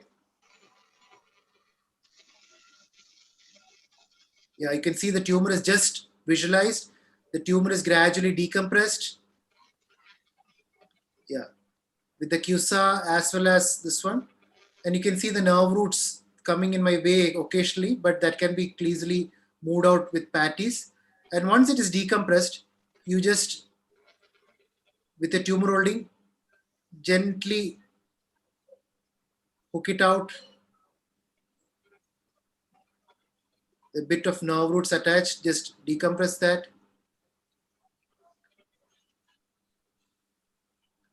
So this is a tumor slowly being delivered out. Yeah. So basically the main thing is the tumor should be adequately decompressed. Make it friable, move around within the spinal canal, and then voila, your tumor is out. You can see the bit of nerve root attached to it. Just separate it. Motor wave potentials are used for these surgeries during surgery where nerve roots frequently. And once that is done, you can see the nerve root is preserved. And then closure, you can I usually use sometimes suture it, or else I just apply Liga clips. And then that actually avoids, that provides adequate sealage. I close these wounds without drain. Patient is discharged on the third post-op day. So this post-op, different cases. Yeah. So these are the recent studies that have been published, and we even have our study nowadays where we have been started doing for even intramedullary tumors. So different causes of back pain that I would like to consider that the modalities have been changing, and minimally surgery is effective for different proper types of tumors and disc surgeries. So the advantage is short stay, less usage of opioids, less tissue disruption, muscle planes are preserved, less of blood loss, less infection, cosmesis, and what everyone requires is rapid return to work. Regenerative medicine is also now being coming up in the field of management of low back pain and as well as lumbar disc herniation. Basically, the aim is to reduce the catabolism, replace disc tissue, reduce generators of nociceptive pain, and the modalities is through gene therapy, tissue engineering, cell-based therapy, growth factors, and these are the recent studies favoring regenerative medicine in the management of low back pain. So what I would like to conclude is that management of low back pain is a team effort. It's not basically a neurosurgeon, a neurologist, or a spine surgeon, orthopedic spine surgeon. He alone cannot manage, basically a team effort. Different people should be involved in the management of chronic low back pain. Only then the patient can return home well. So always educate the patient, avoid end range of movements, avoid spine overload, avoid exacerbating activities, and promote proper posture, promote ergonomics, muscle endurance, physical activity, proper lifting techniques. If the patients find that it is nothing serious, bed rest is not good, regular pain if there are modalities, and please concentrate on different modalities of therapies. So as I told you, all this is helpful with a team effort. This is my team at Astomed City, the neurosciences team.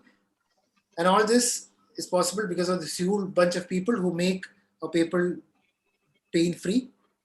And this is my motto I follow. Thank you. Thank you very much for the excellent talk regarding various aspects of low back pain, from the anatomy, pathology, various causes, the evaluation process, and the treatment methods, and elaborate presentation on the surgical management also.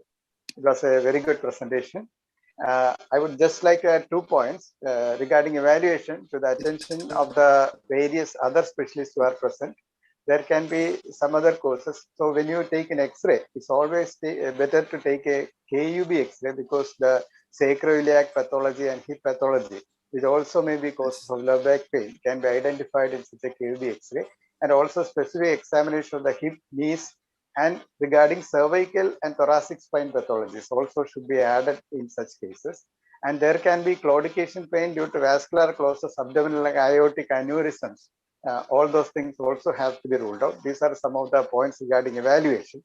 And as rightly pointed out by Dr. Anup, only less than 5% of the cases may end up in surgical evaluation. And another area is that many of the cases may go to CACs, traditional treatment, etc. And I have seen many of the cases ending in catastrophes. Even a lot of cervical myelopathies going for low back pain, massage, etc., and ending with quadriplegia, etc. So all the physicians will be aware of such things also. And I would, there were two questions in chat box. One from Dr. Srivilasan. How frequent is the extraforaminal compression in low back pain? That was a question from Dr. Srivilasan. And one question in chat box from Dr. Binoy was that how frequently you, the spine is unstable and how frequently you fix the spine. Dr. Anup can make a comment on these two questions also.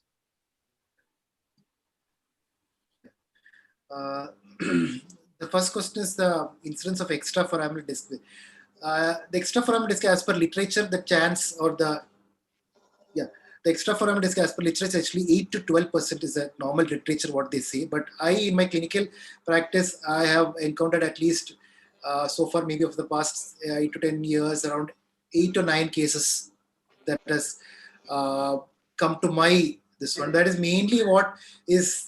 Because I too have maybe initially missed some of the cases because I used to not read the MRI so well. So sometimes if my clinical findings don't correlate with the MRI, I sometimes send the patient back to an MRI suite and I get thin section slices of the MRI, which I compare with the SAG, and then sometimes I have found out that extraforaminal, which I missed in the initial MRI, I have picked it up. So thin slice MRIs at the point of clinical judgment should be thing that should be focused on. The second point is how often do I do instrumentation?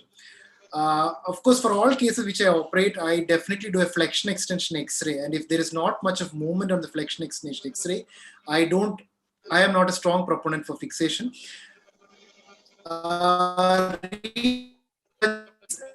Surgeries and end plate changes, and if there's a significant reduction in height of the disc place, and of course certain changes in the facet joint on your MRI, I sometimes basically the orientation of a facet joints play important role, and the amount of narrowing of a foramen, how much the facet joint is contributing to that, of course determines your decision of whether should we go for a redo disc surgery or a fusion.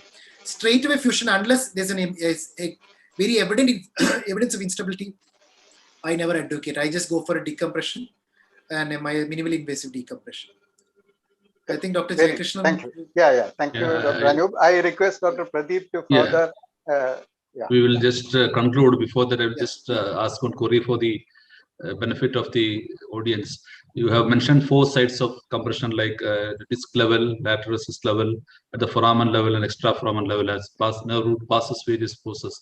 Which one is most commonly being subjected to surgery, or which are the subgroup of patients who require surgery amongst these 4 levels of compression? The most common that we find is the lateral recess and the foraminal narrowing.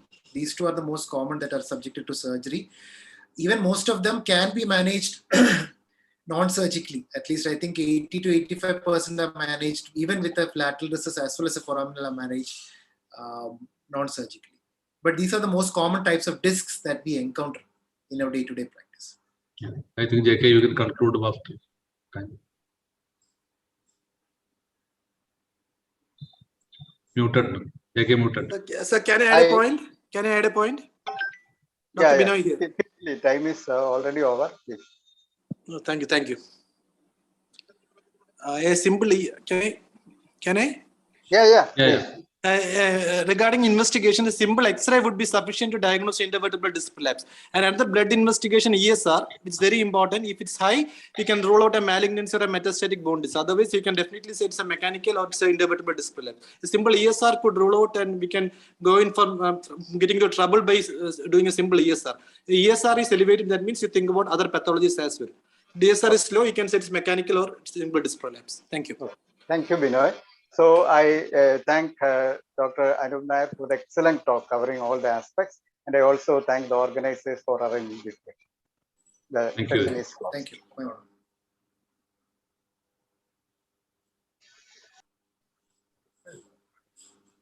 Thank you, sir.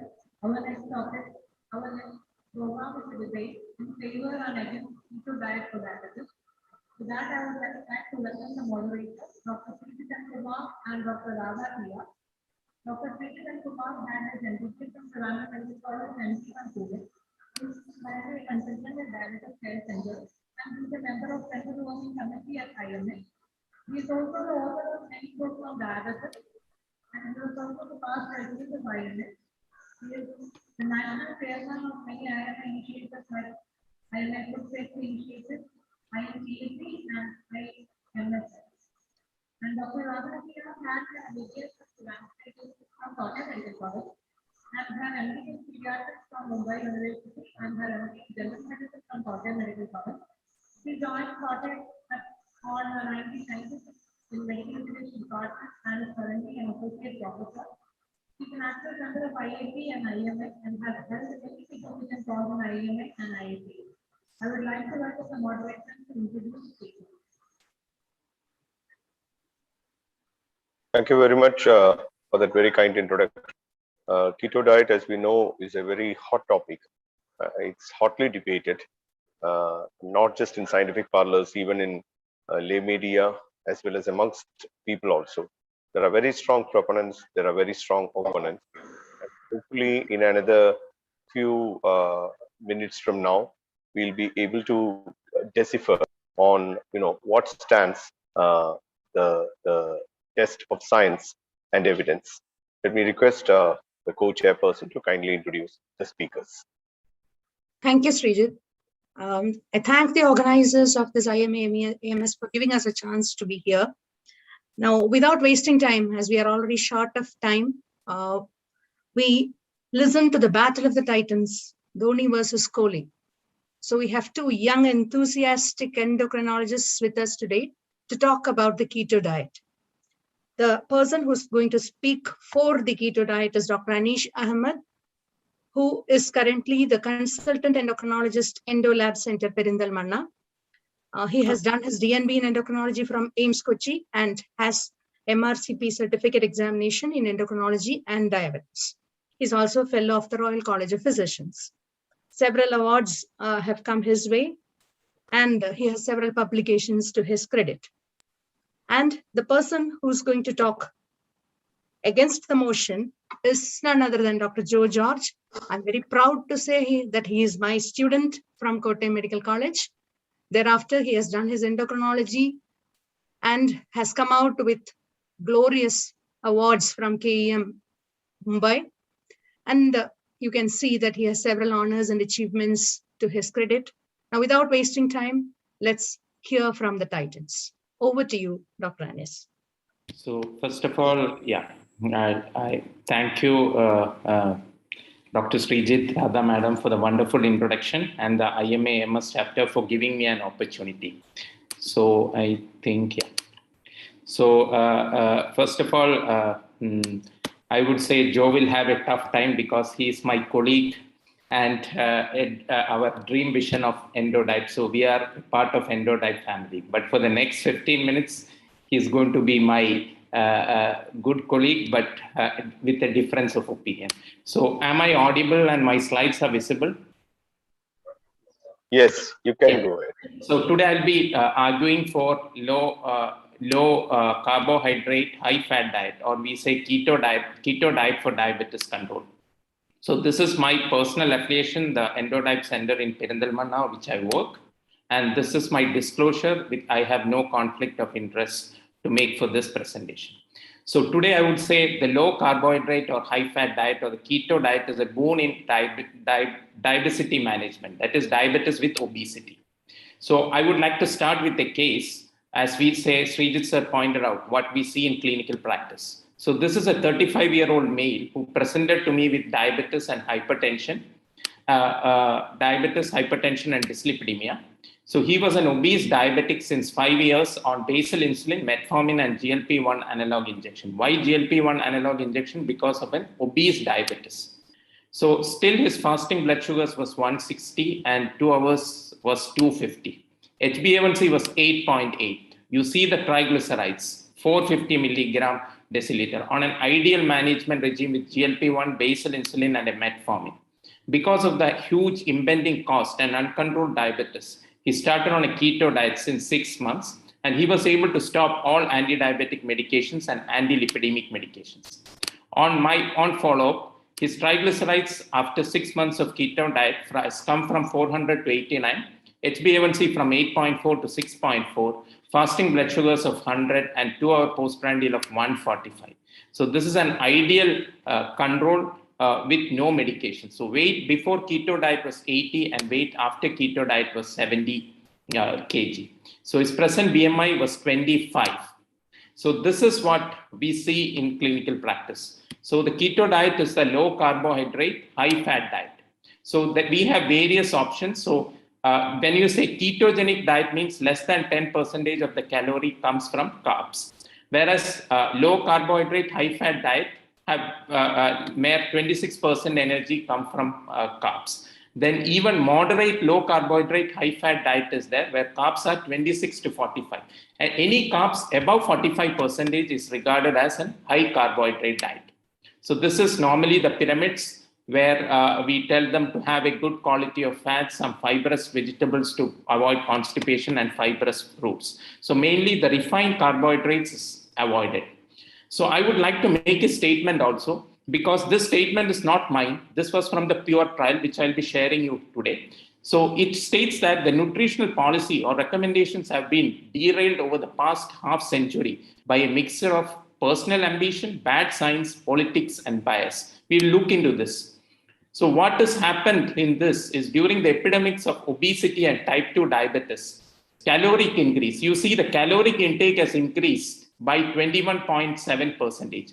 And out of that, predominant intake is due to carbohydrates. So there is an increase of 38.4% increase in carbohydrates and a very much almost similar increase in the caloric intakes after the 2000s. So that is why we are seeing more amount of diabetes and obesity. It is not the high increase in the saturated fat or what we think about.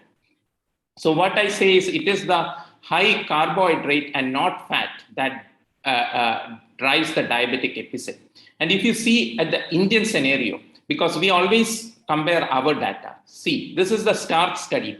And Joe will be proud because he is a KEM product and Shashank Joshi was one of his teachers. So this is a paper from there published in BMJ in 2014. The region-wise macronutrient composition in type 2 diabetes mellitus group. And this is one of the most quoted nutritional survey from India. You see, whether it is north, east, central, west, or south, everywhere we have very high percentage of percentage of carbohydrate, as you can see here. So it is the high percent, and you come to the non-type 2 diabetes, again from the START study, similar story. So India is having more than 60%, which is supposed to be having very high carbohydrate intake.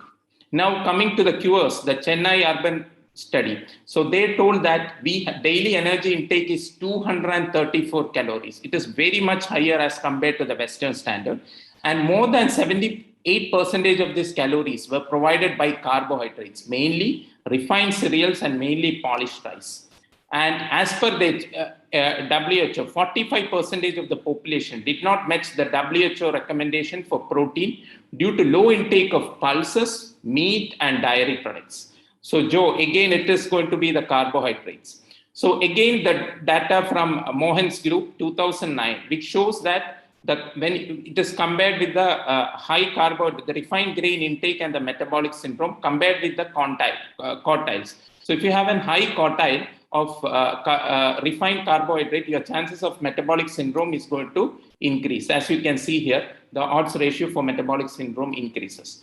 Now coming to, again, the British Journal of Nutrition 2009 paper, which shows that the South Asian diet and insulin resistance. So what they have concluded is that the consumption of fat and fatty acids in India are below the recommended daily intake. So our fat consumption is still below the recommended intake. Now coming to the So now coming to the another paper, which shows that it is again a research paper from the International Journals of Food and Science Nutrition 2016. What they concluded that from the Kenyan National Health and Nutrition Exception Survey, which they have done for 7 years. And what they concluded it is the high carbohydrate intake, which increases the metabolic syndrome. And what they found is in female gender, when they had moderate fat intake, irrespective of fat type, may decrease the chances of metabolic syndrome. So they concluded that in females, actually, if you increase the fat intake, your chances of metabolic syndrome is less. So now how it works, I will show you the mechanisms of low carbohydrate, high fat diet. It's a more favorable fat composition. So the body will shift to physiological ketosis when you reduce carbohydrates by 20 to 50 grams per day. Brain will also utilize ketone bodies, and glucose production mainly happens from amino acids and glycerol. Basically, when you reduce carbohydrate, the hyperinsulinemia is less. So that is predominant mechanism, and you have increased satiety because the satiety is mediated by the long chain fatty acids as in the arcuate nucleus of hypothalamus, which provides your satiety.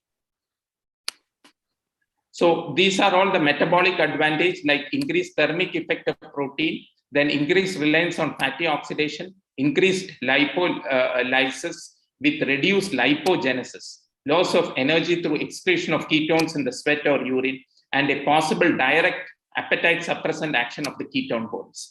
And in diabetes, you have reduction in the hyperinsulinemia also. So when we say about ketone diet, a lot of people have very misconceptions. Always physician says, low carbohydrate, high fat is not evidence-based.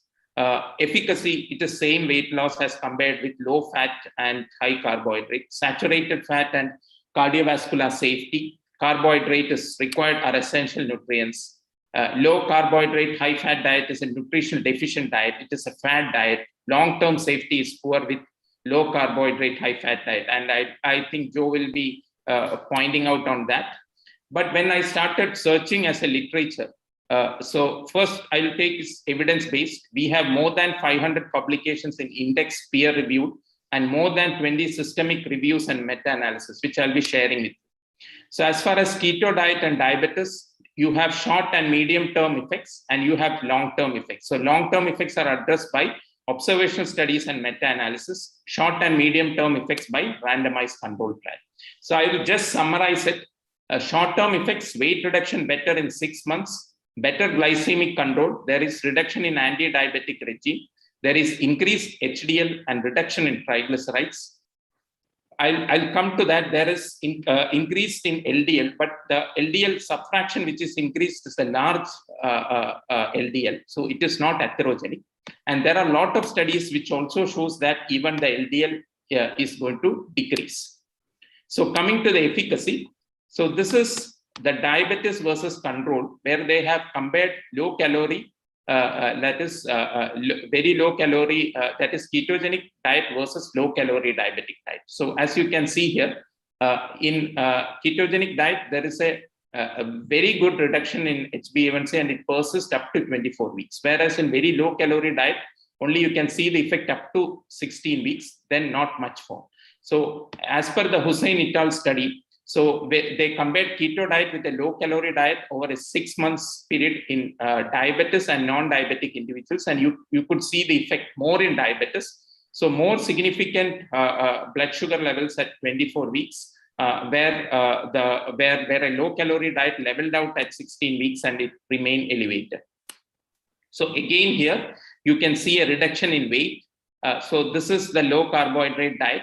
Then you had low glycemic index diet and cereal diet. So you can see the keto diet had a very good reduction in weight, almost up to 7 to 8 kgs reduction, HbA1c reduction, reduction in glucose, reduction in total cholesterol, reduction in increase in HDL, and a dramatic reduction in triglycerides. So again, this was a meta-analysis where they have done the forest plot. This came in 2021 BMJ, 2020 BMJ. So nutrition and diabetes, as you can see the forest plot curve where they have reviewed the meta-analysis, and you could see the effects, reduction in the total cholesterol, reduction in the triglycerides, increased HDL cholesterol, and even LDL, you can get a mixed ratio. So there are only very few trials which showed an increase, but mostly it is neutral or decreased. So again, paper from the Annals of Internal Medicine, which shows that this is low fat diet, this is versus low carbohydrate diet, good reduction in body weight kg. So by end of 3 months, you could see a reduction of around 6 to 7 kg. Again, which shows in the change in the body, change in the fat percentage mass. And also you could see a reduction in the increase in the HDL cholesterol and reduction in the triglycerides. So this paper concluded that the low carbohydrate diet is more effective for weight loss and cardiovascular risk factors reduction than low fat diet. So they had told that restricting carbohydrates may be an option for persons seeking to lose weight and reduce cardiovascular risk factors. Again, 2021 meta-analysis comparing the ketogenic diet and type 2 diabetes. I'll be coming to the paper. So as you can see here, they have also leveled the level of evidence. So you have got remission of diabetes with a moderate evidence, even total cholesterol, LDL, even triglycerides, even reduction in insulin resistance, and even inflammation also. So this shows very promising data. Now I'll show you the direct trial. This is the first time randomized trial showing remission of type 2 diabetes with dietary and lifestyle intervention, UK primary care setting. So what it concluded was, that is, if you lose weight. So direct study concluded that if you lose weight, that is designed to assess whether intensive weight management can produce sustained remission of type 2 diabetes. So their objective was to lose at least 10 to 15%. So if you lose 10% weight loss, 73% are in remission. So direct trial, why I'm telling you about this trial is, what it concluded was diabetes is basically a complication of weight gain and excess body fat, and it is not necessarily a permanent condition. So half of the patient with early type 2 diabetes, so there was 5 to 6 years in the onset, so can achieve remission, 73% if more than 10 kg loss. So it's a structured primary weight management welcomed by patients and staff. So you see the weight change, again 2 years follow, again low carbohydrate diet, the weight change during 2 years according to that. So it fared more than the Mediterranean or the low fat diet. Now 2021, the recent paper which showed low carbohydrate diet and type 2 diabetes, the meta-analysis again, which started talking about the remission of diabetes. And you can see here, this is this is 6 months and 12 months data. So as far remission is concerned, it favored a low carbohydrate diet. See here, remission, and without much adverse events. So when always Joe is going to point out adverse events, but we had a remission of diabetes without adverse events, which is favored by HbA1c and as well as weight change with a moderate quality of evidence. They have also given the moderate quality of evidence. Again, coming to this paper again, compared with the low fat diet, low fat control diets on, that is ketogenic diet, with a moderate evidence at 6 months, larger, that is 32% increase in the remission of diabetes. So criteria for remission is HbA1c less than 6 to 6.5 without any medications. So there was a large and a clinical important improvement in weight loss, triglycerides and insulin resistance were also seen without adverse events. Again, the same paper which showing remission of diabetes with ketogenic diet. Again, the medicines discontinuation. So you can see a lot of medicines being discontinued when they are on ketogenic diet. Now, Joe is going to tell when you are going to have an increased fatty intake. So the cardiovascular risk is going to increase. And I would answer this with a pure study. So this is the dietary nutrition with blood lipids and blood pressure in 18 countries from 5 continents, properly randomized trial over 7 years. So as you can see here, 1 lakh, more than 1 lakh people in 18 countries, more than 7 years. And what they concluded, it is the high intake of fat, 23% less likely to have died. that is total mortality. Whereas high intake of carbohydrates, 28% more likely to have died. So you can see here the increase in the energy intake from carbohydrate increases. And I showed you this increase when more than 60%, which I showed you the Indian data, the total mortality and the cardiovascular mortality is going to increase. So it is the high carbohydrates which is going to increase the mortality. And here, Joe, your theory is going to go low. Actually, when the energy intake from the total fat actually decrease the total mortality. And even increased saturated in fatty intake was even protective for stroke. So as you can see here, saturated fatty increase, there is no increase in the total mortality or major cardiovascular mortality. Again, same thing showing the percentage intake from saturated fatty acids, which shows it's not harmful. So they have even looked at the lipid profile, and what they found is it's a high carbohydrate which is associated with unfavorable lipid profile, and high fat intake is associated with a favorable lipid profile, and replacement of saturated fat with carbohydrate are associated with the most adverse effects on lipids. So again, when the LDL increased on a calorie restricted diet, as on a ketogenic diet, the LDL particle size was high, and that does not cause atherogenesis. LDL particle size larger the better. So again, saturated fat and cardiovascular mortality and type 2 diabetes, meta-analysis, BMJ, 2015, showing that in type 2 diabetes, saturated fatty acids is not going to increase your cardiovascular mortality.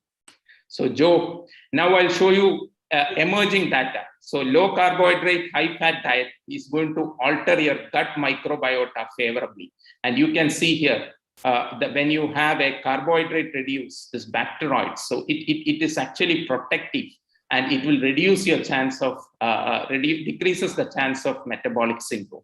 So we have even data coming on probiotic effects of low carbohydrate, high fat diet.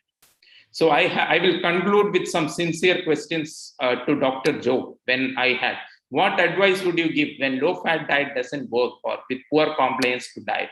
How do you manage type 2 diabetes in morbid obese patients with severe insulin resistance and poor control with available drugs and not willing for bariatric surgery, which constitute majority of our patients? Do you see any remission in type 2 diabetes with low fat diet? And how many of your patients will adhere with your low calorie diet or very low calorie diet? So I would conclude, present dietary recommendations are flawed. You need to have a revised, good fat is always good. The present carbohydrate intake is very high, and it is driving our diabetes, obesity pandemic or a diabesity pandemic. Our ancestors' diet, lifestyle hold the key for a better future. So keto diet is a viable option for insulin-resistant driven disorders like obesity, PCOS, and type 2 diabetes. So thank you, and I hand it over to organizers or Dr. Joe.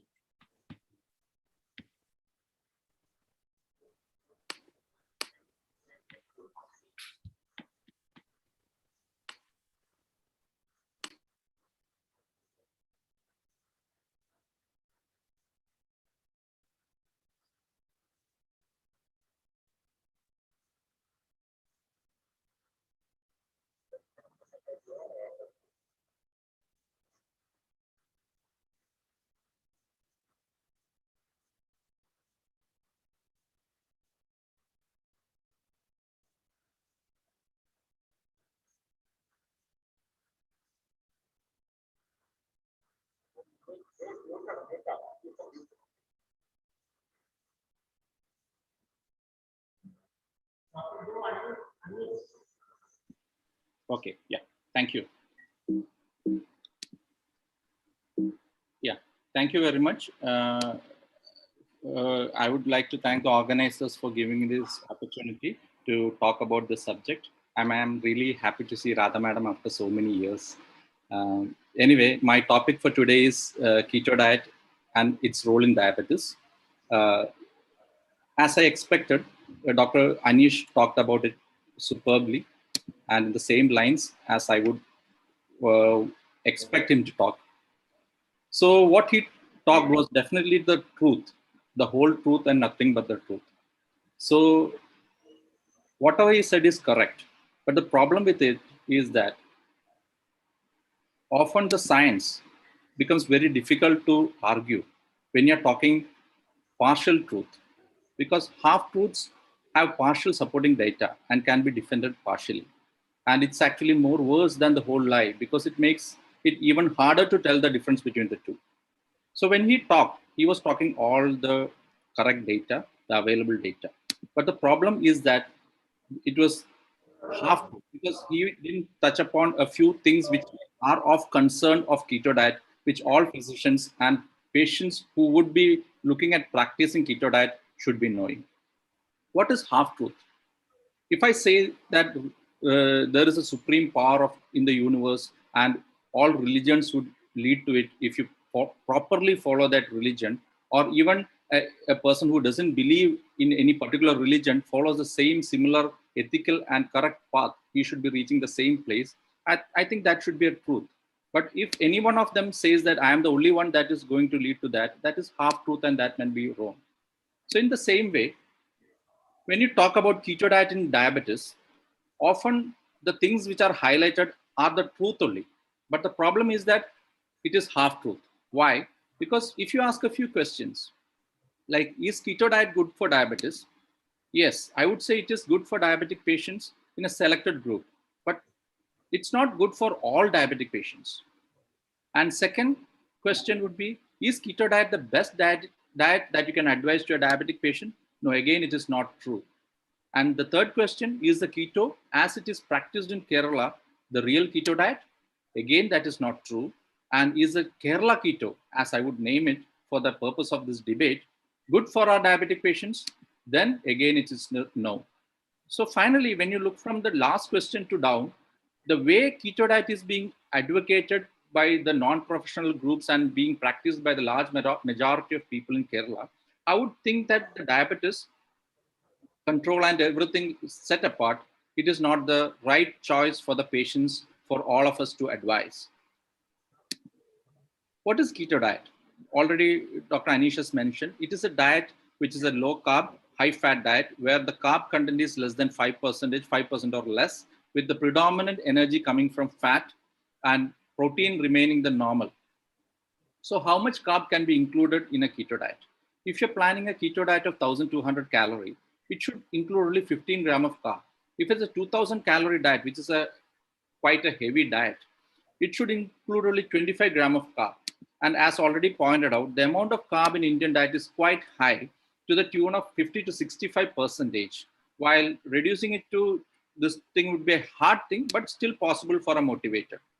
What is ketosis? When you have a lot of fat and the energy that is predominantly available is fat, then the fatty acid metabolism starts and the ketone is produced, and this ketone is released to the bloodstream, leading to ketonemia.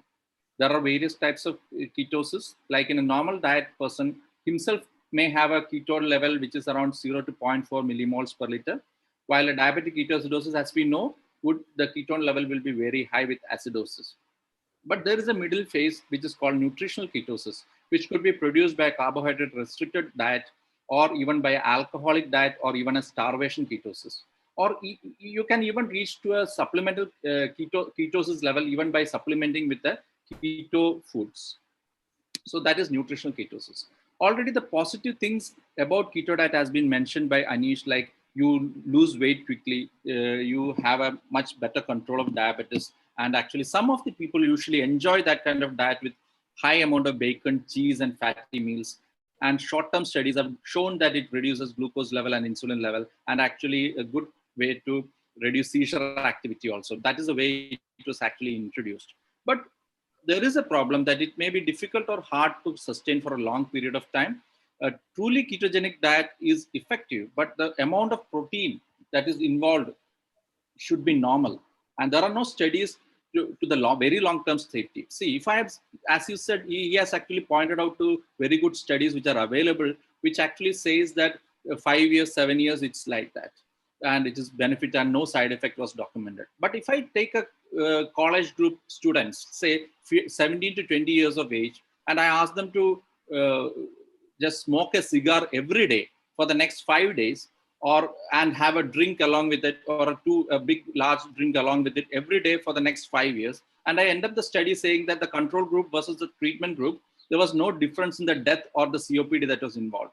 Because we know that that is not the way the risk is assessed, because we don't see that kind of an effect in 5 days. And how many of those studies would actually show the difference?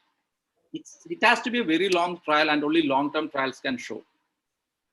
And again, when you think of the real keto diet, how much carb can be involved? As I already mentioned, the amount of carb is quite limited. And actually, if you take more carb, like it is the mandatory cutoff of around 50 grams per day, if the amount of carb is more than 50, there won't be any ketosis. How much is 20 carbs? 20 grams of carb, which is the average carb that is allowed. So it is just a 4 dates or a bit small sweet potato, or 1.5 slice of a wheat bread, or even a single slice of a rice bread, or even a one apple, one medium-sized apple would give you that 20 carb. So that is the only amount of carb that can be taken by a person who is taking the real keto diet. And people always talk about fruits and vegetables to be eaten. But even you have to say that even a medium-sized banana would be giving you more carbohydrate that can produce a ketosis. And even carrots, cucumber, cauliflower, the salads that you take, if you take it in adequate good amount, which would be necessary for your nutrients, it would actually cover for the carbs, which would be preventing ketosis. So the way the ketosis or keto diet is practiced in Kerala, they are actually taking low carb diet, but a high protein diet. Why I'm saying so is from the diet analysis which I have done. And also when the patients come to me, one thing I always did was to do initially I used to do a urine ketone for positivity. And then I even checked by the glucometer, which measures the blood ketone level. I could see that none of them, except for 1 or 2, which I found that trace positivity was there, none of them were keto positive. So the way it is being practiced, it is not the actual keto diet, but it was a low carbohydrate diet with a high protein and fat content. And when you look into the carbohydrate intake and mortality, Dr. Anish has already quoted a few studies, but this is a study from Lancet 2018, which says that diets which are very high or very low in carbohydrate are actually associated with increased mortality. And as we always say, moderation is always the good thing. The moderate amount of carb was associated with the best outcome. And also, when this carbohydrate was replaced with animal-derived protein or fat, it was actually associated with higher mortality. And also, this is another article from NEJM, which showed that weight loss was regardless of the macronutrients that you take. It is only dependent on the total calories, whether you take a low calorie diet, low carb, low fat, low protein, whatever it may be. It all depends on the total amount of calorie that you take. If you take less calories, you lose weight. If you don't take that, you don't lose weight. And also, this is another study from BMJ based on around 121 randomized trial involving more than 20,000 patients. The differences between diets were typically small or trivial, and actually was based on low certainty of evidence. That is the truth actually. The evidence level is much less. But finally, we do see patients who come back very satisfied with LCHF diet, as it is called, and a variation of keto diet. So the question is the ketosis responsible for the weight loss? See, keto diet is just one of the diets of the low carb diet. You can see 12 various low carb diet and the fats that are involved in it, because some of them, like Atkins, doesn't restrict any food. Only thing is that they keep the carbohydrates to the level less than 150 grams per day. But otherwise, each pattern of low carb diet actually puts some restriction on the person and make them eat less carb and more fat. So that is so when you say LCHF diet, it is actually any of these diets, not just the keto diet. So when you understand a keto diet and how your patient has actually responded to it, you should understand that proteins and fat are slow to digest and provide significant satiety. It is an appetite suppressing agent which would suppress the appetite, so that less carb reduces the glycemic excursion and also the hunger pangs. Mild ketonemia is also there to reduce the appetite, and metabolism of fat and protein needs more energy to be burned in ATP than glycolysis, and low amount of glucose reduce insulin requirements and improve diabetes. So that is why you get a better result. The scientific report of 2015 US FDA Dietary Guidelines Advisory Committee says that lower intake of dietary saturated fat and its replacement with UFA reduced CVD by 30%, similar to reduction by statin treatment, and replacement of saturated fat with refined carbohydrate was not associated with lower rates, and actually whole grains was better.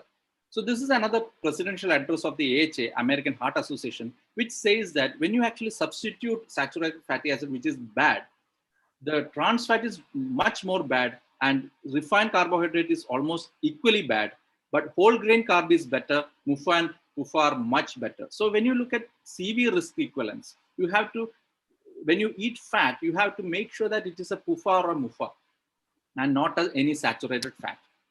So another thing which is advocated is that cholesterol is not bad.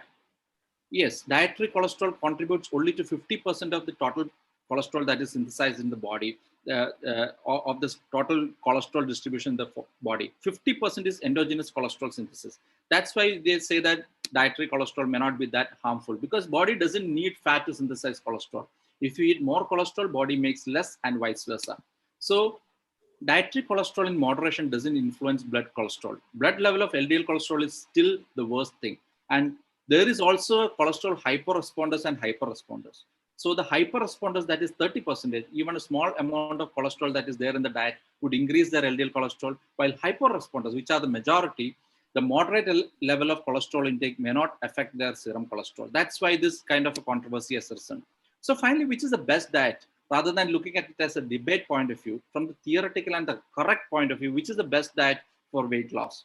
The isocaloric diets trials have shown that better weight loss with high carb and low fat diet. But after 1 year, it's not much different. And various diet patterns, finally, it is the long-term adherence that is most important. And it is not the content, macro content, whether it is a low fat or low carb. And when you give ab libitum weight loss diets, better results was definitely seen with low carb, high fat, LCHF diet. Why? Because the high protein and the high fat content which is present in the diet would reduce the appetite. So keto diet reduces diabetes. Is it true? Definitely true. Why? Because even when you eat less carb, obviously the amount of medications and insulin would come down. See, in a type 1 diabetic, what do? What do experts do? They ask to give a bolus dose based on not on the calorie content, but on the carb content, because it's a carb that raises the blood sugar. So when you reduce the carb content, obviously the amount of insulin that is to be given comes down, amount of medication that is to be given comes down. But that doesn't mean that a person can survive on a 5% carb for long. It is not possible. It is just a short-term thing that you can do. And also the carb, the simple refined sugars increases hunger and would increase the energy intake. While if you give a complex carbohydrate, it would actually reduce the fluctuations and reduce the hunger. 20 to 35% of calories ideally should come from fat, but your choices can have a huge effect on your health. Good fat is definitely good, but bad fat is definitely bad. So when you look from that point of view, the PUFA, MUFA, and is good. But when you don't have PUFA and MUFA, complex carbohydrate is the best choice for your patient. Saturated fat, simple sugars, and trans fat are really bad and can be detrimental. So the way in which it is practiced, the American Heart Association and all the experts say you can eat fat for keto diet, but remember it has to come from a good source which involves better MUFA and better PUFA. It's not that any fat can be helpful. Go for a fish, go for more nuts, or avocado, or don't go for butter, but go for an oil like olive oil, canola oil, like that. So that would be the ideal. So when people think of ketosis, this is what they think of as eating a lot of butter and this KFCs and McDonald's. But actually keto diet is not that. It is called unhealthy keto. And there is another variant called healthy keto, which is the healthy version, which is advisable. The unhealthy keto, you can take any cheese, while healthy keto, you are supposed to take only traditional cheese from traditionally fed animals. Meat, you can take any meat, but ideally in a keto, you are supposed to eat meat from animals with natural feeds without any human intervention, and fish. So even the commercially available meat in the Western countries are contaminated by artificial feeds. So that is not recommended. Fat and oil, you should avoid all ultra processed seed oils and enjoy olive oil, avocado, or macadamia oil. Snacks, you should be including only nuts, seeds, berries, and eggs. Coffee with heavy natural cream can be done. Sweeteners should be tried to avoid as much, or otherwise you should stick on to stevia. So what happens in the current scenario of Kerala, where the keto is actually practiced in a low way? You would definitely get weight loss, better A1C control, and reduction in insulin and OADs. But the problem is that, which has been not highlighted as a half truth, is that the present way it is practiced, it would increase the cardiovascular risk. And also let me talk about the protein requirement. We all know that the standard protein requirement is around 1 gram per kg per day. So on an average, you would require around 60 gram of protein per day. And diet is said to be, which contains more than 1.5 gram of protein per day, again will not produce ketosis as the amino acid gets converted to glucose through the gluconeogenesis pool. So when you think of a 60 gram protein, you should understand that 150 gram of a steak or 150 gram of a salmon itself has 30 gram of protein. And so that's another reason why our people don't show ketone positivity, because their diet is high in fat and also high in protein. But again, protein also gives benefits like better appetite control, better boosting of metabolism, because ideal true keto diet actually produces more tiredness, while the Kerala keto or the dirty keto as it is practiced, people don't experience much tiredness because it's associated with high protein intake, and also it produces less food cravings and also improves diabetes. We should also understand that keto diet is not for everybody. There are certain groups where keto diet should not be practiced, like a young children with type 1 diabetic, a person who is pregnant, person having any organ impairment like renal impairment, cardiomyopathy, cardiac failure, liver insufficiency, elderly, and even a lean type 2 diabetes should not be looking at in a diabetic control. Any person with acute illness, a person who is in any hypercatabolic stage, having severe gastroesophageal reflux disease, having severe dyslipidemia, and also several inborn errors of metabolism, and also history of renal stones, hyperuricemia, metabolic acidosis, and a person on SGLT2 inhibitors should not be on keto diet. So these are the people who should avoid keto diet. So it is not for everybody. And also, finally, I should answer one more thing. Which is the best diet for a diabetic if I talk like that? The best diet for a diabetic would be something, as AD advocates in 2021, that reducing overall carbohydrate is beneficial, and a Mediterranean style eating pattern with high MUFA and PUFA should be advised. And also we should create energy deficit by regardless of the macronutrient. Let it be keto diet. If it produced by keto diet, that would be beneficial. But any energy deficit that is produced by any macronutrient composition, finally the weight loss result would be the same. The same thing has been highlighted in the ACC-AHA guideline 2019, where they say that diet emphasizing increased vegetables, fruits, legumes, and nuts, because that again would go outside of keto, because keto also contains the fruits and vegetables in the amount that is prescribed would allow more than 20 grams of carb, which is advocated. And you should replace its saturated fat with dietary monounsaturated PUFA and MUFA, and you should reduce the amount of cholesterol. Not that cholesterol is good, it's not 100% bad, but more than moderate amount of cholesterol still be harmful, and minimize the intake of processed meat, refined carbohydrates, and trans fat should be avoided. So, and again, one question that Anish failed to answer was that how long can you take keto? See, all the results are said about 1 to 3 months and 6 months. See, keto is a diet that can give a short-term result for the 6 months, and the sugars would come down, the glycemic drugs would come down, and the weight would come down. But diabetes is not a disease for 6 months. It is a lifelong strategy. And even the highest keto experts wouldn't recommend a keto diet for a period of more than 6 months. And you should have a lifelong strategy for control. And this can be used in the selected population for a short-term result. So false claim by keto diet practitioners are that calories don't matter. That is not true. Almost all international data says that it is just calories that matter, whatever may be the macronutrient content. The only thing is that keto diet, the appetite is suppressed, so people tend to eat less. Sugar is a reason for weight gain. That is also not true. Simple sugars increase appetite, but calories increase weight. Cholesterol is not bad. That is again a wrong thing. Dietary cholesterol in moderation actually doesn't influence blood cholesterol, but in a high quantity, it is definitely bad. And finally, what they claim is keto diet is the best. That is again not true. If I am asked to give one example, one diet which is the best for every person, then I would suggest a Mediterranean diet. So summarizing, keto diet is effective in a pre-selected diabetic population as a short-term measure, that like for 3 to 6 months to reduce weight and glycemic medications. Patient selection is of paramount importance. You should avoid risk categories, and any diet regime would produce the same results based on calorie deficit. And high fat and high protein diets reduce appetite and results in automatic calorie restriction. And type of fat substituted is the most important thing. High trans and saturated fat in diet is a recipe for high CV death. So that is my answer. So concluding, a river cuts through the rock not because of its power, but because of its persistence. So diet also is something you have to continue long. It's not a short-term thing. You can have a short-term thing to reduce weight immediately and to have a better feeling, but till further evidence is available. Whatever the available evidence says that whether it is a low carb or high carb, everything is moderation is the long-term goal. And you should actually set a long-term goal and learn how using it both will help you create a better life with less mortality and morbidity. Thank you very much. Thank you. Thank you very much, Dr. Joe and Dr. Anis for that excellent presentation. Can I request the host to kindly unmute both the speakers as well as the co-chairperson also, because I think some of them are muted. So it was brilliant. Both the lectures were brilliant. And probably we end up where we started. We cannot probably still arrive at a conclusion where to go about. Personally, I'm a little biased because I had been a proponent of what we call the food plate, or my plate as you can call. And Anis, I think we can allow you 2 more minutes to counter the points of Joe. And maybe I'll also add a point or two so that you can counter that also. Now,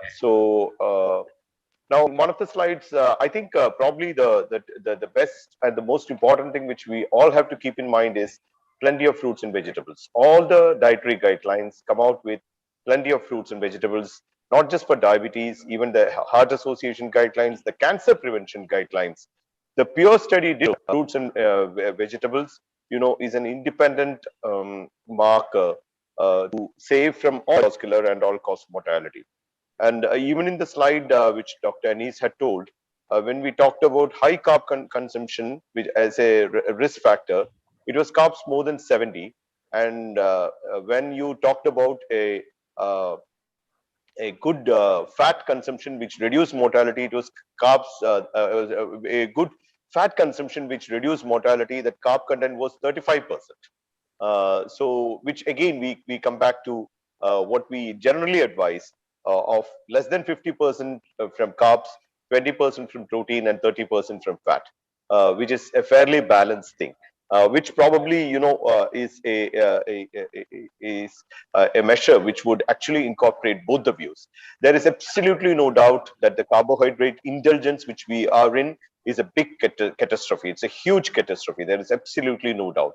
We definitely need to reduce the carbs. But are we going to replace that with saturated fat or exclusive fat and bring down carbs to a very, very low level is what is actually being debated. So there were very brilliant points from both of you, and probably the debate would still continue. But at the same time, a practical diet, we all will have to sit together and plan and give for our population, and in which some of the points which you both have raised are very, very, very well and valid. That we need the taboo on fat should go, especially on unsaturated fat, and that is definitely going to save lives. And the overindulgence also have to come down. Madam, would you like to comment something before which we can allow Anis also a minute or two to clarify, counter some of the points, if at all he wants, which Dr. Joe, his close friend, has raised. Yes, Dr. Srijit. All of them are talking about Mediterranean diet. So I would say that one man's nectar is another man's poison. So when you choose a diet, we need to look at the cost of the diet, the availability of the diet, and the acceptance of the patient. So that aspect has to be considered because most of the studies have come from the West. What about our coconut oil? What is your take on that? So I would suggest one of them to also talk about our coconut oil, because replacing coconut oil with olive oil is not an option for our general public. So go ahead, Anish. I'm sorely tempted by your keto diet, but I have my reservations after Joe's talk. Yeah, ma'am, point noted, except for the debate, what my conclusion will be that we should restrict our carbohydrate. There is no doubt we as an Indians have very high carbohydrate, especially, I mean, it's not Kerala alone. We always tell that it is South Indians who takes rice more, but you see that it is almost the same everywhere. So I think pan-India, we need to restrict the carbohydrates. And what Srijit sir told is also a point. When you look at the cross analysis of the Pure trial, what they found is up to 40 to 60 is the more than 60 actually increase it, and carbohydrate restriction up to 30 or 35 is going to increase the mortality. So I think if you can gap the carbohydrates up to 30 to 45%, that is which Joe was talking also about, the healthy way of ketone. So that is also known as a moderate LCHF, which I was putting out in the first slide. So what we need to do is a moderate LCHF. So that is a moderate carbohydrate intake and with a good quality fat. That is, with the fat what we should take is more of monounsaturated and polyunsaturated. And saturated fats, we are little biased also because we always tell 10%, but with the emerging trials, maybe we can keep up to a 10 to 15% and eat more amount of fruits and vegetables. This will be the practical solution for as far as I am concerned, or like what I could gather from the data, and this is what I would advise my patients. Then coming to the coconut oil strategy, ma'am, it has been years we still debating on, but we don't have a very strong trials, something like pure or anything else, and something medium chain and the long chain fatty acids. What we say, the coconut oil is something some short or medium chain, and the other one is long. But to date, we don't have very strong emerging data. So I think Srijit sir is there. I think IMA can take through, and we have a long-term data, or a dietary nutrition is one thing. We don't have data from Kerala also. So I think if you can throw more light on it, it will be very good. Or otherwise, most of the points which Joe told was also, there are some areas where we can use keto diet as a short-term tool for diabetes management. So that is still, we can use it, but we need to have a proper patient selection, and we should have a balanced approach, and whatever fat they should eat should be a healthy fat. Madam, yeah.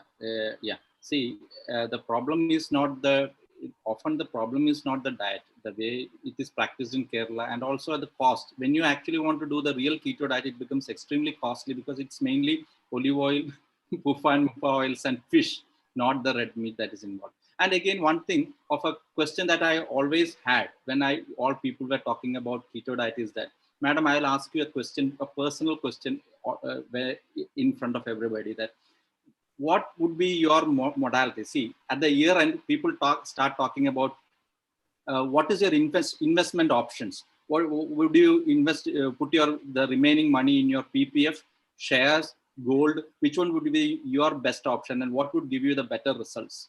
So that is an option, like what you talk about. So when you actually think of that option, if I answer that, see, Joe, I don't have anything remaining at the end of my year.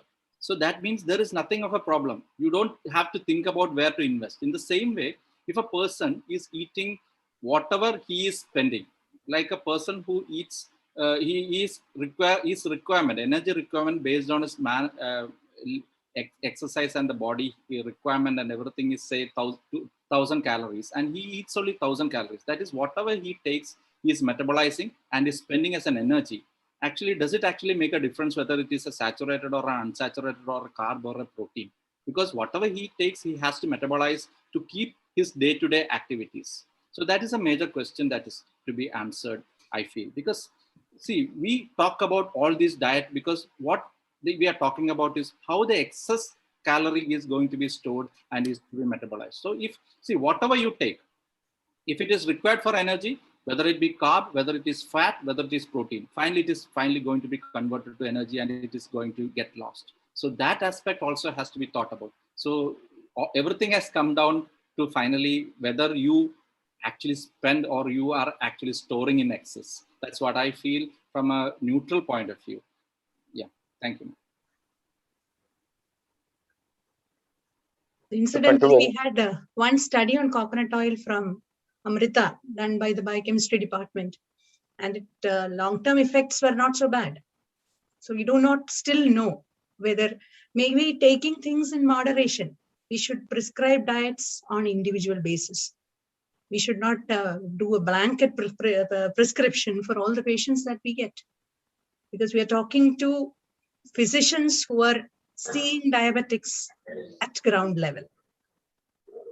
Madam, if I interrupt you, I always feel that only a professor who is working in medical college can do a trial on coconut oil in Kerala? Because see, there are certain restrictions, and see, doing a diet trial is very difficult because it's always. Dr. Joe, can we? When I deviating because we have to wind up also. Now, of course, diet lecture should have been, occupying much more space, but the organizers were actually enough to give us a lot of time, allowed speakers, two chairpersons, so we cannot be asking more. It's getting, we have to wind up the session also. So anyway, both of you, thank you very much. The session was excellent. I'll say just one line on coconut oil. No oil is bad as long as it's consumed within the calorie limits. And what we generally say is roughly around 1,000 to 1,400 calories, of which 50% from carbs, 20% from protein, and 30% from fat, plus minus tailor-made.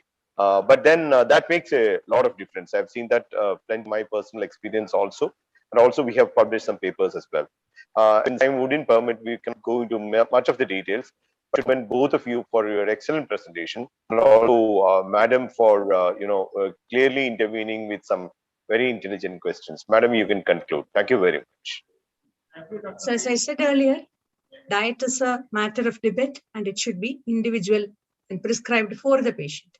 And each diet should have flexibility. Otherwise, adherence will be poor. Thank you very much. Thank you for the organizers for bearing with us for so long, and have a nice day. Thank you, Joe. Thank you, Anish. Thank you very much. And before I conclude, let me congratulate Harish, Syriac sir, Roy sir, and the excellent team from Pala. All of you, hats off to you for this excellent CME. Thank you very much. Bye. Thank you. One more thing, Dr. Joe is the son of past national president Dr. T.V. George. Yeah. So it was a very excellent session, Dr. Sri, Dr. Radha, Dr. Anish, and Dr. Joe. So we'll, without lunch break, we are going to the next session. Okay. Our next session is a panel discussion on early detection of lung cancer. For that, I would like to invite moderator Dr. P. Sukumaran sir. He was formerly head of the Department of Pulmonary Medicine at Kottayam Medical College and is currently the professor and head of department at Pushpadri Institute of Medical Sciences, Peruvalla. He has published many national and international papers and is a very well-known person among medicos as well as non-medicos. Welcome, sir, and kindly pursue with the panel discussion.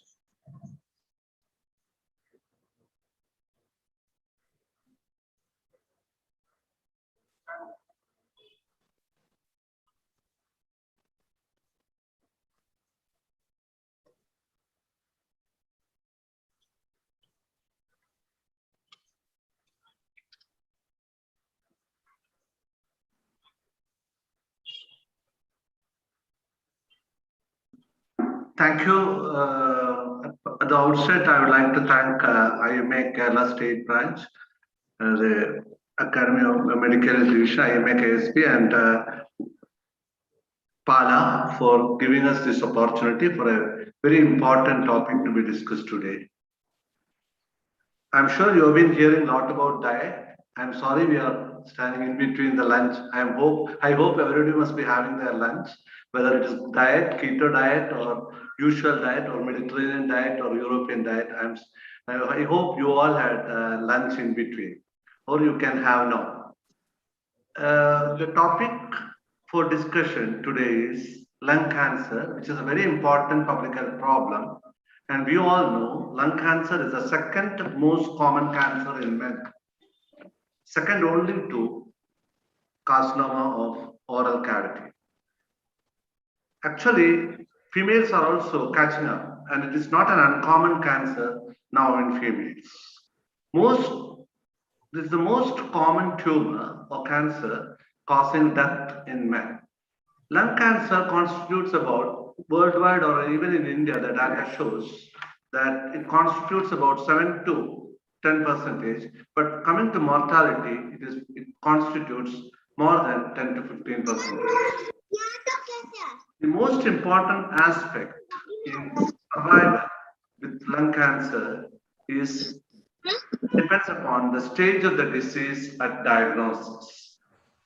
We know in practical sense, in the clinical sense now, we diagnose 80 to 90% of the cases of lung cancer in our practice are diagnosed or first seen in the third or fourth stage, where the chance of survival or 5-year survival is very, very, very low.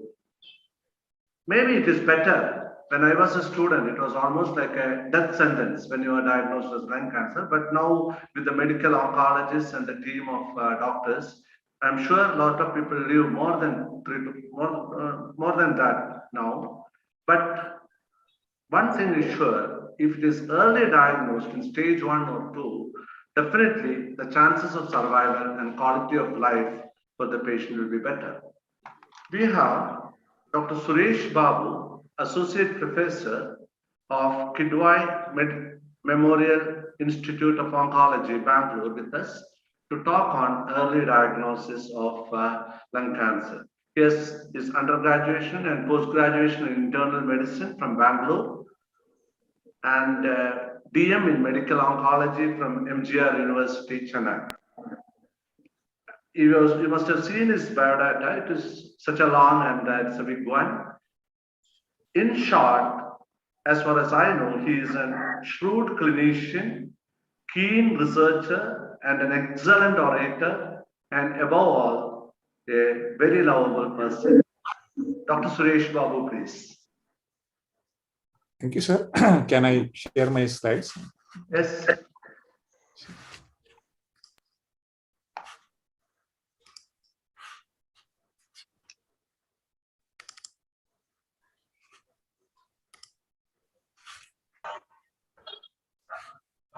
Can you see my slides, sir? Yes, sir. Yes, sir.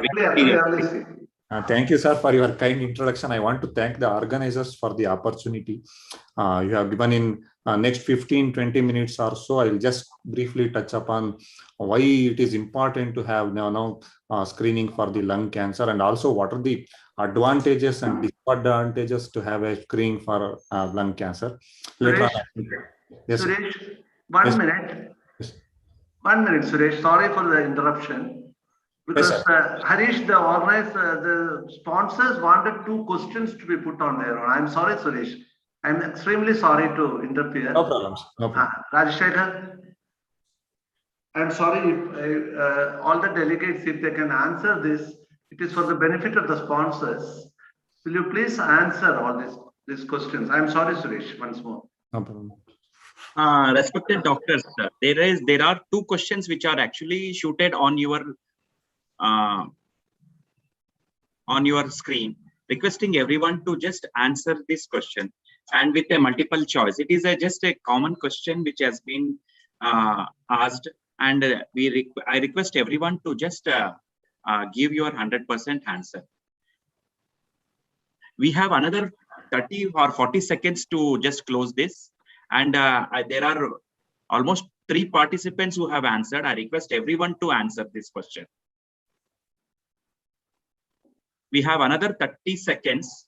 I request everyone to just answer these questions. There are 2 questions which has been shooted on your monitor.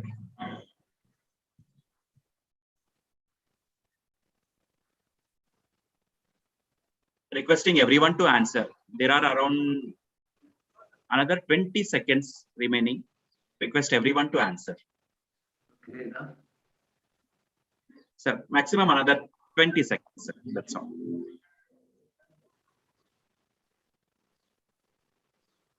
Hope everyone are answering. I request last 10 seconds, please.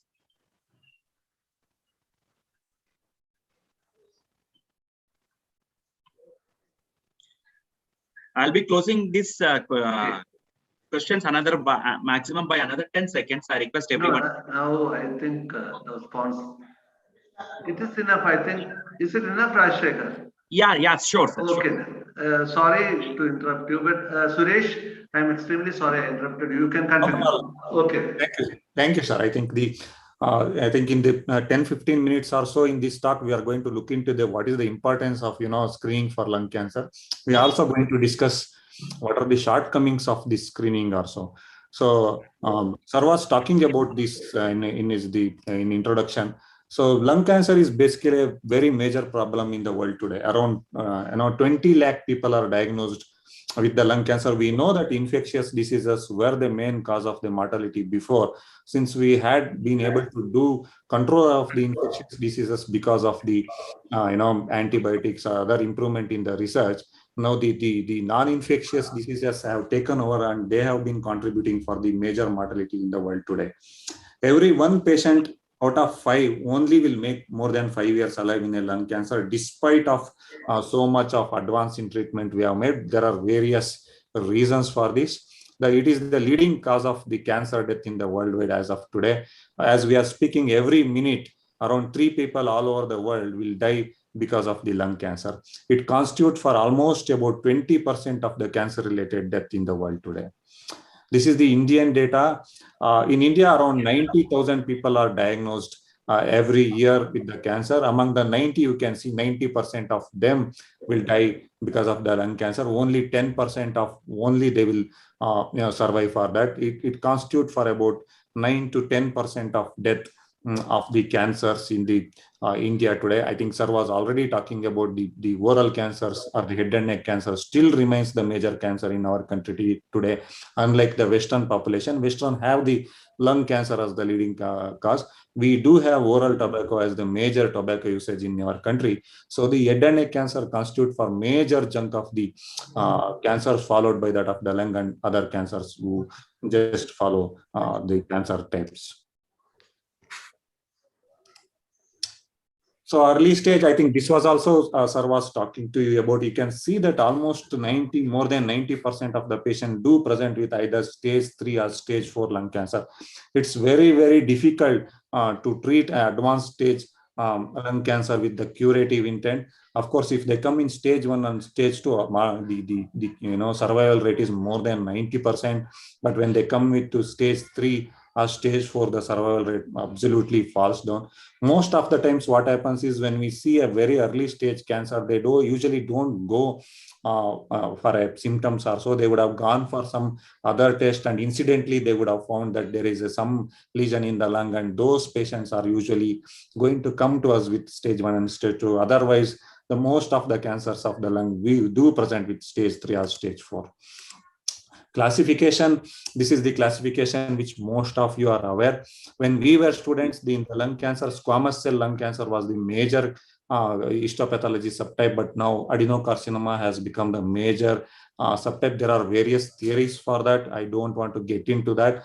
The other very important thing is small cell lung cancer, which is also very, very important part of the lung cancer. That's basically because small cell lung cancer carries a very high mortality and it's a very aggressive disease. If you find a patient with small cell lung cancer, it's very unlikely that he is going to be non-smoker. Small cell lung cancer mostly or commonly, most of the times is present in smokers. It's absolutely, you don't see a small cell lung cancer in the non-smokers at all. The clinical presentations of the lung cancer, if you see, the clinical presentations are usually persistent and deteriorating cough. They may bring blood in the sputum, hoarseness of voice, fatigue, weight loss, chest pain, shortness of breath, loss of appetite. If you see the symptoms of lung cancer, they are not something unique to lung cancer. They are symptoms like any other respiratory diseases. More commonly, if you see in the smokers, that is one of the disadvantage, because if you see the smokers and they have a persistent cough, or if they have chest pain or fatigability, they tend to think that it is probably because of the smoking, and they usually come to us in a very late stage. So they tend to neglect the symptoms, thinking that these symptoms may be related to something like a COPD or just have been smoking for a long time. This is one of the disadvantage. But anyway, in a patient with chronic smoking history, if he presents with any of these symptoms, we must also keep lung cancer as one of the differential diagnoses. So how do we diagnose lung cancer? There are various things in that. One is the scans. Scans are basically done to know the location of the tumor and also the staging. CT scan, MRI, PET scan, bone scan. However, now PET scan is being the most important diagnostic modality compared to other scans. Where PET scan is not available, CT scan and bone scans are done. Tissue sampling, need biopsy, either by or you can do a bronchoscopy or EBUS. But the very important thing is that we are now not doing most of the FNACs. We are trying to look for the tissue biopsy. That's basically because we tend to do more markers for the lung cancer. Though it is difficult, we always try to pressure and try to do tissue biopsy rather than doing a fine needle aspiration in the lung cancer. Even if we find FNAC before starting treatment, we want to have a sufficient material to do other molecular or laboratory tests. So we prefer doing a tissue biopsy rather than doing a FNAC in lung cancer. So why lung cancer is diagnosed very late? There are various reasons. One of the reasons is that misdiagnosis that basically happens more common in our country, where we deal more of the respiratory related infections, especially the tuberculosis. And we don't have a guidelines to screen high-risk patients. In India, we don't have any screening guidelines. A lack of awareness among the patient and acceptability of the patients for the lung cancer is again one of the biggest problem to diagnose lung cancer. So the patients with the warning signs of lung cancer, most of the time were misdiagnosed as a tuberculosis. If you see, this is one of the study which was done in AMS. About 20% of the patients in the study were misdiagnosed as a tuberculosis, and later they are found to have a lung cancer. This used to happen because in our student days, we know that we used to start the patient on ATT empirically when we are not able to come to any conclusion, because the tuberculosis has been such a major disease burden in our country. But when we are starting like that, we should not forget there are also other diagnoses we should not miss. This is again the chart which is showing the various studies across the India.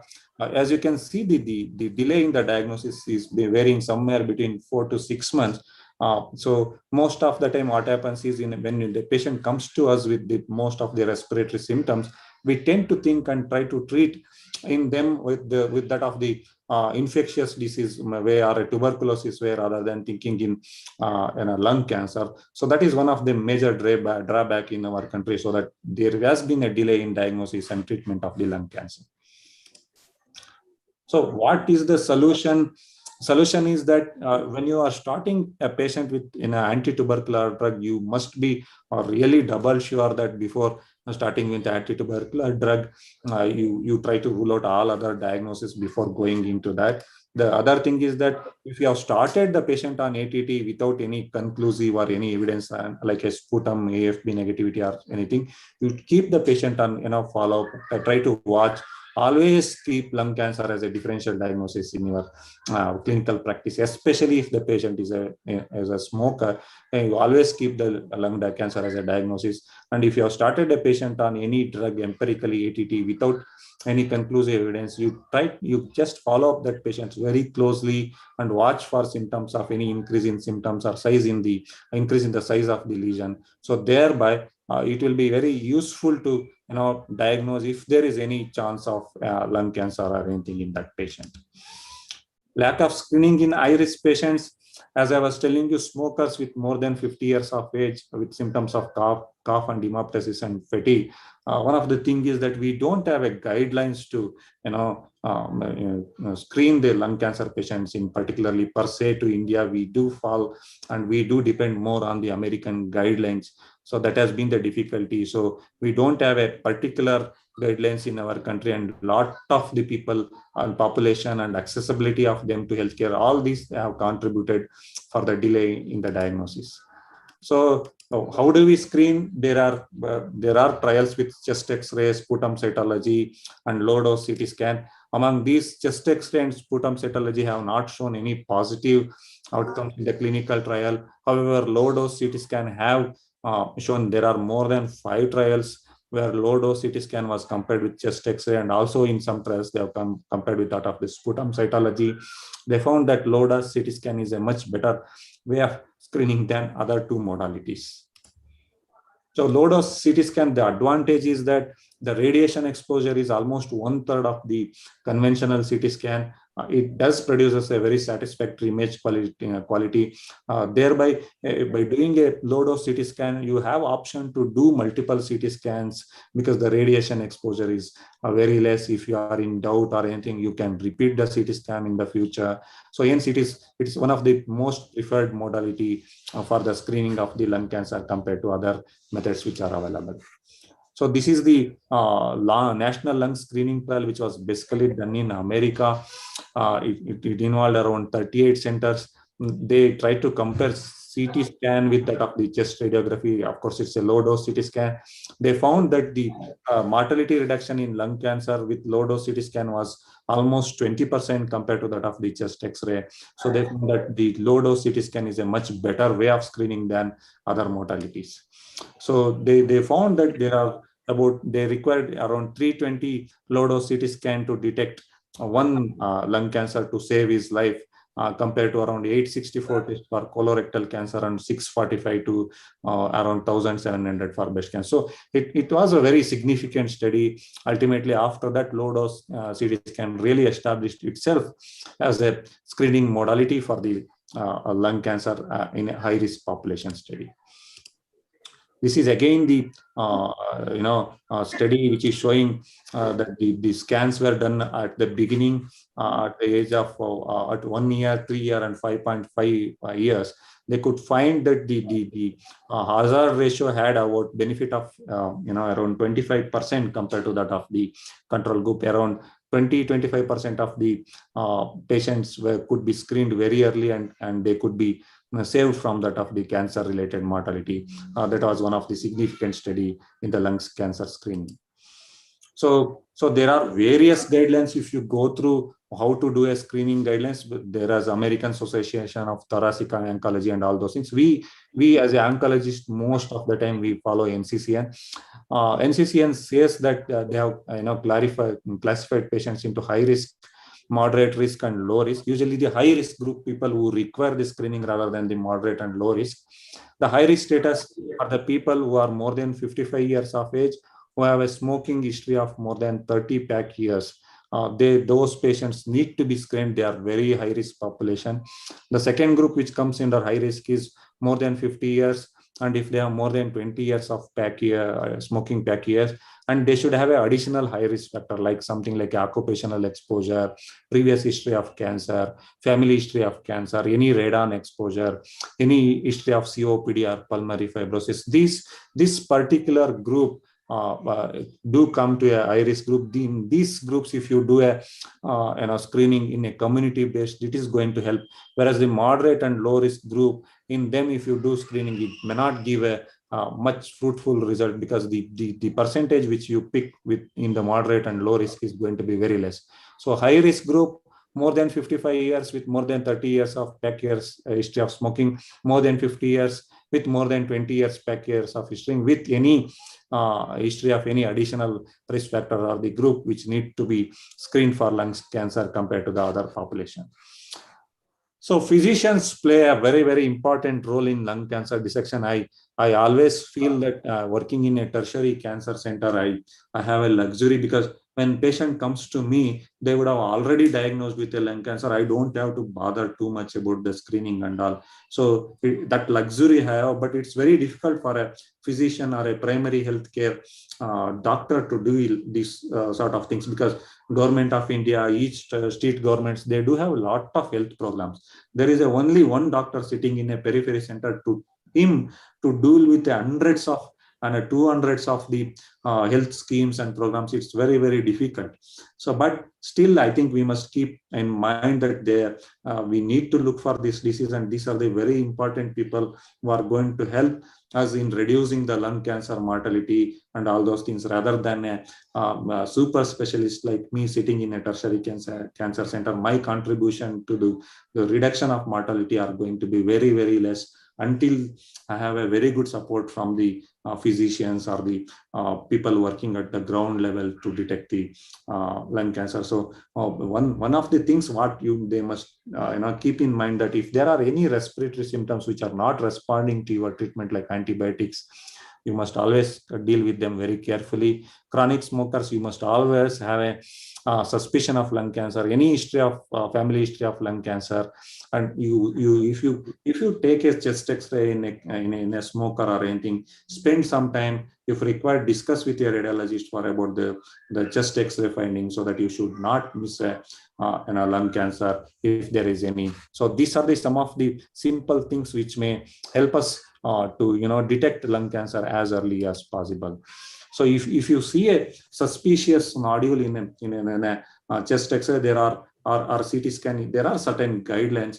If the nodule in the CT scan, if it is 5 millimeter or less, it's unlikely to be malignant. You can do a next CT scan maybe in 12 months or so. If it is 6 to 7 millimeter, you can follow up and do the things in 6 months. If it is 8 to 14 millimeter, maybe you must do a CT scan after 3 months, or you can do a PET CT or a proper CT. But if you find any nodule which is more than 15 millimeter or larger, immediately you go for a proper CT scan or PET scan. So these are some of the things which are recommended, that basically that if any nodule more than 8 millimeter is there, then that nodule need to be addressed or dealt in a very cautious way compared to that of the small nodules. That is what the guidelines of the NCCN says. The lung cancer screening issue is that there is no screening guidelines for non-smokers. What I was talking to you about, the high-risk smoker, even in a moderate or low-risk smokers, there is no guidelines. It's not going to help. We do have a very, very, very big burden of non-smokers also coming with the lung cancer. And cost effectiveness of doing a low-dose CT scan, like in a country like India, where the accessibility to the CT scan and those investigations are very, very so less. So there is a gap in that. So what they are coming up with, they are coming with something called as artificial intelligence, which is a preformed computer programming through which chest X-ray only can be combined with artificial intelligence, so that we can diagnose a lung cancer in a much more earlier, where there are a lot of trials with artificial intelligence. Maybe in few months in the future, we may come out with artificial intelligence combined with chest X-ray. Thereby, we can detect lung cancer early, even in a very moderate or primary centers of the healthcare. So why we should detect a cancer in an early stage? This is what I was talking to you about. Even a chairperson did talk about. If you find the case in a very early stage, you can see the survival rate is somewhere around 90 to 60 to 50% if it is stage 1 or stage 2. But when you come to stage 3, the survival falls to about 30%. If it is a stage 4, then the survival falls to almost a single digit. So this is one of the things that why we should detect a cancer in a very early stage, so that the mortality can be very much reduced if you detect as early as possible the lung cancer. So what is the solution? Solution is that we don't have a screening guidelines. Each institution, the regional cancer centers do have a epidemiology department in their own wing. They have formed their own guidelines. I think they can make a guidelines on their own, relating to that particular region. This thing, we are trying to make a national guidelines, but still it is going to take a lot of time. And the other thing is that we must be aware about the patients, because sometimes what happens is some people, they do a scan on their own because of the commercialization of the diagnostics and all those things. They do CT scan on their own, they do what they want, and they come to us. So that we should not encourage such sort of practices. We must stick to guidelines. If patient approaches to us, we must tell them what is the high risk and whom we should do a screening for a lung cancer. If we do a screening, how many years they should be followed up, everything to be told. As I was telling you, if you do a low dose CT scan, the exposure of radiation is much less. You can do at year 1, year 2, year 3, and then 5.5 years. That's how it has been done in a clinical trial.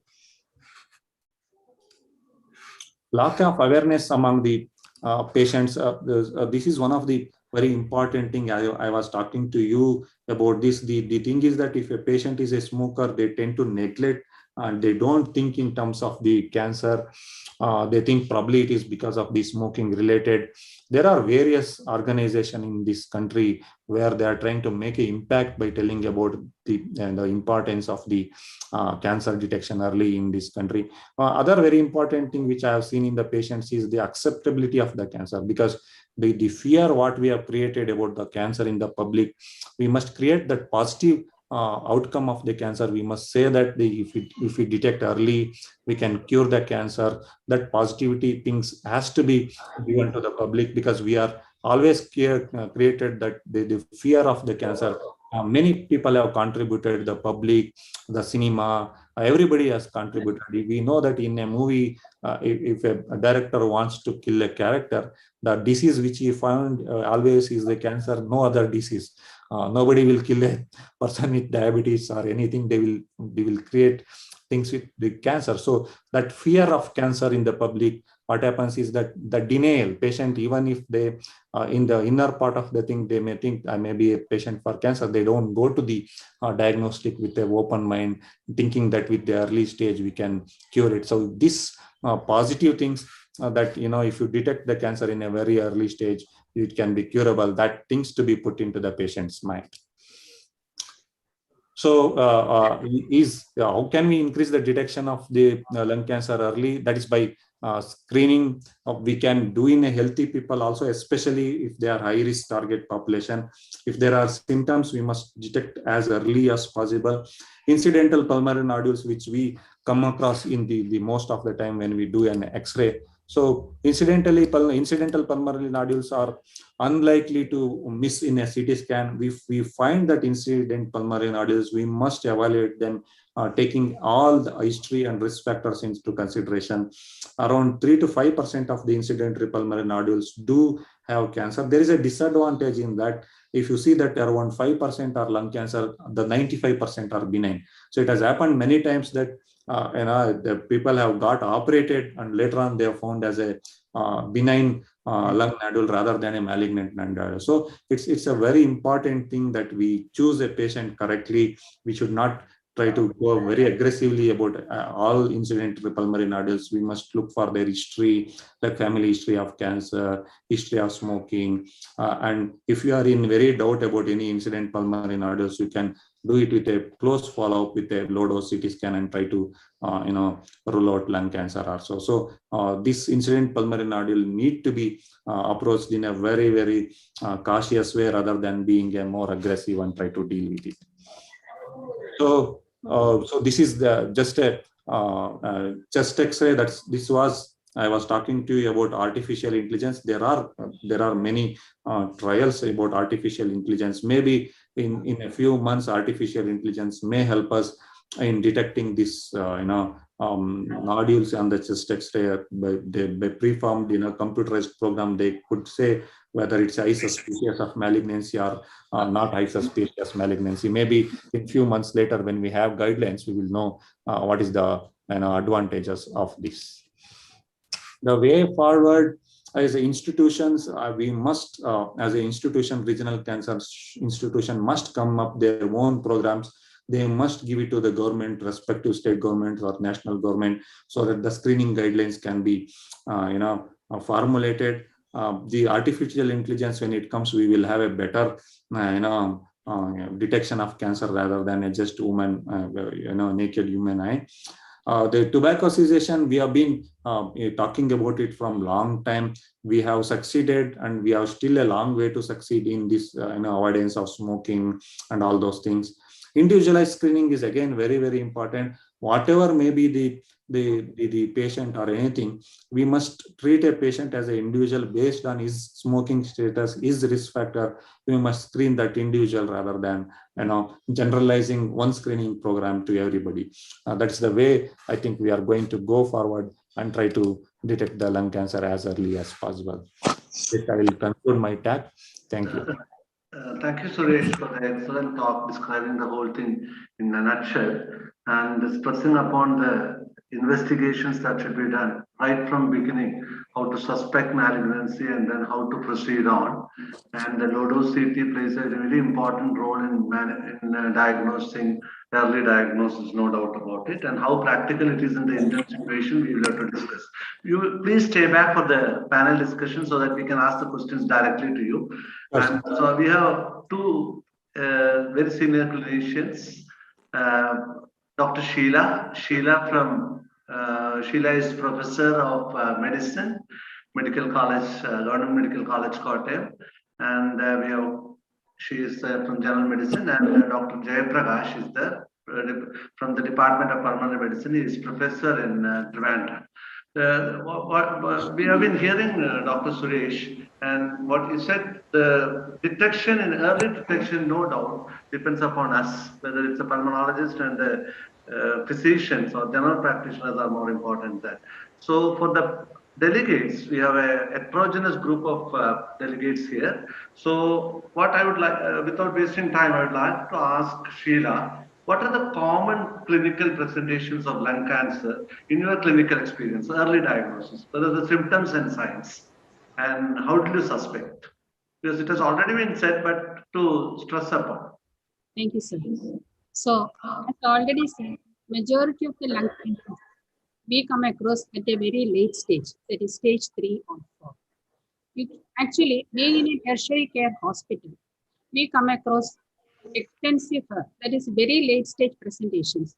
So it may be because of the local infiltration or because of compression of the nearby organs, distant metastasis, or maybe due to paraneoplastic manifestations.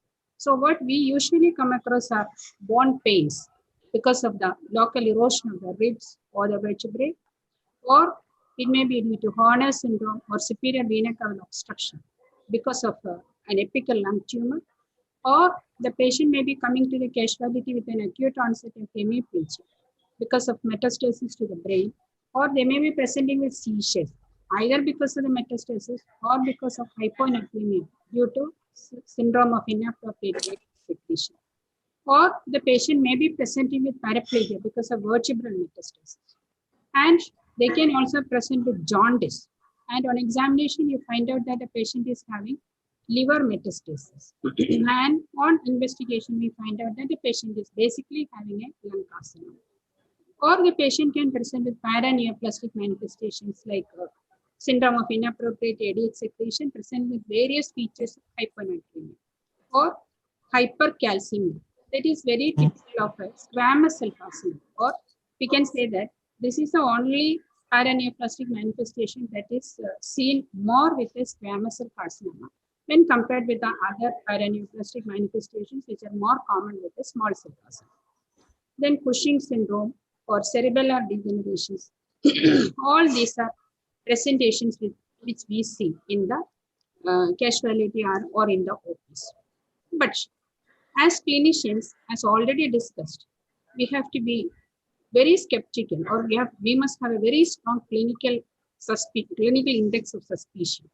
So high-risk patients should be always looked for evidence of early cancer, because early cancer detection is going to improve the survival of the patient, or we are going to prevent them die at an early stage. So majority of them may be smokers.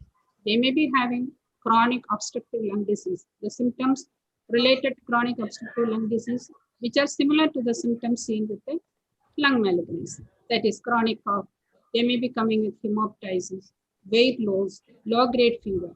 These are common to chronic obstructive airway diseases, pulmonary tuberculosis, as well as malignancy. So, any change in the symptoms should raise suspicion. That is, the change in symptoms means exacerbation of COPD, which is not responding to the usual lines of treatment, or there is an unintentional weight loss, or hoarseness of voice, or new onset of hemoptysis. In these cases, you have to be very skeptical, and you go with diagnostic approaches to find out any evidence of malignancy. Nowadays, in this post-COVID era, or in the COVID situation, I must say that we are coming across incidental lung nodules because of the CT tests are taken much more frequently following a COVID pneumonia in any patient. So incidental lung nodules are also we are coming across. So these are the usual presentations that we see. Or nowadays we can say that we are able to pick up stage 1 disease because of the increased CT chest taken following a post-COVID. In clinical practice, what Sheila said was, we will be finding out only cases which are advanced. Actually, it is very difficult. Now, routine screening only if somebody goes to Gulf and takes an X-ray or CT, that time you may find. Now, with COVID, maybe we are doing more CT and we may suspect. But the most important problem, what Dr.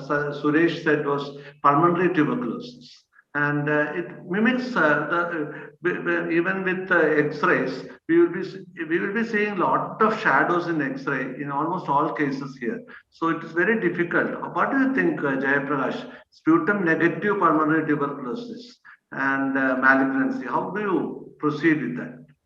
Because that's a very common situation. Yes, sir. That's a very what Suresh also said, 20% more. Even I had I had a lot of bad experience with positive tuberculosis turning out to be malignancy. I was consoling the patient, you will be all right. And after 6 months, I saw hepatic metastasis and the shadow was reducing also. So a lot of positive also, be careful here now. Sir, that's a very important question. Then I will start from Dr. Suresh Babu sir and Sheila Madam has mentioned. Suresh Babu sir has pointed out that tuberculosis should be there is 20% in the AIM study. There can be wrong diagnosis. Sheila Madam also said the symptoms are common in both tuberculosis and bronchodilated carcinoma. So as sir pointed out, there are 4 points we should remember related to tuberculosis and bronchodilated carcinoma. Number 1. Both the disease share the common symptoms: cough, expectoration, sometimes hemoptysis, loss of appetite, and loss of appetite. So number 2, the radiology also, as sir pointed out, the radiology can be actually similar. Previously, there was a saying that any shadow in the X-ray can be tuberculosis and the patient can be started on anti-TB. But that has to be changed. The undergraduates, the basic doctors has to remember that there is a possibility of bronchodilated carcinoma also. Number 3, in old age group, especially in old age, both the diseases are prevalent, both the diseases are common. And as Sumar sir pointed out, there can be a coexistence of tuberculosis and pulmonary, tuberculosis and bronchodilated carcinoma. So these 4 points we have to remember. And one thing we have to remember is symptoms can be common and the radiology can be common. So when there is a patient who is sputum negative for tuberculosis, one should be very careful of. I think Suresh Babu sir has pointed out in his talk, we should be careful of starting anti-tuberculosis. You have to investigate in that patient for at least for ruling out the possibility of bronchodilated carcinoma or even in coexistence. Whenever there is an X-ray which is showing a hilar prominence or a lesion which is suggestive of a mass lesion with a rib erosion, and evidence of a collapse or evidence of a massive pleural effusion, or an lesion which is not adequately responding to anti-tuberculosis treatment initially in the maybe in the intensive phase. At least you have to keep the possibility of a bronchodilated carcinoma. That patient has to be investigated in detail to rule out the possibility of a bronchodilated carcinoma. That's because always think of malignancy also, as he correctly pointed out. Undergraduates, we have been taught that cough more than 2 weeks to rule out tuberculosis. There is no doubt tuberculosis still is the most important treatable disease. So we have to rule out tuberculosis, but remember that there is a problem also. Dr. Suresh Babu, you said low-dose CT is a very good one to screen. But I have my reservations because if you go on taking CT, I'm very sure if you take a CT on me or anybody, there will be some shadows, and will it not create a problem for the patient, whether it's an advantage or a disadvantage in our situation where tuberculosis infections are so common, you have some scars everywhere or some nodules everywhere. So patient will be quite worried about it. What do you think about it? Absolutely. There are advantages and disadvantages in our situation. Absolutely. I think when the guidelines from the American group came, even American group is not without confusions. So Americans, they do have a very less infectious disease and they have confusion. Then you can imagine what is the position of our country. We are dealing every day with the infectious diseases. I think the disadvantage, what I told you in one of the talks around, I told you that we are missing 20% of the cases. There are studies which have said around 20% of the cases we have undergone, pneumonectomy, though being not a lung cancer, and they have found ultimately as the, benign nodules, and unnecessarily the part of the lung is lost. The studies are also there. Another thing is that when you say a patient that it is a suspicious nodule and something looking like a cancer, the anxiety, the psychological, the dilemma, the tension you give to patient and his family, they do have a lot of impact. These are all have been studied. That's why in the country like India, the screening programs, still low dose CT scan has been not made as a mandatory thing. So we do discuss in a scientific program. That's basically because in a very highly suspicious individual, very individualized patients, we can do that. We cannot do this for a common public and try to do, then we'll be in a much more confusion, and we will be landing up in much more anxiety and all those things. I agree with your points. One thing I would like to ask, whether we should go for low dose CT or we will just wait. So low dose CT in a patient, as I think Sir was also telling in his talk, that if a patient is having more than 30 pack years of smoking and very strong symptoms of cough and all those things, and symptoms are not subsiding with the ordinary antibiotics, rather than sticking only to the X-ray in them, probably we can go for CT scan rather than generalizing to everybody. And another point I would like to add is in India, COPD is almost, ladies are catching up. We have got a definite non-smoking COPD, which is very common. And don't think it's almost 1:1 now. And they have also to be thought of when they come, because COPD is a risk factor. Tuberculosis itself is a risk factor because it produces fibrosis and all. So all these are risk factors for malignancy. So we will have to view all the patients with suspicion, and you have to rule out, because if you detect it early, as Suresh said, they would have a good quality of life and survival. It's very important as far as the patient is concerned. Sheila, in one word, what do you think? What are the factors associated with late diagnosis in your practice, in clinical practice, in Medicare? As it was already told, one is the lack of awareness among the patients itself.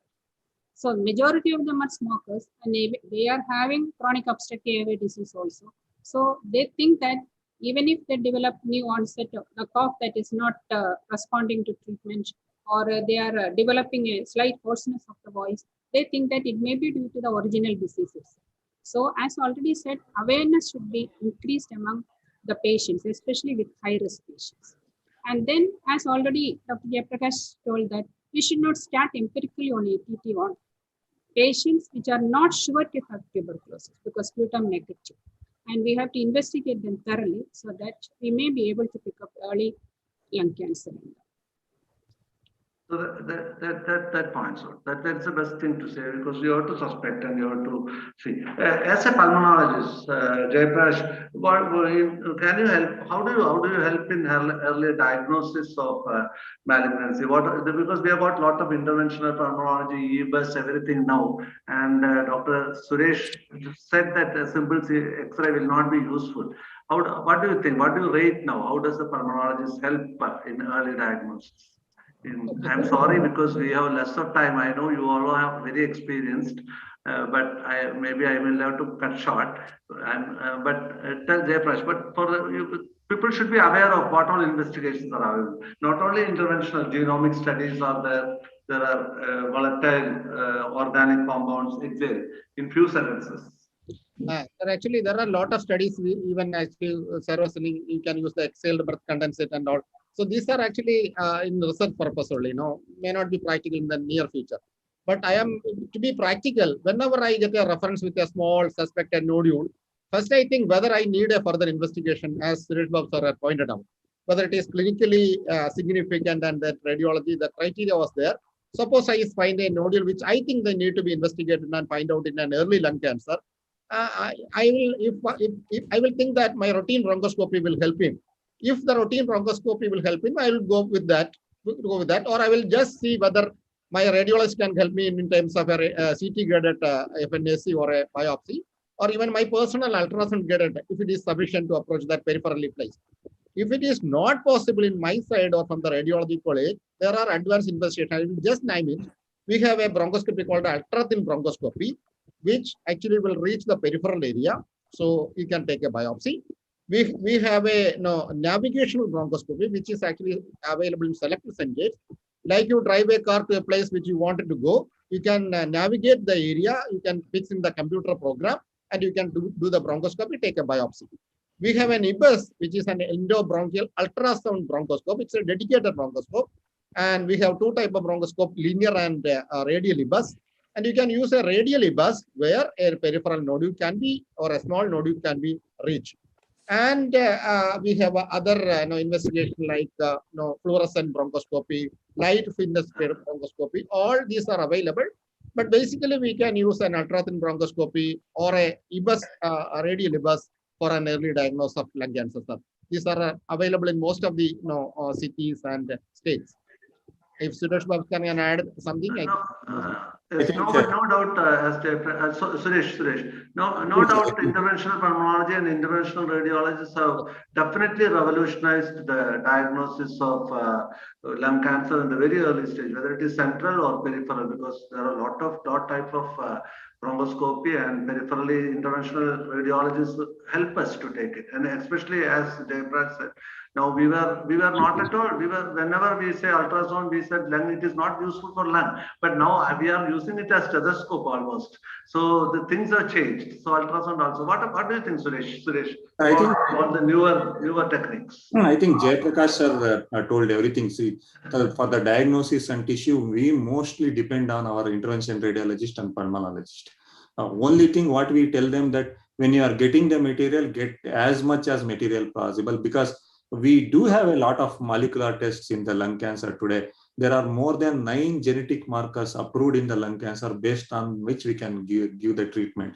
So for that, all those tests we require a material. So that's why we tell our pulmonologist or the intervention radiologist to get as much as material possible. It's not only that if a patient is having any recurrence or a progression, again we go for a rebiopsy to see whether the molecular markers from the initial lung cancer have they changed now and all those things. There is a talk about the next generation sequencing where we diagnose circulating DNA, RNA lung cancer, but we usually do it in a very, very advanced lung cancer. Basically, in early lung cancer, that shedding of RNA will not be so much in the blood. So if you do next generation sequencing, you may not get the material. But if it is in a stage 3 or stage 4, if you do NGS, I think you will get a very good material. We have done in a lot of cases, especially if a patient has progression or recurrence. So these are some of the way where we try to diagnose a lung cancer.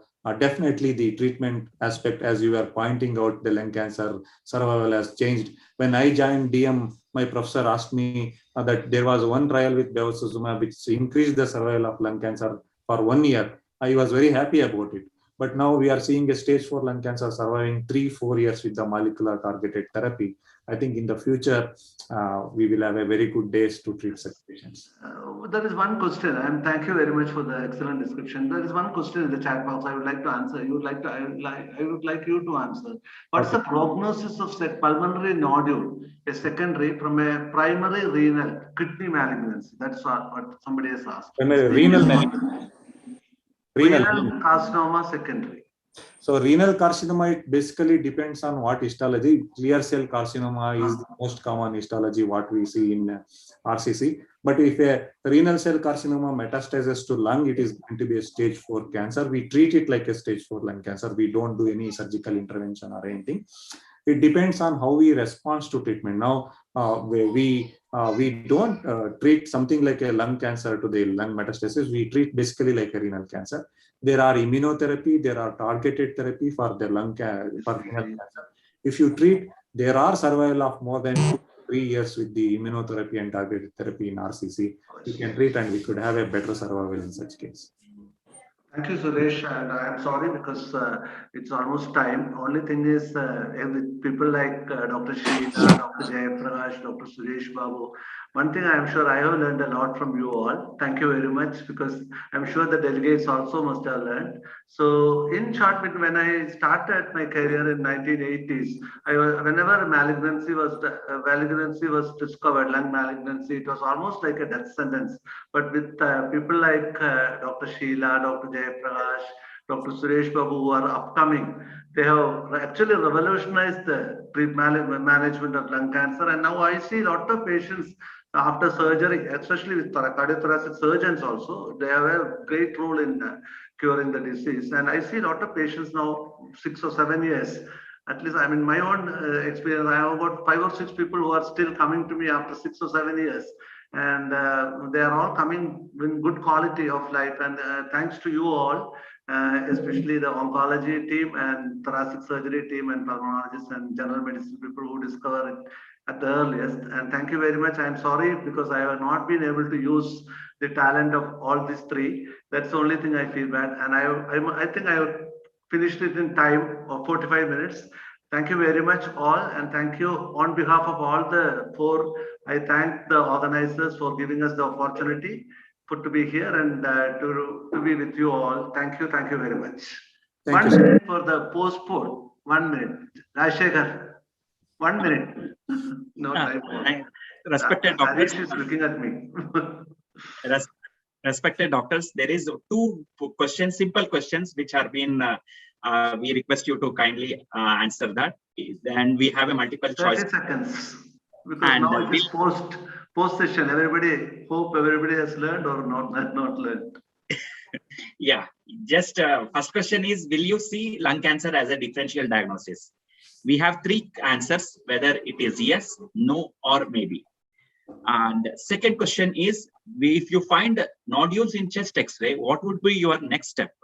Whether you refer to pulmo, whether you refer to oncologist, or you will give a simple symptomatic treatment and observe. I request everyone to just participate. We have hardly 30 seconds. That's all. I'll not take more than this. I request everyone to just give either one of the answer. Okay. We have 23% who have been participated. I request everyone to participate, please.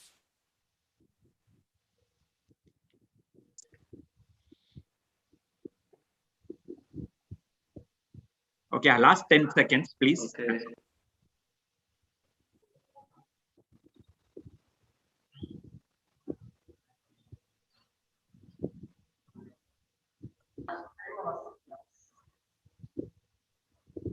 Okay then.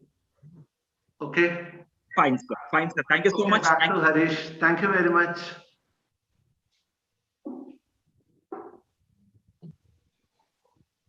Thanks, everyone.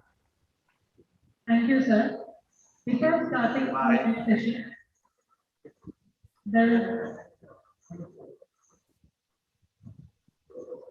thank you, Suman sir, Dr. Prakash sir, Sheila madam, our next speaker from Bangalore, Dr. Suresh Babu, for an excellent session. So, thank you, sir. Go for the next question. before we go starting our next session, there will be 2 minutes presentation by the drug companies who have sponsored the program. It was supposed to occur during the lunch break, but because of the inadequacy of time, we are posting it now. It will be just for 2 minutes and it will be off to our next session soon.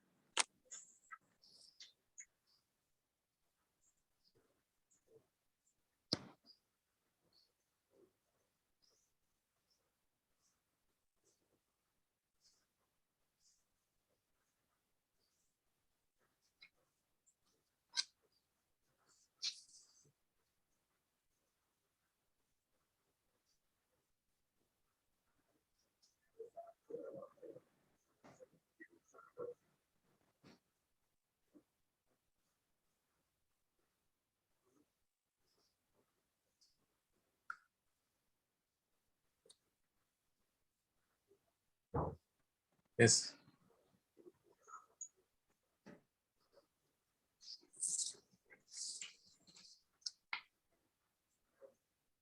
We are going to our next session on erectile dysfunction by Dr. Deepak K. Jumani.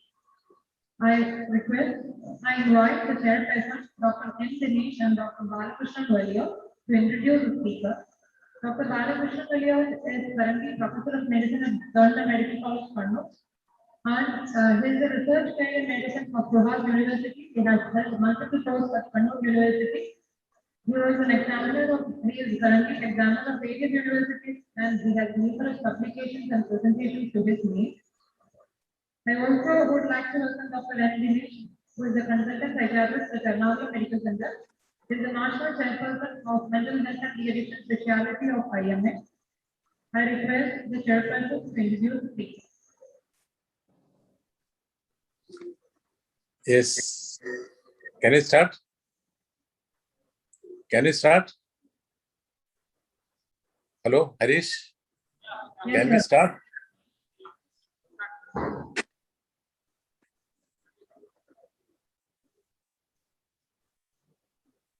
Hello, madam, can we start? Yes, sir. Kindly unmute, sir.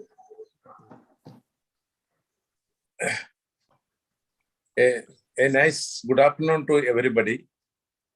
The next section is the erectile problem and also the treatment with the erectile problem, whether it is the erectile dysfunction and whether it can be treated also. So that's a very important topic. Even though it is not patients are not coming obviously to doctors or giving more propaganda about these things, but a lot of cases are there coming to the doctors and lastly to psychiatrists also related to this. This is a problem affecting the middle-aged and aged people usually. See, that is between the 30 and 79 years, people are more affected. In these studies show that the testosterone level seems to be low, that is below 300 milligram per deciliter.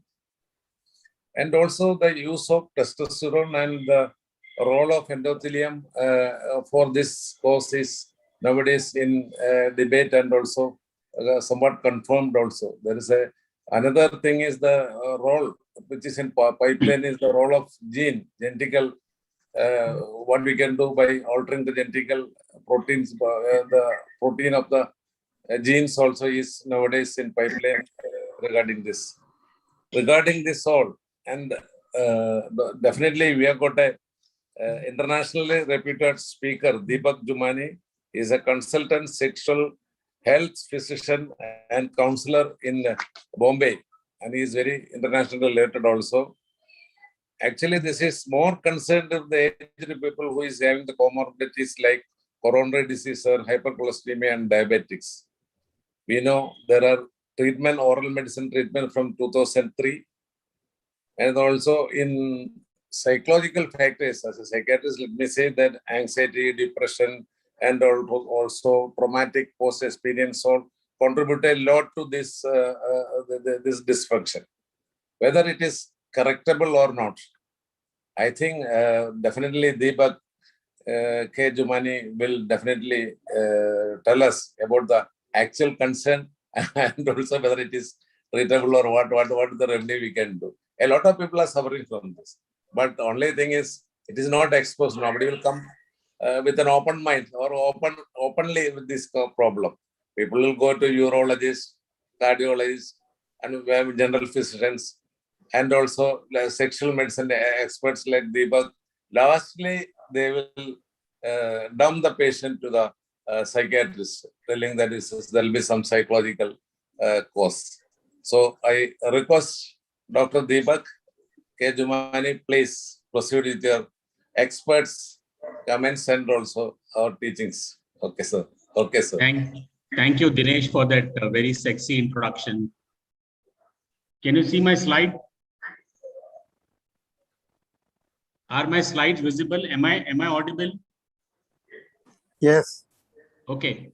At the outset, I thank Dr. Harish Kumar very much from the bottom of my heart, and all the members of IMA AMS Kerala State for the honor of inviting me here to share my views, thoughts, concepts, and passion of the most important male sexual dysfunctions, the erectile dysfunction.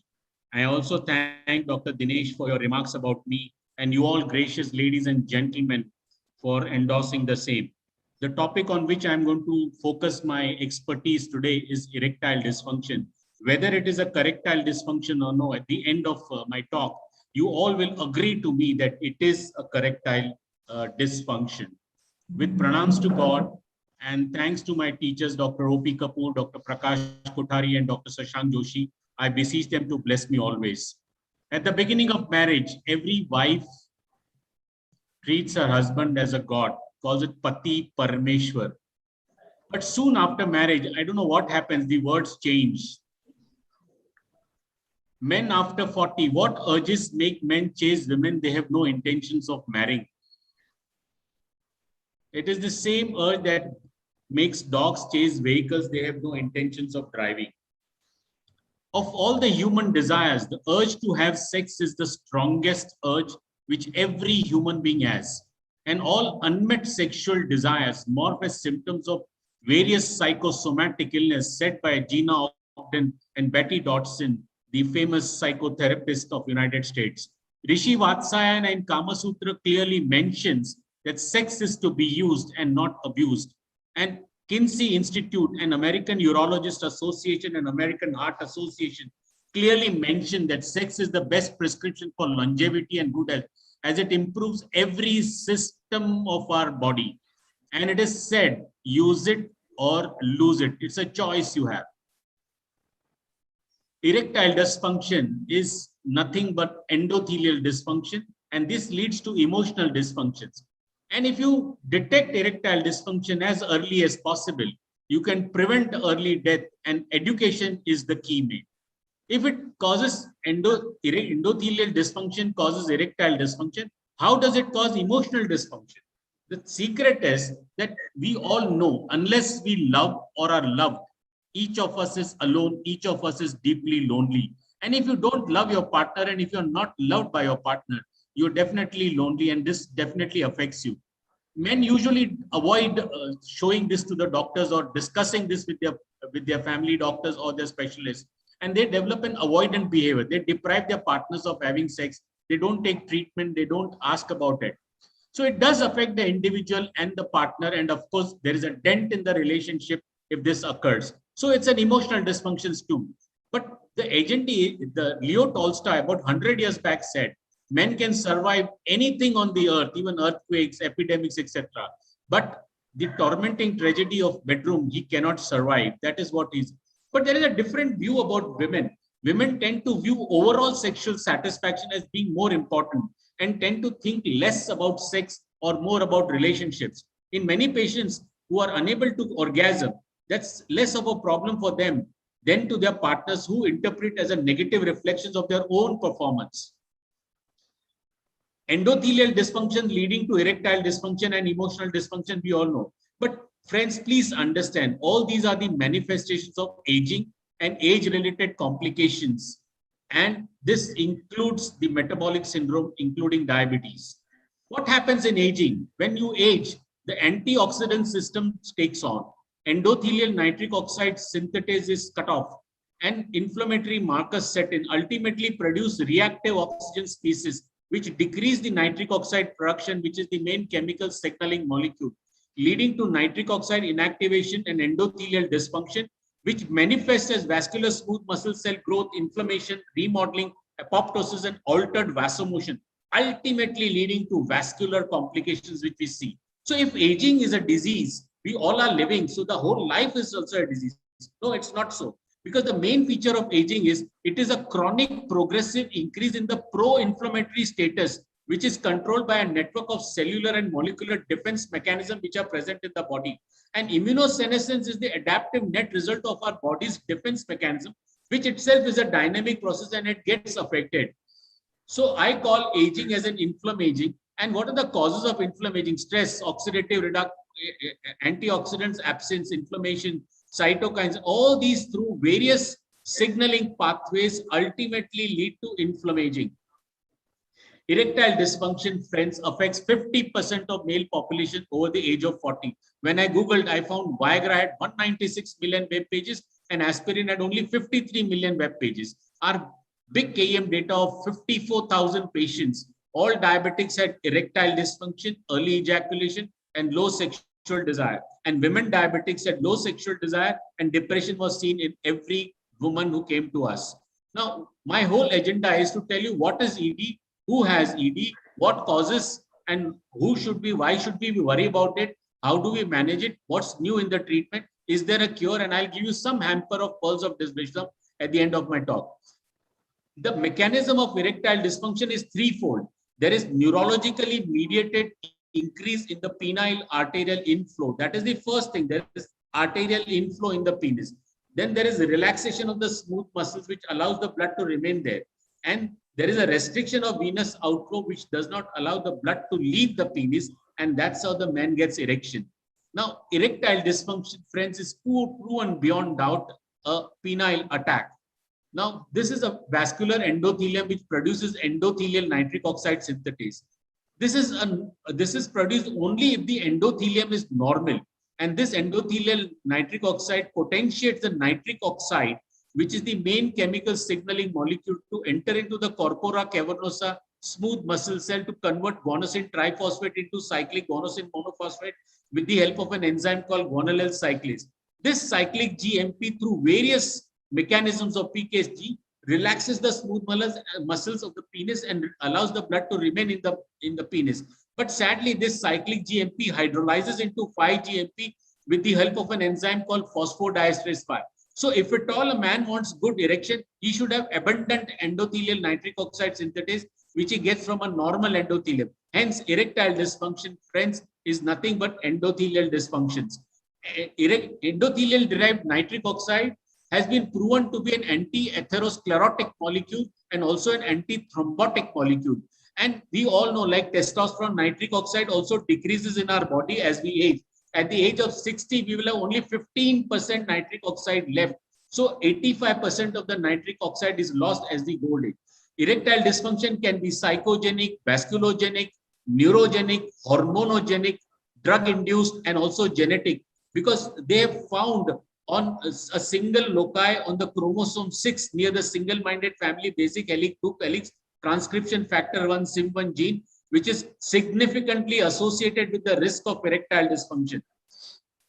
Erectile dysfunction, friends, is the barometer of men's health, because most of the diabetic, hypertensive, obese, and dyslipidemic patients all have erectile dysfunction. So it's a barometer of, now, cigarette smoking has been proven to be, the youngsters today have got freedom, they've got a lot of money, they have got internet at their disposal. So endothelial dysfunction also is affected in them by smoking, because there is reduction of nitric oxide. Excessive watching pornography in youngsters has also proven to be leading to endothelial dysfunction, because there's a molecular switch during addictions. A beautiful study called female study. Look at the mnemonic: female experience of men's attitudes to events and sexuality. Now, this is a study of all the women whose husbands had erectile dysfunction. And what did they say? Some women felt that they can obtain sexual gratification even without good erections. Some women questioned about their own attractiveness. They felt that they were not attractive enough for their partners to get turned on. Some women felt that the partners had some problem or some infidelity or extramarital affairs. That's why he was not attracted towards me. Some questioned the worth of relationship to be sustained. They opted for divorces. Some women felt that it's okay, it can be avoided, nothing wrong in it. But all of them agreed that their quality of life was affected. There was frustration. There was a sense of inadequacy, self-blame, and insecurity.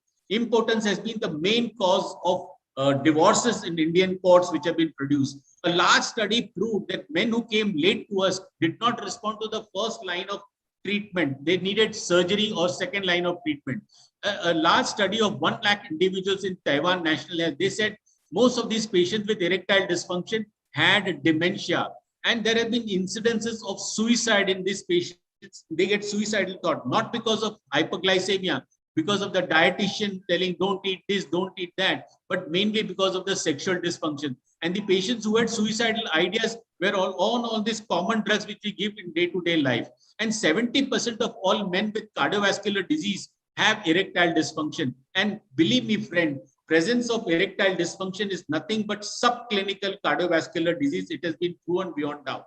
And my friend Kumar Bhatia studied, and he found that onset of erectile dysfunction preceded the symptoms of coronary artery disease by a period of 2.5 years. So when you diagnose erectile dysfunction as early as possible, especially in young people at the age of 30 who have a family history of metabolic syndrome, you can predict that after 3 to 5 years, he may get coronary artery disease. So you have a window period of curability where you can change his lifestyle, counsel him, and retard the onset of critical events like myocardial infarction or stroke in them.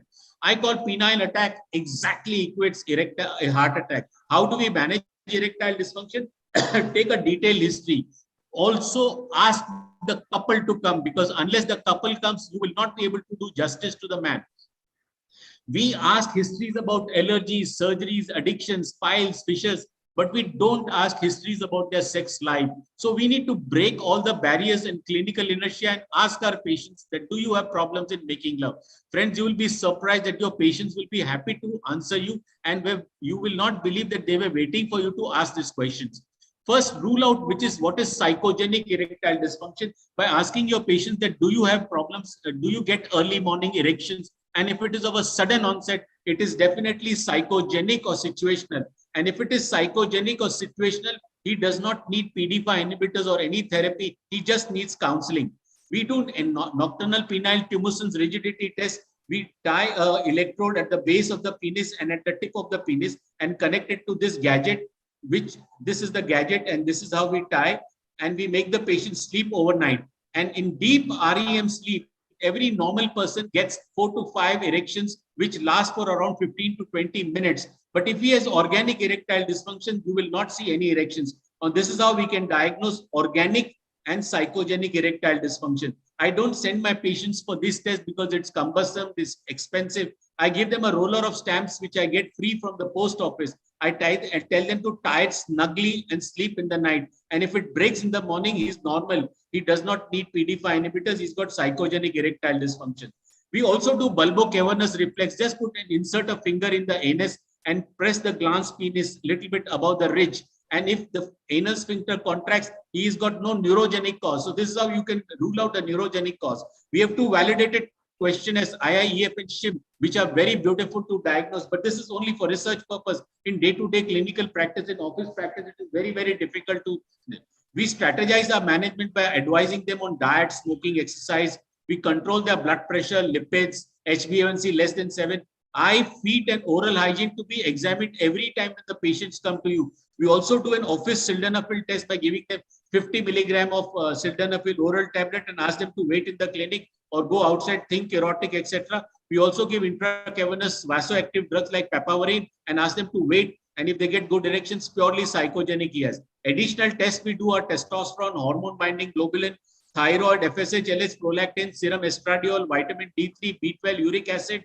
We do the sonography of scrotum and Doppler studies. We have serum PSA in free and total. If we have to give them testosterone, we do digital rectal examination, and lastly, Regi-scan.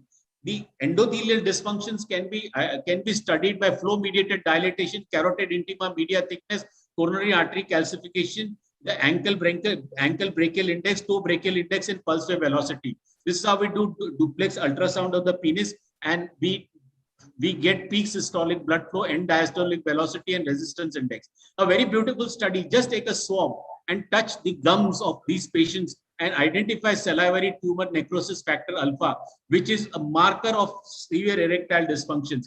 A CBC, if your platelet and lymphocyte count ratio is about 105, he's got mild erectile dysfunction. If it is 116, he's got moderate. If he's got 136, he's got severe erectile dysfunction. So just by looking at a plain CBC report and do a mental calculation of total platelet and total lymphocyte ratio, you can come to diagnosis of erectile dysfunctions. A very beautiful study, skin autofluorescence, advanced glycated end products now can be identified by skin autofluorescence. Just keep a hand on this gadget and you can know through skin autofluorescence the amount of advanced glycated end products, and this is a marker of erectile dysfunction in these patients.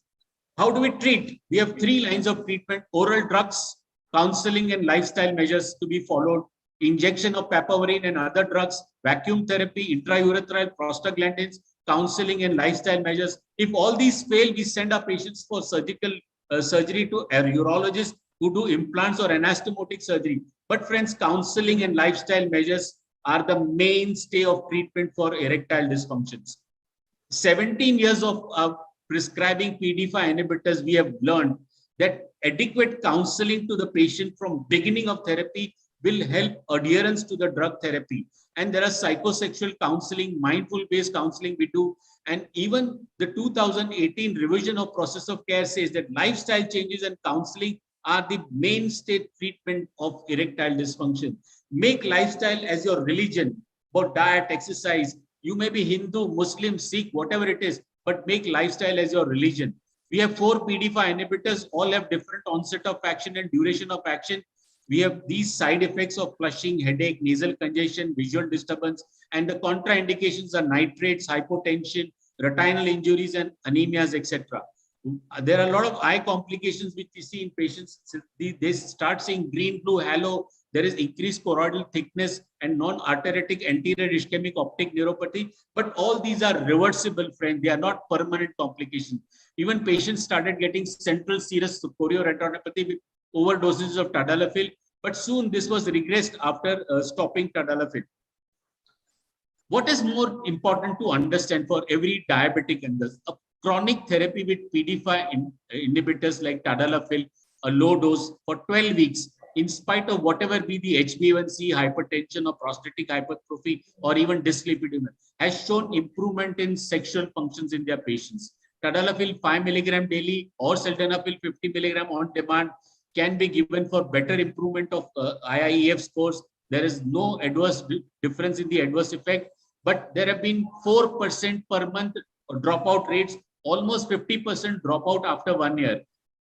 Monotherapy with tadalafil was compared with tamsulosin for patients who have got lower urinary tract symptoms, and there were no changes at all. The symptoms were all the same. This combination improved the IFPSS, BPH impact index, and also quality of life, international index of erectile function, and Qmax. This tadalafil low dose helped a lot in our patients. Several randomized double-blind control studies have been there for this. Long-term treatment, maximum you can give for 18 to 24 months continuously, 5, 10 or 20 milligram. We have now orally dispersible pills which act very fast in 10 minutes, and there are less side effects with this. So what is new? The new drug which is now come out is avanafil, 100 or 200 milligram. The onset of action is 15 minutes, and it has got less PD6 and PD11 inhibition, and the half-life is just 5 hours. So the advantage is you can give this drug to patients who are taking nitrates. Only ask them to skip the nitrates on that day. So if you ask them to skip the nitrates, they have no nitrates in their blood, and you can give them avanafil, which goes away from the blood within 5 hours. So there is no lingering effect of the drugs, unlike tadalafil or the other drugs. So what is in the pipeline? We have 3 more drugs which will soon hit the market. SLX2101, mirodanafil and lodanafil, already available internationally, but they have very good results, less side effects, etc. So they have also tried topical glyceryl trinitrate in the treatment of erectile dysfunction. A randomized crossover study showed beautiful results with it.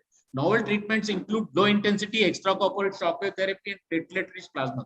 But one thing which we need to understand, that according to the position statement of the associations of sexual medicine, they say that the stem cells or shock waves or platelet-rich plasma is still in the experimental and should be conducted under research protocols in compliance with institutional review board approval. So these are not yet approved, but there are episodic results, episodic studies available. Novel molecular targets include a lot of things, but often only stem cell therapy and gene cell therapy has been proven to be of some benefit, and all the others lack robust evidence. Buried penis syndrome, studied very beautifully, can be treated with 1 gram of metformin, sesame seed oil, and L-arginine gel in 6 weeks. Friends, in 6 weeks, the patients start seeing their penis. So points to ponder is, in every patient with erectile dysfunction is a drug of choice, but there are 40% patients who don't respond, and these do not increase the desire. desire is the foundation of male sexual response. So there is a therapeutic gap, and all diabetics have testosterone deficiency, and it is the free testosterone which we need to get a desire. So there is a therapeutic gap. How do we patch this therapeutic gap?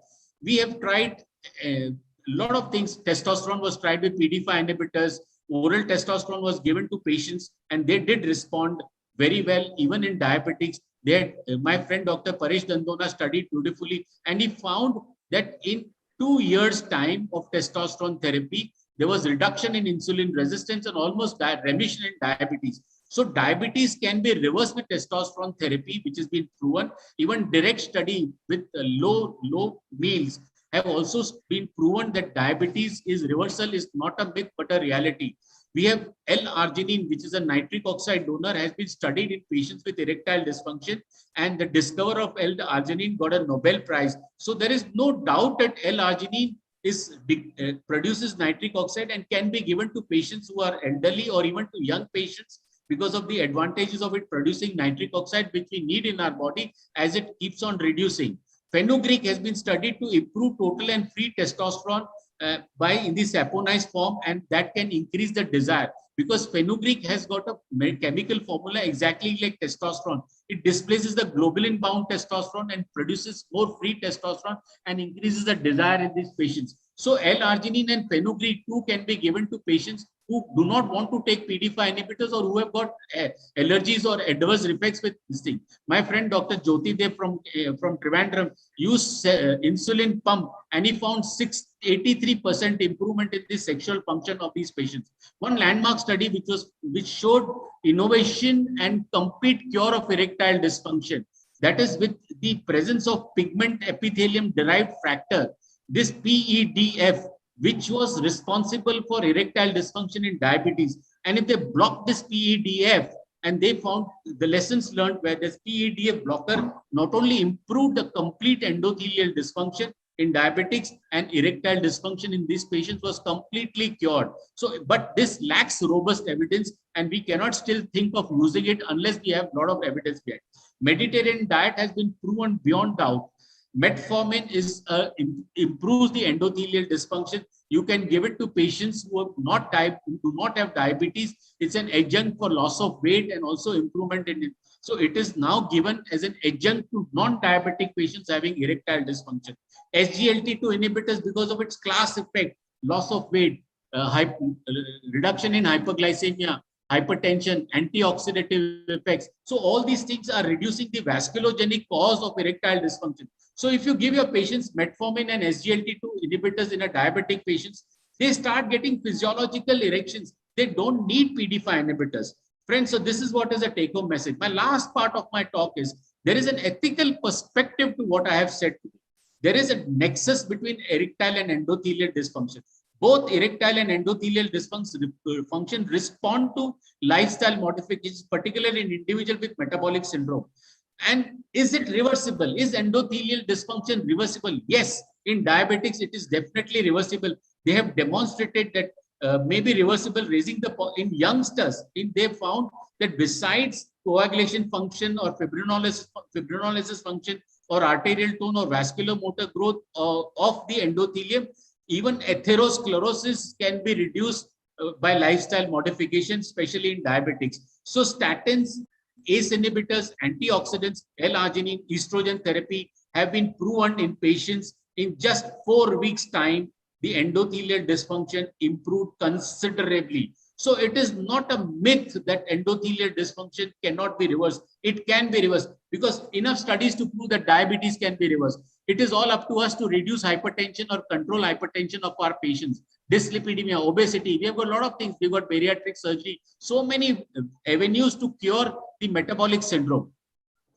So oral administration of vitamin C, statins, endothelium dependent dilatation with hypercolor subject to oral L-arginine in 4 weeks, ACE inhibition, estrogen therapy, all have been studied and have proven to reverse the endothelium. So my beautiful statement, which I took from a Journal of American College of Cardiology, it says that potentially the most exciting future direction relates to improvement of arterial endothelial function in children and young adults. See, in young adults, early in the atherogenic process, intuitively, it is at this early stage that arterial wall damage is most likely to be easily reversible. If strategies to protect endothelium early in life can be defined and applied successfully, this may have an important public health benefit into the next millennium. So this is the future, that if you control your younger patients' metabolic syndrome, you will definitely have no problems in having your endothelial functions to remain normal.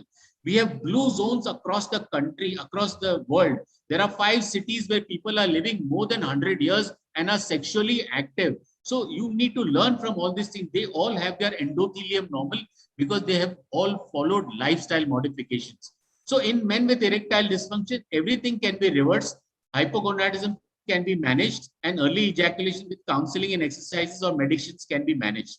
So if you advise your patient's lifestyle modification, it will not only improve the pro-inflammatory milieu, it will improve the insulin resistance, it will reduce the oxidative stress, it will reduce or completely abolish endothelial dysfunction, and all this will lead to improved well-being and reduced burden of sexual dysfunctions. So friends, PDE5 inhibitors are not only therapeutics even for heart disease, diabetes, and cancer. Patients of pulmonary hypertension are taking lifetime. So what does PDE5 inhibitors do? It produces PGC1 alpha, which increases, and this increases the antioxidant enzyme in the mitochondria and improves the mitochondrial function, which improves the contractile function and reduces the cell death, especially in diabetic patients. So diabetic patients improve with PDE5 inhibitors. Friends, please understand, it is now proven to be therapeutic. A low dose of PDE5 inhibitors, you can give it to all diabetics without even telling that this is for this erectile dysfunction which we get.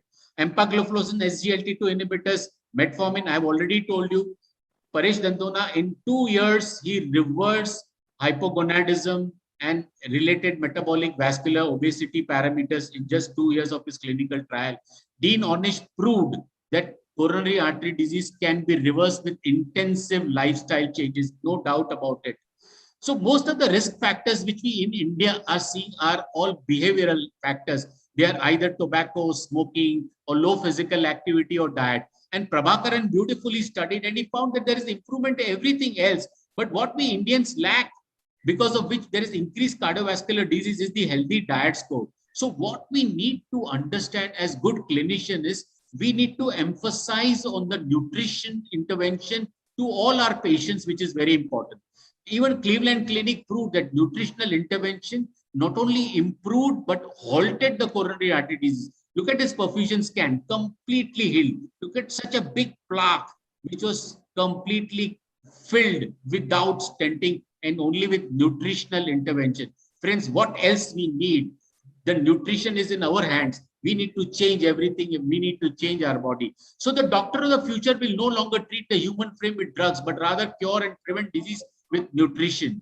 And it is a shame for a man to grow old without seeing the beauty and strength of which his body is capable of. Friends, motivate your patients that they can change their body.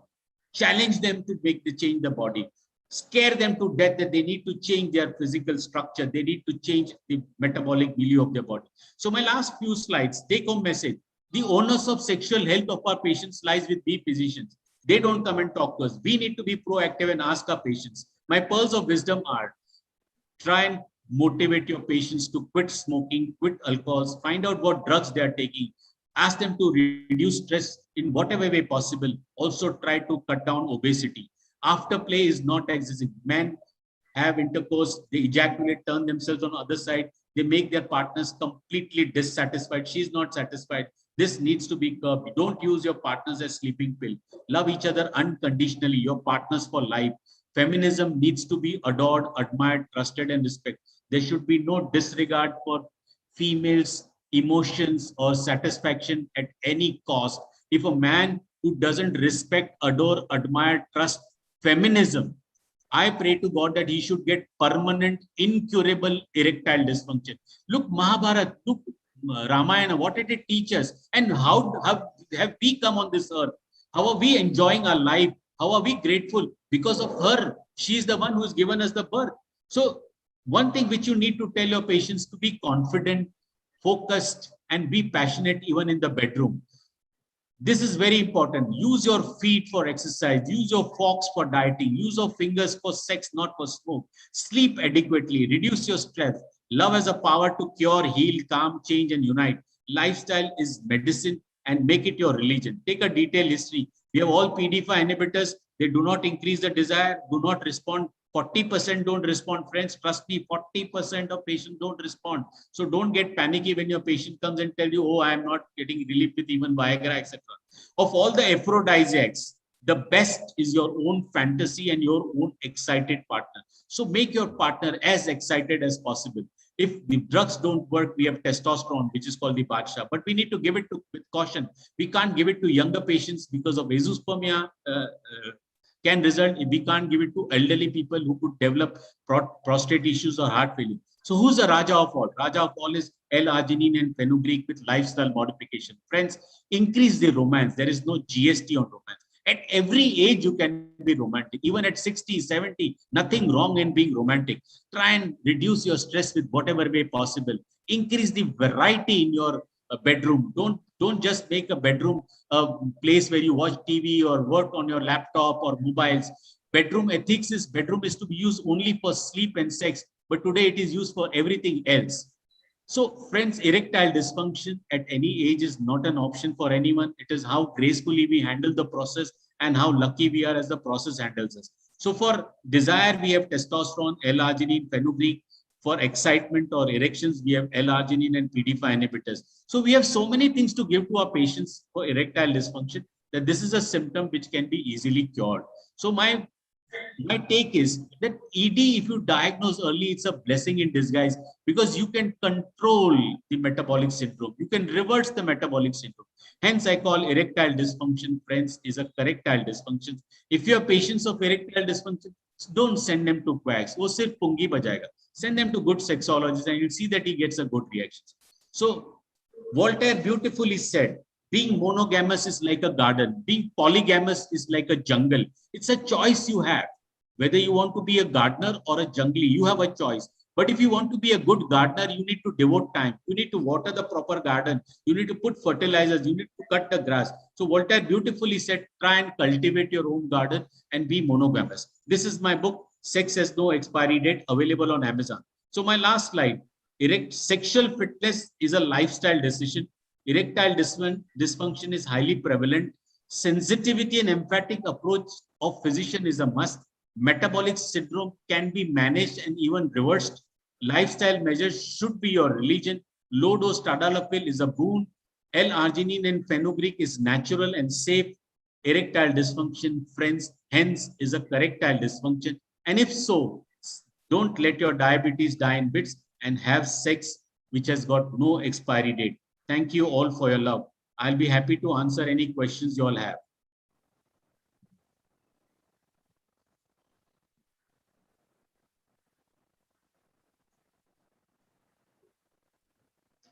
Sir, unmute.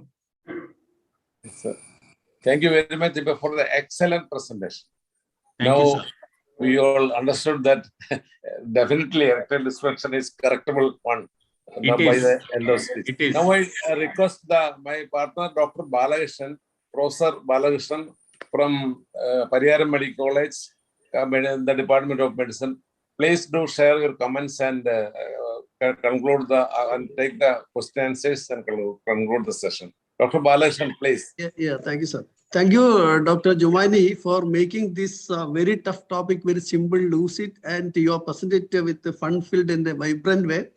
I had the opportunity to hear you in several conferences in APCO, RSSD, and in JPF, and we met several times. And this is an excellent update, which you have been coming with every year. And since you are the authority and expertise with treating large number of patients over several years, I think your experience is more than 39 or 40 years in this field. So we would like to get some real world data and figures. These are all many of what you have projected is the studies from different parts of the world. And you have a real world experience with the treating thousands of patients. So I want to tell that what is the drop-off rate of the patient who come for the clinic and is not successful in treating? Number one question. I'll put the three questions only. Then now we came across the topical use of phosphodiesterase creams and things, was it been you are using in your clinic and it is available? I would repeat the question. Yeah, I can hear you. Can I answer your questions? Yeah. About the dropout rates, it is hardly 2 or 4% people who drop out, because I see only 5 or 7 patients in a day, because each patient takes about 2 hours. I cannot finish my patients in less than 1.5 to 2 hours, because unless you explain them their problem, unless you examine them from top to bottom, unless you evaluate them holistically, you are not doing any justice. And it depends upon how much good clinically you are, how much expertise you have, and what is the way you are talking, being emphatic to your patients. That depends. So if you are making your patient as comfortable as possible, you are not being judgmental, you're making him feel that he's not the only one having erectile dysfunction or any sexual dysfunction, he will never leave you.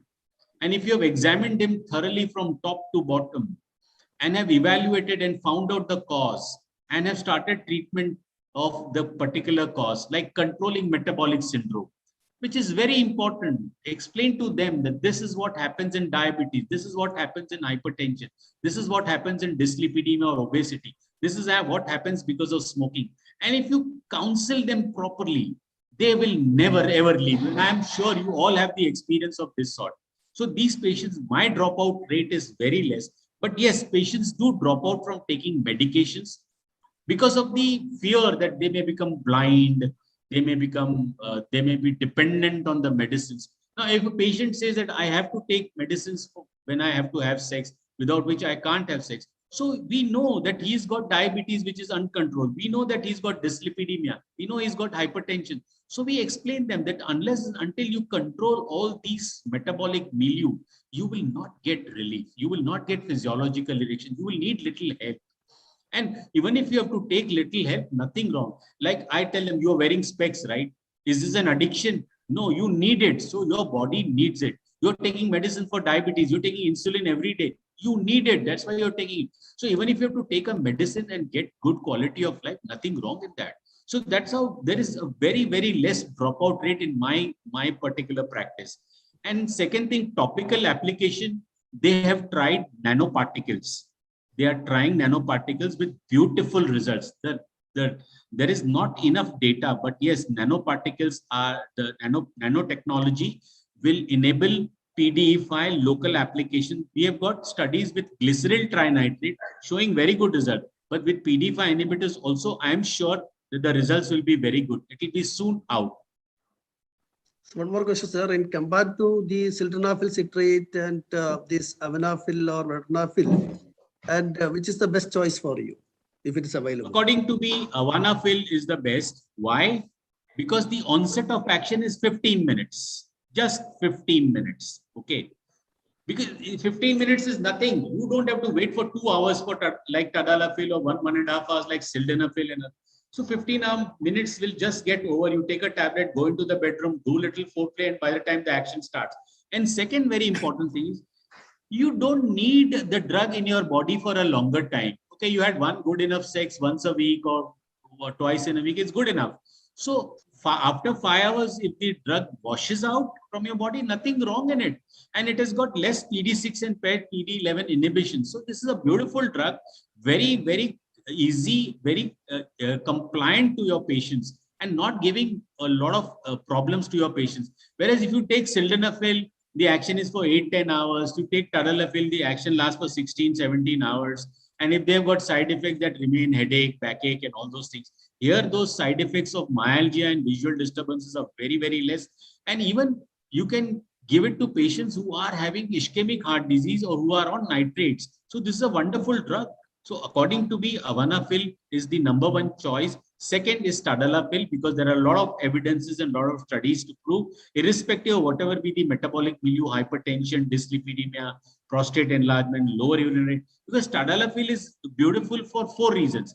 First, it gives you erections. Second, it reduces the symptom of lower urinary tract. It also improves the congestion in the prostate. So BPH also is taken care of. And lastly, very, very important, there are now studies to prove that it improves the endothelial dysfunction.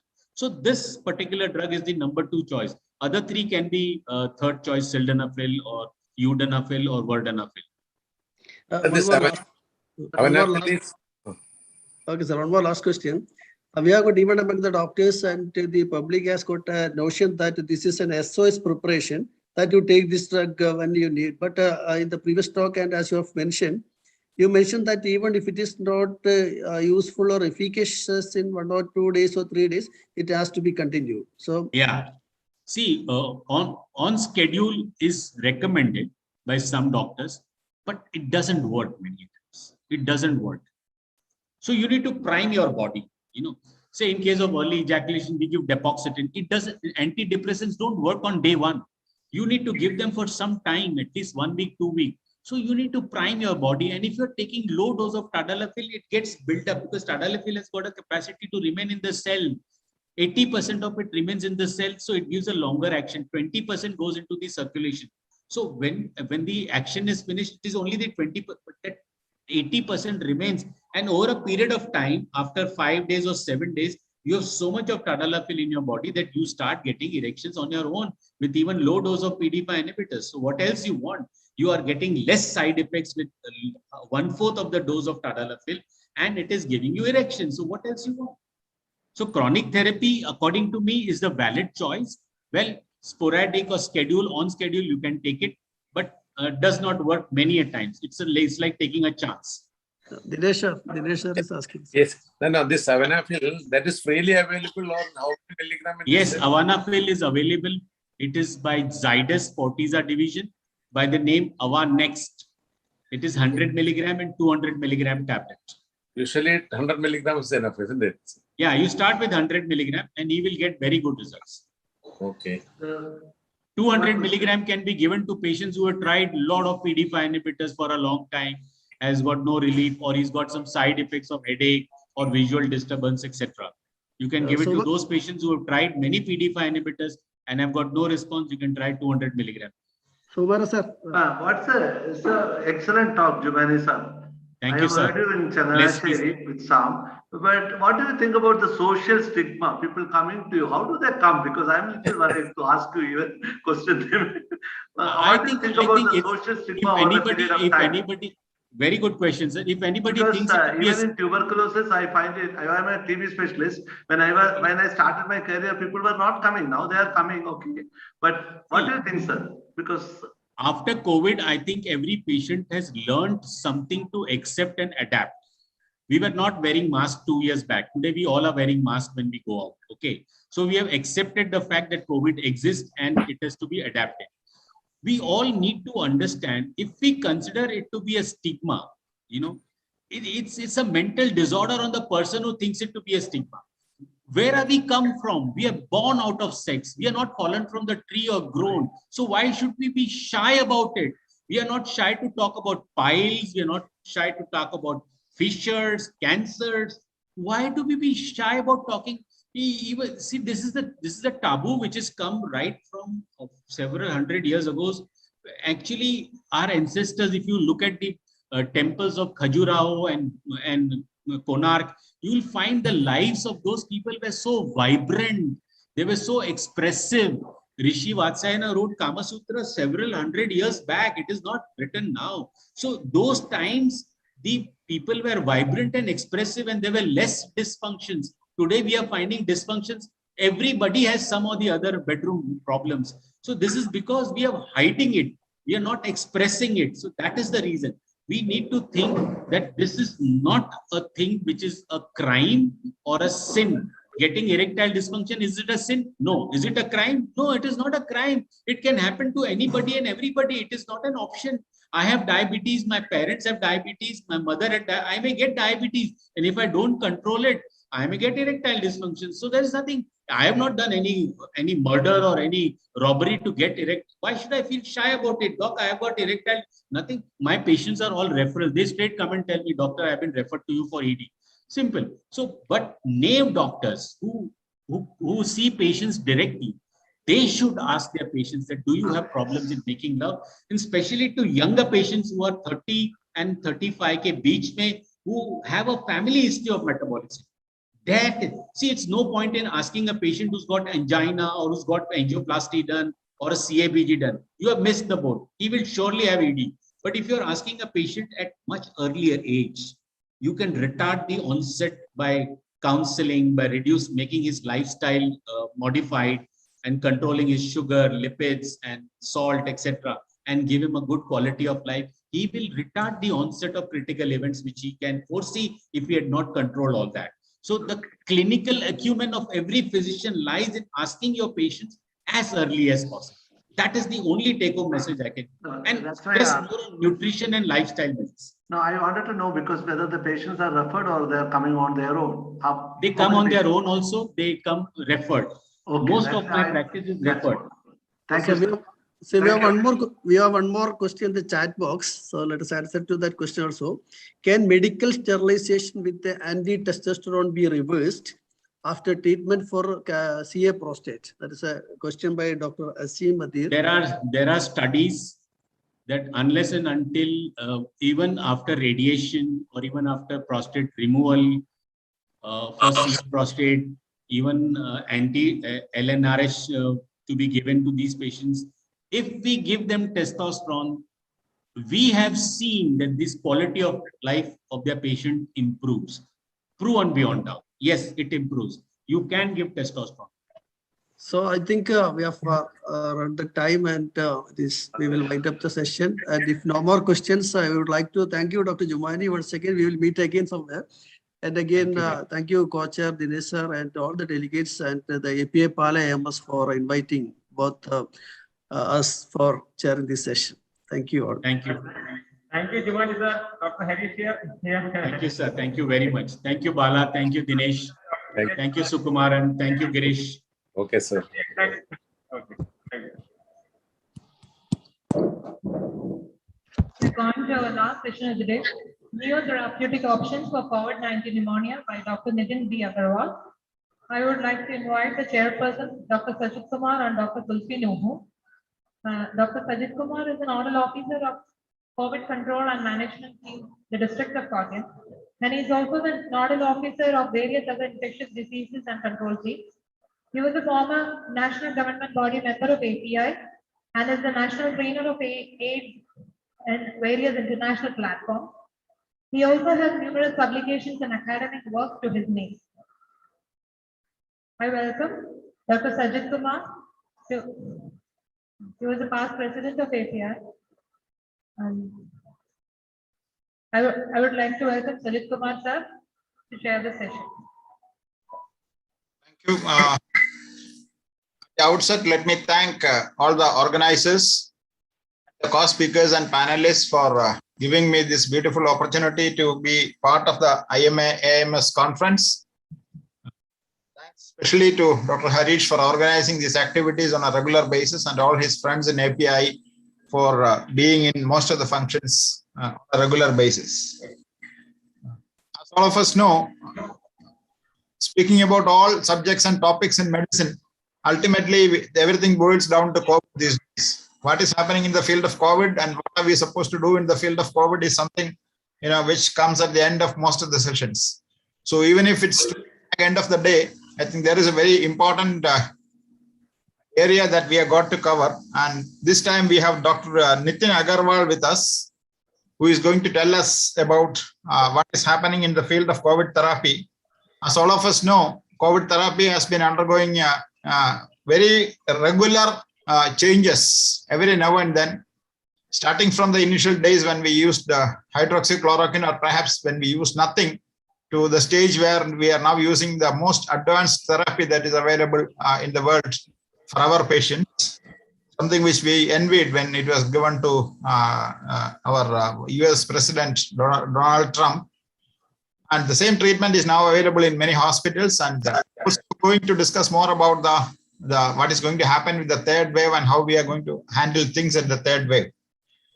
Dr. Nitin Agarwal, as you can see from the screen right now, is a consultant physician, diabetologist, and cardiologist who is working with the Ayush Hospital K&K Colony in Bijapur. He had his MBBS with gold medal from Alamein Medical College, Bijapur, MD Medicine from JNM Medical College, Belgavi, and he has been extensively trained as a cardiologist and intensivist in all over the world, and has been teaching medicine in medical colleges for the last 20 years or more. He's also doing a PhD at B.M. Patil Medical College in Bijapur, and is presently working as the managing director of the hospital. He has been associated with COVID management for a pretty long time. As all of us know, COVID has been with us for the last 20 months and has seen how the management differed from place to place. And Maharashtra, Karnataka, and Kerala were perhaps the states where we had maximum problems with COVID management, where large number of patients were getting admitted to. Of course, the scenario of COVID management is quite dynamic, and let us hear Dr. Agarwal on this particular topic. Over to Dr. Agarwal, please. Thank you, Sajid Kumar sir. And good afternoon, everyone. And at the outset, I would like to thank IMA, AMS Kerala, and Dr. Harish, especially. So let us start. Am I audible, sir? Yes, you are audible. Clear. Okay. You can share your screen. Okay. So today's agenda, as we know, this pandemic has created havoc, and the newer therapeutic options for COVID-19 pneumonia. During this COVID second wave, especially, we all saw how we were left with no other options during the second wave, as we faced shortage of beds, remdesivir, oxygen, and tocilizumab. And it is evolving and throwing new challenges every day. And during the second wave, we came across some of the new therapeutic options during May 2021. And what are these new therapeutic options we have? On the top, I have put pegylated interferon alpha 2b, virafin, or second one is 2-deoxy-D-glucose. Third is a group of monoclonal antibodies. Fourth, intravenous immunoglobulins, and finally, JAK inhibitors. So what is pegylated interferon alpha 2b and how it is useful in COVID-19? This molecule has existed for long, and it has been used in hepatitis C, especially in chronic liver diseases. But the pharma company Zydus Cadila on April 23rd, 21 received emergency use authorization from India's drug regulator for the use of virafin, pegylated interferon alpha 2b, in treating moderate COVID-19 infection in adults. So these interferons, they are a broad spectrum antivirals exhibiting both direct inhibitory effects on viral replication and supporting an immune response to clear virus infection. So what SARS-CoV-2, it drives a lower antiviral transcriptional response, a low interferon 1 and 3 levels, and elevated chemokine expression, and may have the ability to inhibit interferon 1 production, delayed interferon response compared to other viruses, and it inhibits using multiple molecular mechanisms. So the clinical correlation when it was seen with the levels of plasma interferon alpha 2 protein, it was significantly lower in the critical than in the mild to moderate cases. And in vitro cytopathic assay of interferon activity in serum was significantly lower in severe or critical patients as compared with mild to moderate cases. If you can see the red zone here, in the critical patients, the interferon levels were very, very low. So the indication for using in moderate COVID-19 cases with at least one of the following, like saturation of 90 to 94 on room air and a respiratory rate of more than 24. And the contraindications were known hypersensitivity and autoimmune hepatitis. And the recommended dose of 1 microgram per kg per dose of interferon was recommended, and it was a single dose or is recommended given subcutaneously. What is important is early intervention with this interferon, and especially in moderate cases. Here you can see when it was intervened early, the duration and the hospitalization both were reduced with the use of interferon, and the days of hospitalization in early intervention group was decreased from 25 plus or minus 8.5 days to 10 plus or minus 2.9 days compared to a delayed intervention. And a combined therapy with interferon alpha 2b significantly reduced the duration of detectable virus in the upper respiratory tract here. You can see the blue zone was combined therapy and green is early. So even early therapy has a more benefit. We even have some data on inhalational interferon. We used a different molecule with same interferon alpha 2b with nebulization, but the outcome was limited even though it reduced mortality. So if you see the subacute interferon alpha 2b, the CT outcomes, a higher proportion of patients in the PEG interferon arm were showing 2-point improvement on day 8 as compared to the reference arm. So that was significant. And a higher proportion of patients in the PEG interferon arm were RT-PCR negative by day 7. There 91% were RT-PCR negative on day 7 compared to standard of care. And the hours of supplemental oxygen required was also less in PEG interferon group. Average oxygen required hours were 56 hours in PEG interferon with standard of care and 84 hours with only standard of care. So the time to resolution of signs and symptoms was significantly less in interferon alpha 2b arm as compared to the reference arm.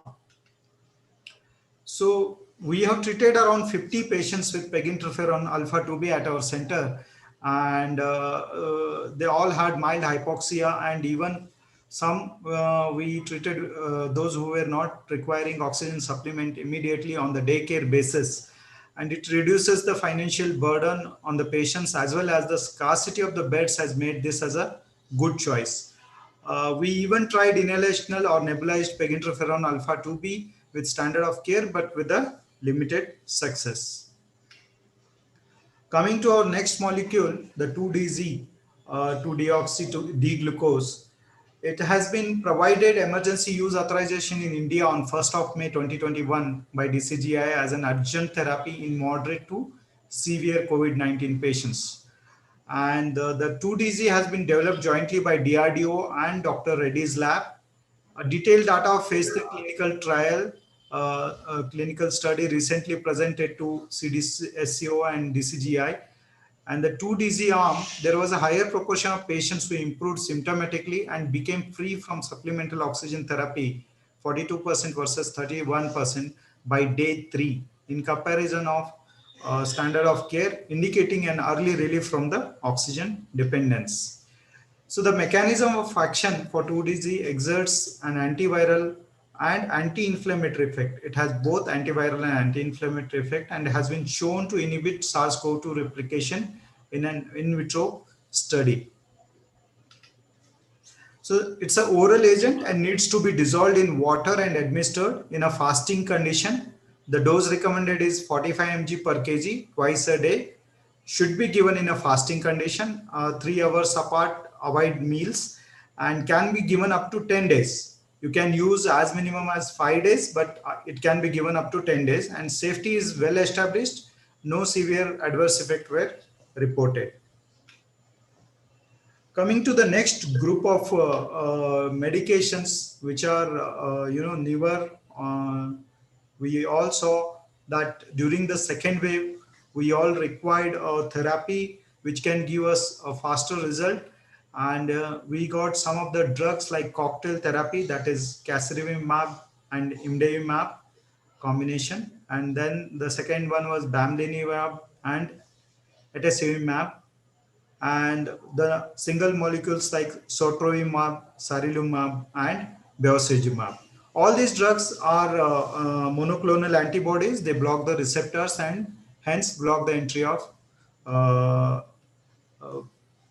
this SARS-CoV-2 virus, except the sarilumab and bevacizumab, which have the mainly anti-inflammatory action. So if you come to the cocktail therapy, it has shown a good promise against COVID-19, and Roche launched an antibody cocktail worldwide to fight COVID-19, and recently CDSCO gave emergency use authorization to this antibody cocktail in India, and it was marketed by Cipla and was available pan-India from 24th of May. And this antibody cocktail is a combination of two monoclonal antibodies, that is casirivimab and imdevimab, and both are human immunoglobulin G1, IgG1 monoclonal antibodies that act against SARS-CoV-2 spike protein. And the antibody cocktail thwarts the attachment of the virus and its entry into the human cell. What is the indication? The cocktail antibody is said to have a potential to treat mild to moderate COVID-19 infection in adults as well as in pediatric age group above 12 years of age who are at higher risk of developing severe disease and do not need oxygen. See, the importance is this is recommended in non-hospitalized patients and especially to avoid hospitalization in mild to moderate cases. Recently, the panel has also recommended it for a post-exposure prophylaxis for SARS-CoV-2 infection in individuals who are at high risk of progression to severe COVID-19 as outlined in FDA emergency use authorizations. So how does this act? As I already told, the monoclonal antibodies, proteins that mimic the ability of our immune system to fight off harmful pathogens like viruses. The product is directed specifically against the spike protein and designed to block the attachment and entry of the virus into the human cell. And the indications or recommended populations who can be given this drug is mild to moderate COVID-19 adults or pediatric age group about 12 years of age or more than 40 kg weight, who have diabetes, CKD, who are obese, BMI of more than 35, who are already have immunocompromised condition or currently getting immunosuppressive treatment, and people who are more than 65 years of age having any cardiovascular disease, hypertension and COPD. These were the priority population. What is the latest? The September, the FDA has approved this drug for post-exposure prophylaxis. It can be used as a PEP for adults and pediatric age group about 12 years of age who are at high risk for progression to severe COVID-19, including hospitalization or death, or those who are not fully vaccinated or who are not expected to mount an adequate immune response to the complete vaccination and have they are already exposed to an individual infected with SARS-CoV-2 infection or who are at risk of exposure to an individual infected with SARS-CoV-2. So this is the latest indication as a post-exposure prophylaxis. Especially it was usually used in nursing homes or prisons in US. The dose of cocktail therapy is a single dose of casirivimab 600 mg plus imdevimab 600 mg in an IV infusion. It's a class A2 indication. And if IV infusions are not feasible or would cause a delay in treatment, then it can be given subcutaneously in multiple injections, that is 4 injections, 2.5 ml of each. But it is an alternative and has a class B3 indication. Coming to our next monoclonal antibody, in again May 26th, US FDA issued emergency use authorization of an investigational monoclonal antibody therapy, that is sotorivimab, for treatment of mild to moderate COVID-19. And the safety and effectiveness of this investigational therapy continues to be evaluated for the treatment. It is not authorized for the patients who are already hospitalized. It is only for the mild to moderate cases who are not hospitalized. And it is also not indicated in patients who require oxygen. The dose of sotorivimab is 500 mg IV infusion. So there was a trial that is Comet ICE trial, which included outpatients with mild to moderate COVID-19 who were at high risk for progression to severe disease and or hospitalization. A total of 583 participants were randomized to receive the sotorivimab 500 mg. 291 were injected with the drug and 292 with the placebo. And there was a 85% reduction in the hospitalization or death in the high risk outpatients versus the placebo. So quite significant improvement was seen. Coming to the next molecule, monoclonal antibodies, that is bamlanivimab and combination with the atezolizumab. In recent months, because of the Delta variant, It has become predominant variant circulating in all the states because the combination of bamlanivimab and atezolizumab retains activity against the Delta variant. As of September 2nd, the use of and distribution of these anti-SARS-CoV-2 monoclonal antibodies have been resumed in US. It was there earlier, but it was again suspended with the beta and gamma variants. But with the surge of Delta variants, this molecule has been again approved since September 2nd. And the panel recommends it to treat non-hospitalized patients with mild to moderate COVID-19 who are at high risk of clinical progression. So again, a class 1A3 indication. The dosage is bamlanivimab 700 mg plus atezolizumab 1400 mg IV infusion. So in India, Eli Lilly and company said recently it has received permission for restricted emergency use authorization for this antibody. That is bamlanivimab 700 plus atezolizumab 1400 mg in India for treatment of mild to moderate COVID-19 patients, and it has a good decrease in the viral load with the use compared to placebo. Coming to another monoclonal antibody, but with a different mechanism of action, that is sarilumumab, which has an IL-6 receptor antagonist. Around 420 participants aged more than 18 years were studied, and the primary objective was elevated pro-inflammatory cytokines are associated with greater COVID-19 severity, and aim to assess the safety and efficacy of sarilumumab in patients with severe and critical COVID-19 disease. Dose of 200 to 400 mg single dose of IV injection on day 1, and the participants could receive a second dose of 200 to 400 mg after 24 to 48 hours of first dose. This trial did not show efficacy of sarilumumab in patients admitted to hospital with COVID-19 and receiving supplemental oxygen, and adequately powered trials of targeted immunotherapy, immunomodulatory therapies assessing survival as a primary endpoint are suggested.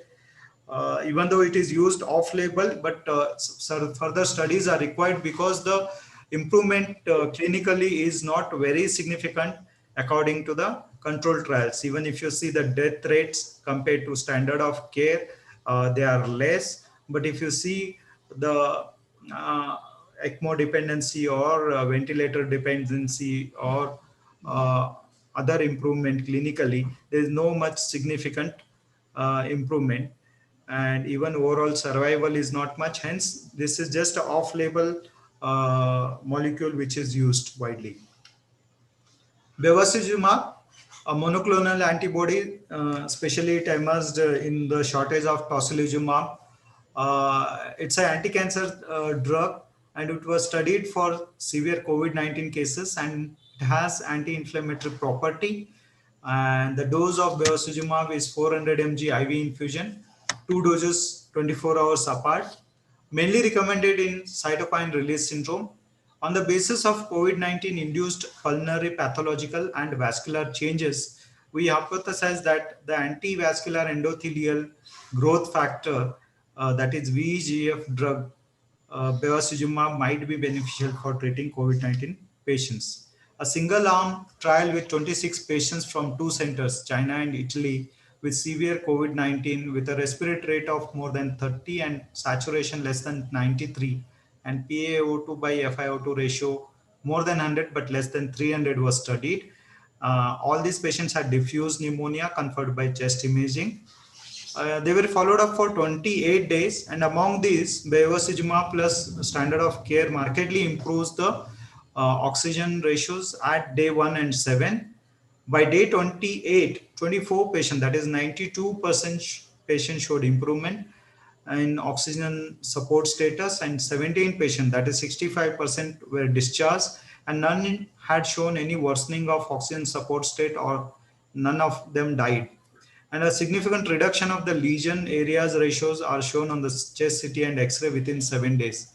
Relative to comparable controls, bevacizumab shows a clinical efficacy by improving oxygenation and shortening the oxygen support duration. Coming to another molecule, that is IV immunoglobulin. In a retrospective study of 58 cases with severe or critical illness due to COVID-19. The early administration of IVIG was associated with reduced ventilator use, reduced hospital stay and intensive care unit length of the stay, and improved 28-day mortality.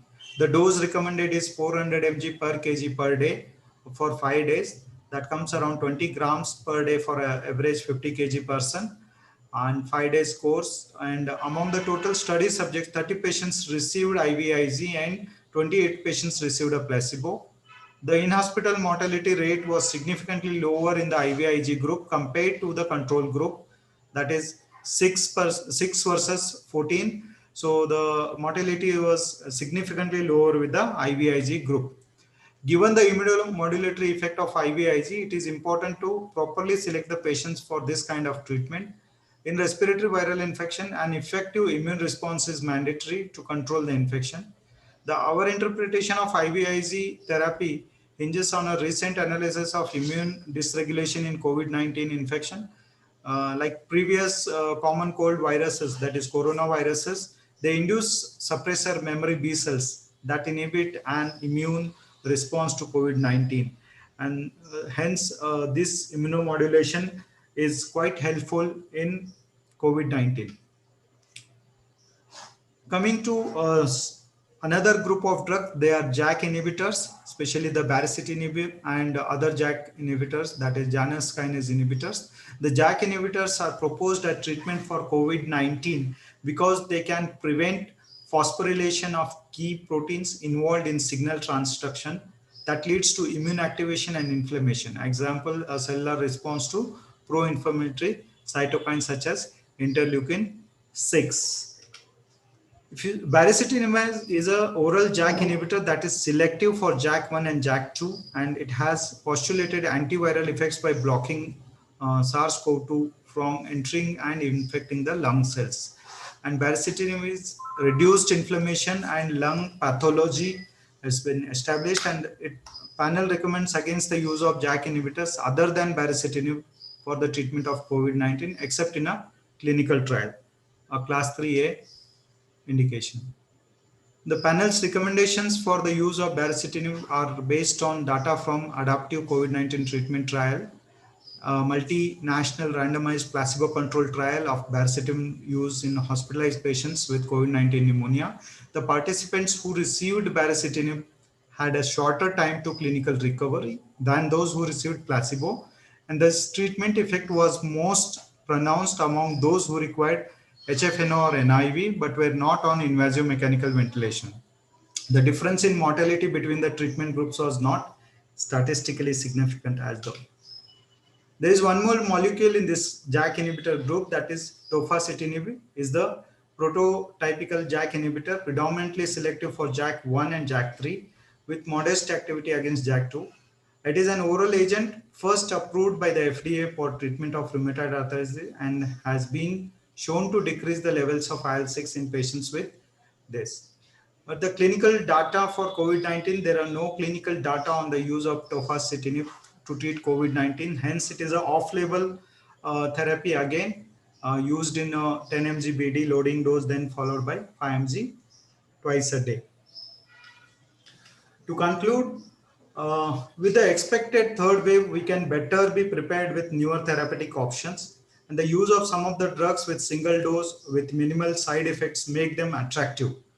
When all was left to God, the introduction of drugs like Virafin, 2-DZ and cocktail have given some hopes, and early initiation is the key. The early initiation of these drugs is very, very important to reduce the mortality and hospital stay. And monoclonal antibodies as post-exposure prophylaxis can be very useful for healthcare workers at risk. Thank you very much. Thank you, Dr. Agarwal, for that excellent exposition to what is recently happening in the field of COVID management. As all of us know, in the beginning of the second wave, we were actually stuck when we knew a lot of molecules which we tried in the first wave, but most of which did not produce any desired results. And one after the other, all these drugs were disqualified as useful drugs by WHO, CDC and other agencies. But now we are in a phase where we are getting more and more useful drugs, and more drugs with reasonable standard logic, which can be used in the patients. But the theory is that these treatments have to be started very early rather than after the patient becoming very sick. Any other questions based on this, Dr. Sulfi? The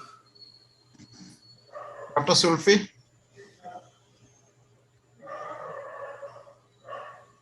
I'm not sure if Dr. Sulfi is there. Yeah, Sulfi is not here. I can see a question in the chat box, sir. Dose and duration go ahead. Yeah. Dose and duration of baricitinib. There are two clinical trials with 4 mg and 8 mg.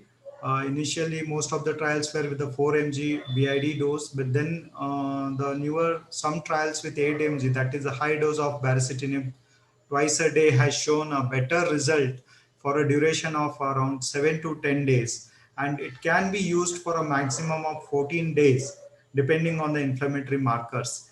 But 8 mg BID, that is high dose of baricitinib, is been tried and is been approved. One word of caution there is that baricitinib is used rather in advanced patients. So, but if the patient is already beyond tocilizumab, baricitinib is not recommended.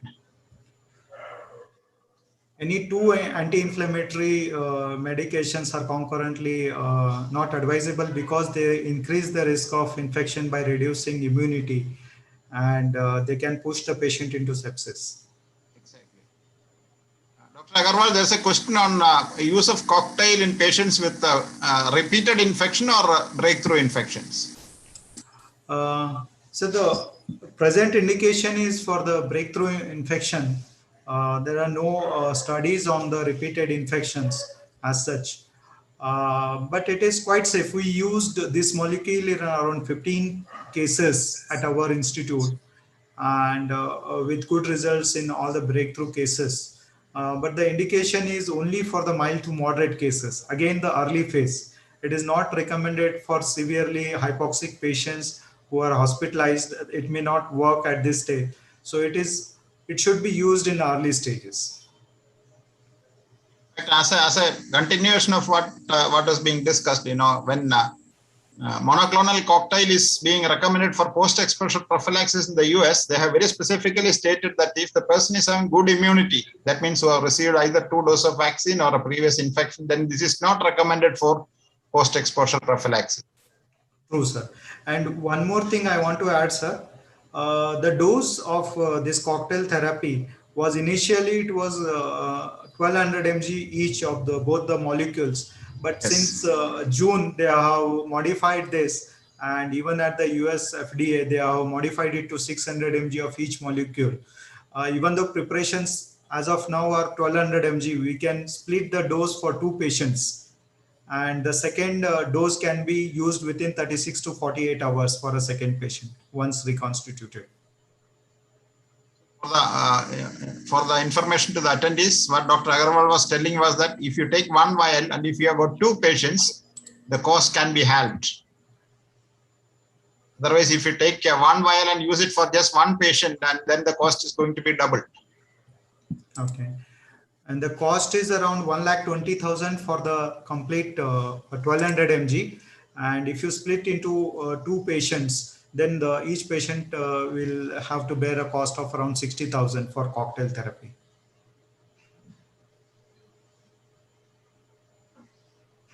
Just to recapitulate once again, this therapy should be given when the patient is physically all right, does not require hospitalization or has minimum oxygen requirements, so that this is always given as an OP therapy, not as a patient admitted therapy.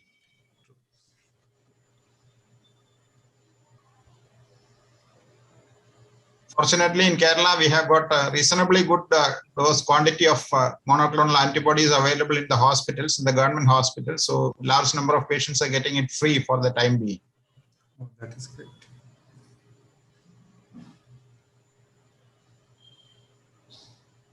Any questions, Sumar sir? You are muted, sir. It was an excellent talk. Thank you very much, Nitin. I have heard it earlier also. Thank you very much for the information. Nothing. Thank you. Thank you, sir. Any other questions or clarifications?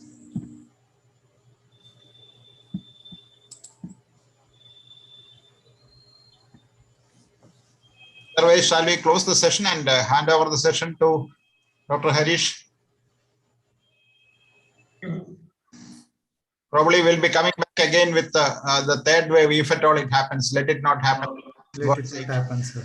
And probably, unlike what we expected earlier, children are not getting involved to that extent in the recent days. So that is a promising future for us. So probably, we may be happy with the available drugs which we are able to manage a large number of patients. Over to Dr. Harish. Thank you, Dr. Agarwal. Thank you, sir. Thank you, Dr. Sajid Kumar and Dr. Agarwal for an excellent session. So I take this opportunity on behalf of IMA Kerala State Chapter and the host branch, Pala IMA branch. I thank all the chairperson and the speakers for a wonderful session of academic activities. And I hand over the mic to our chairman, Dr. Suresh. So, I also joined Dr. Harish by thanking all the speakers as well as Dr. Kapoor, as well as chairperson, and all participants because of all this. We are already late and we can close the session. We good. Once again, thanks each and every one of you for taking this program. Thank you.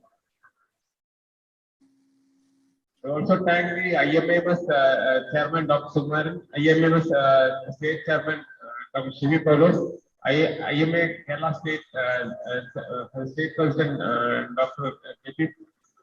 Sakaria, and also our Secretary Gauri Kumar for giving us opportunity Pala branch to host this session. And I also thank all the sponsors of the session Cyrus and many sponsors who had made this program a grand success. And also especially thank the branch president, Dr. Jose Kurula Kokat, and Dr. Pedro Stephen, and Secretary of IMA Pala branch, Dr. Surya, for the excellent effort by the teamwork which has made this possible. And also thank all the speakers who have given us time in their day for making this. We had 3 speakers from outside Kerala for making this program advancing. I thank bottom of the heart. I thank all the Kerala State IMA leaders, all physicians and other specialties who attended for making the program a grand success. Thank you all. Okay, thanks.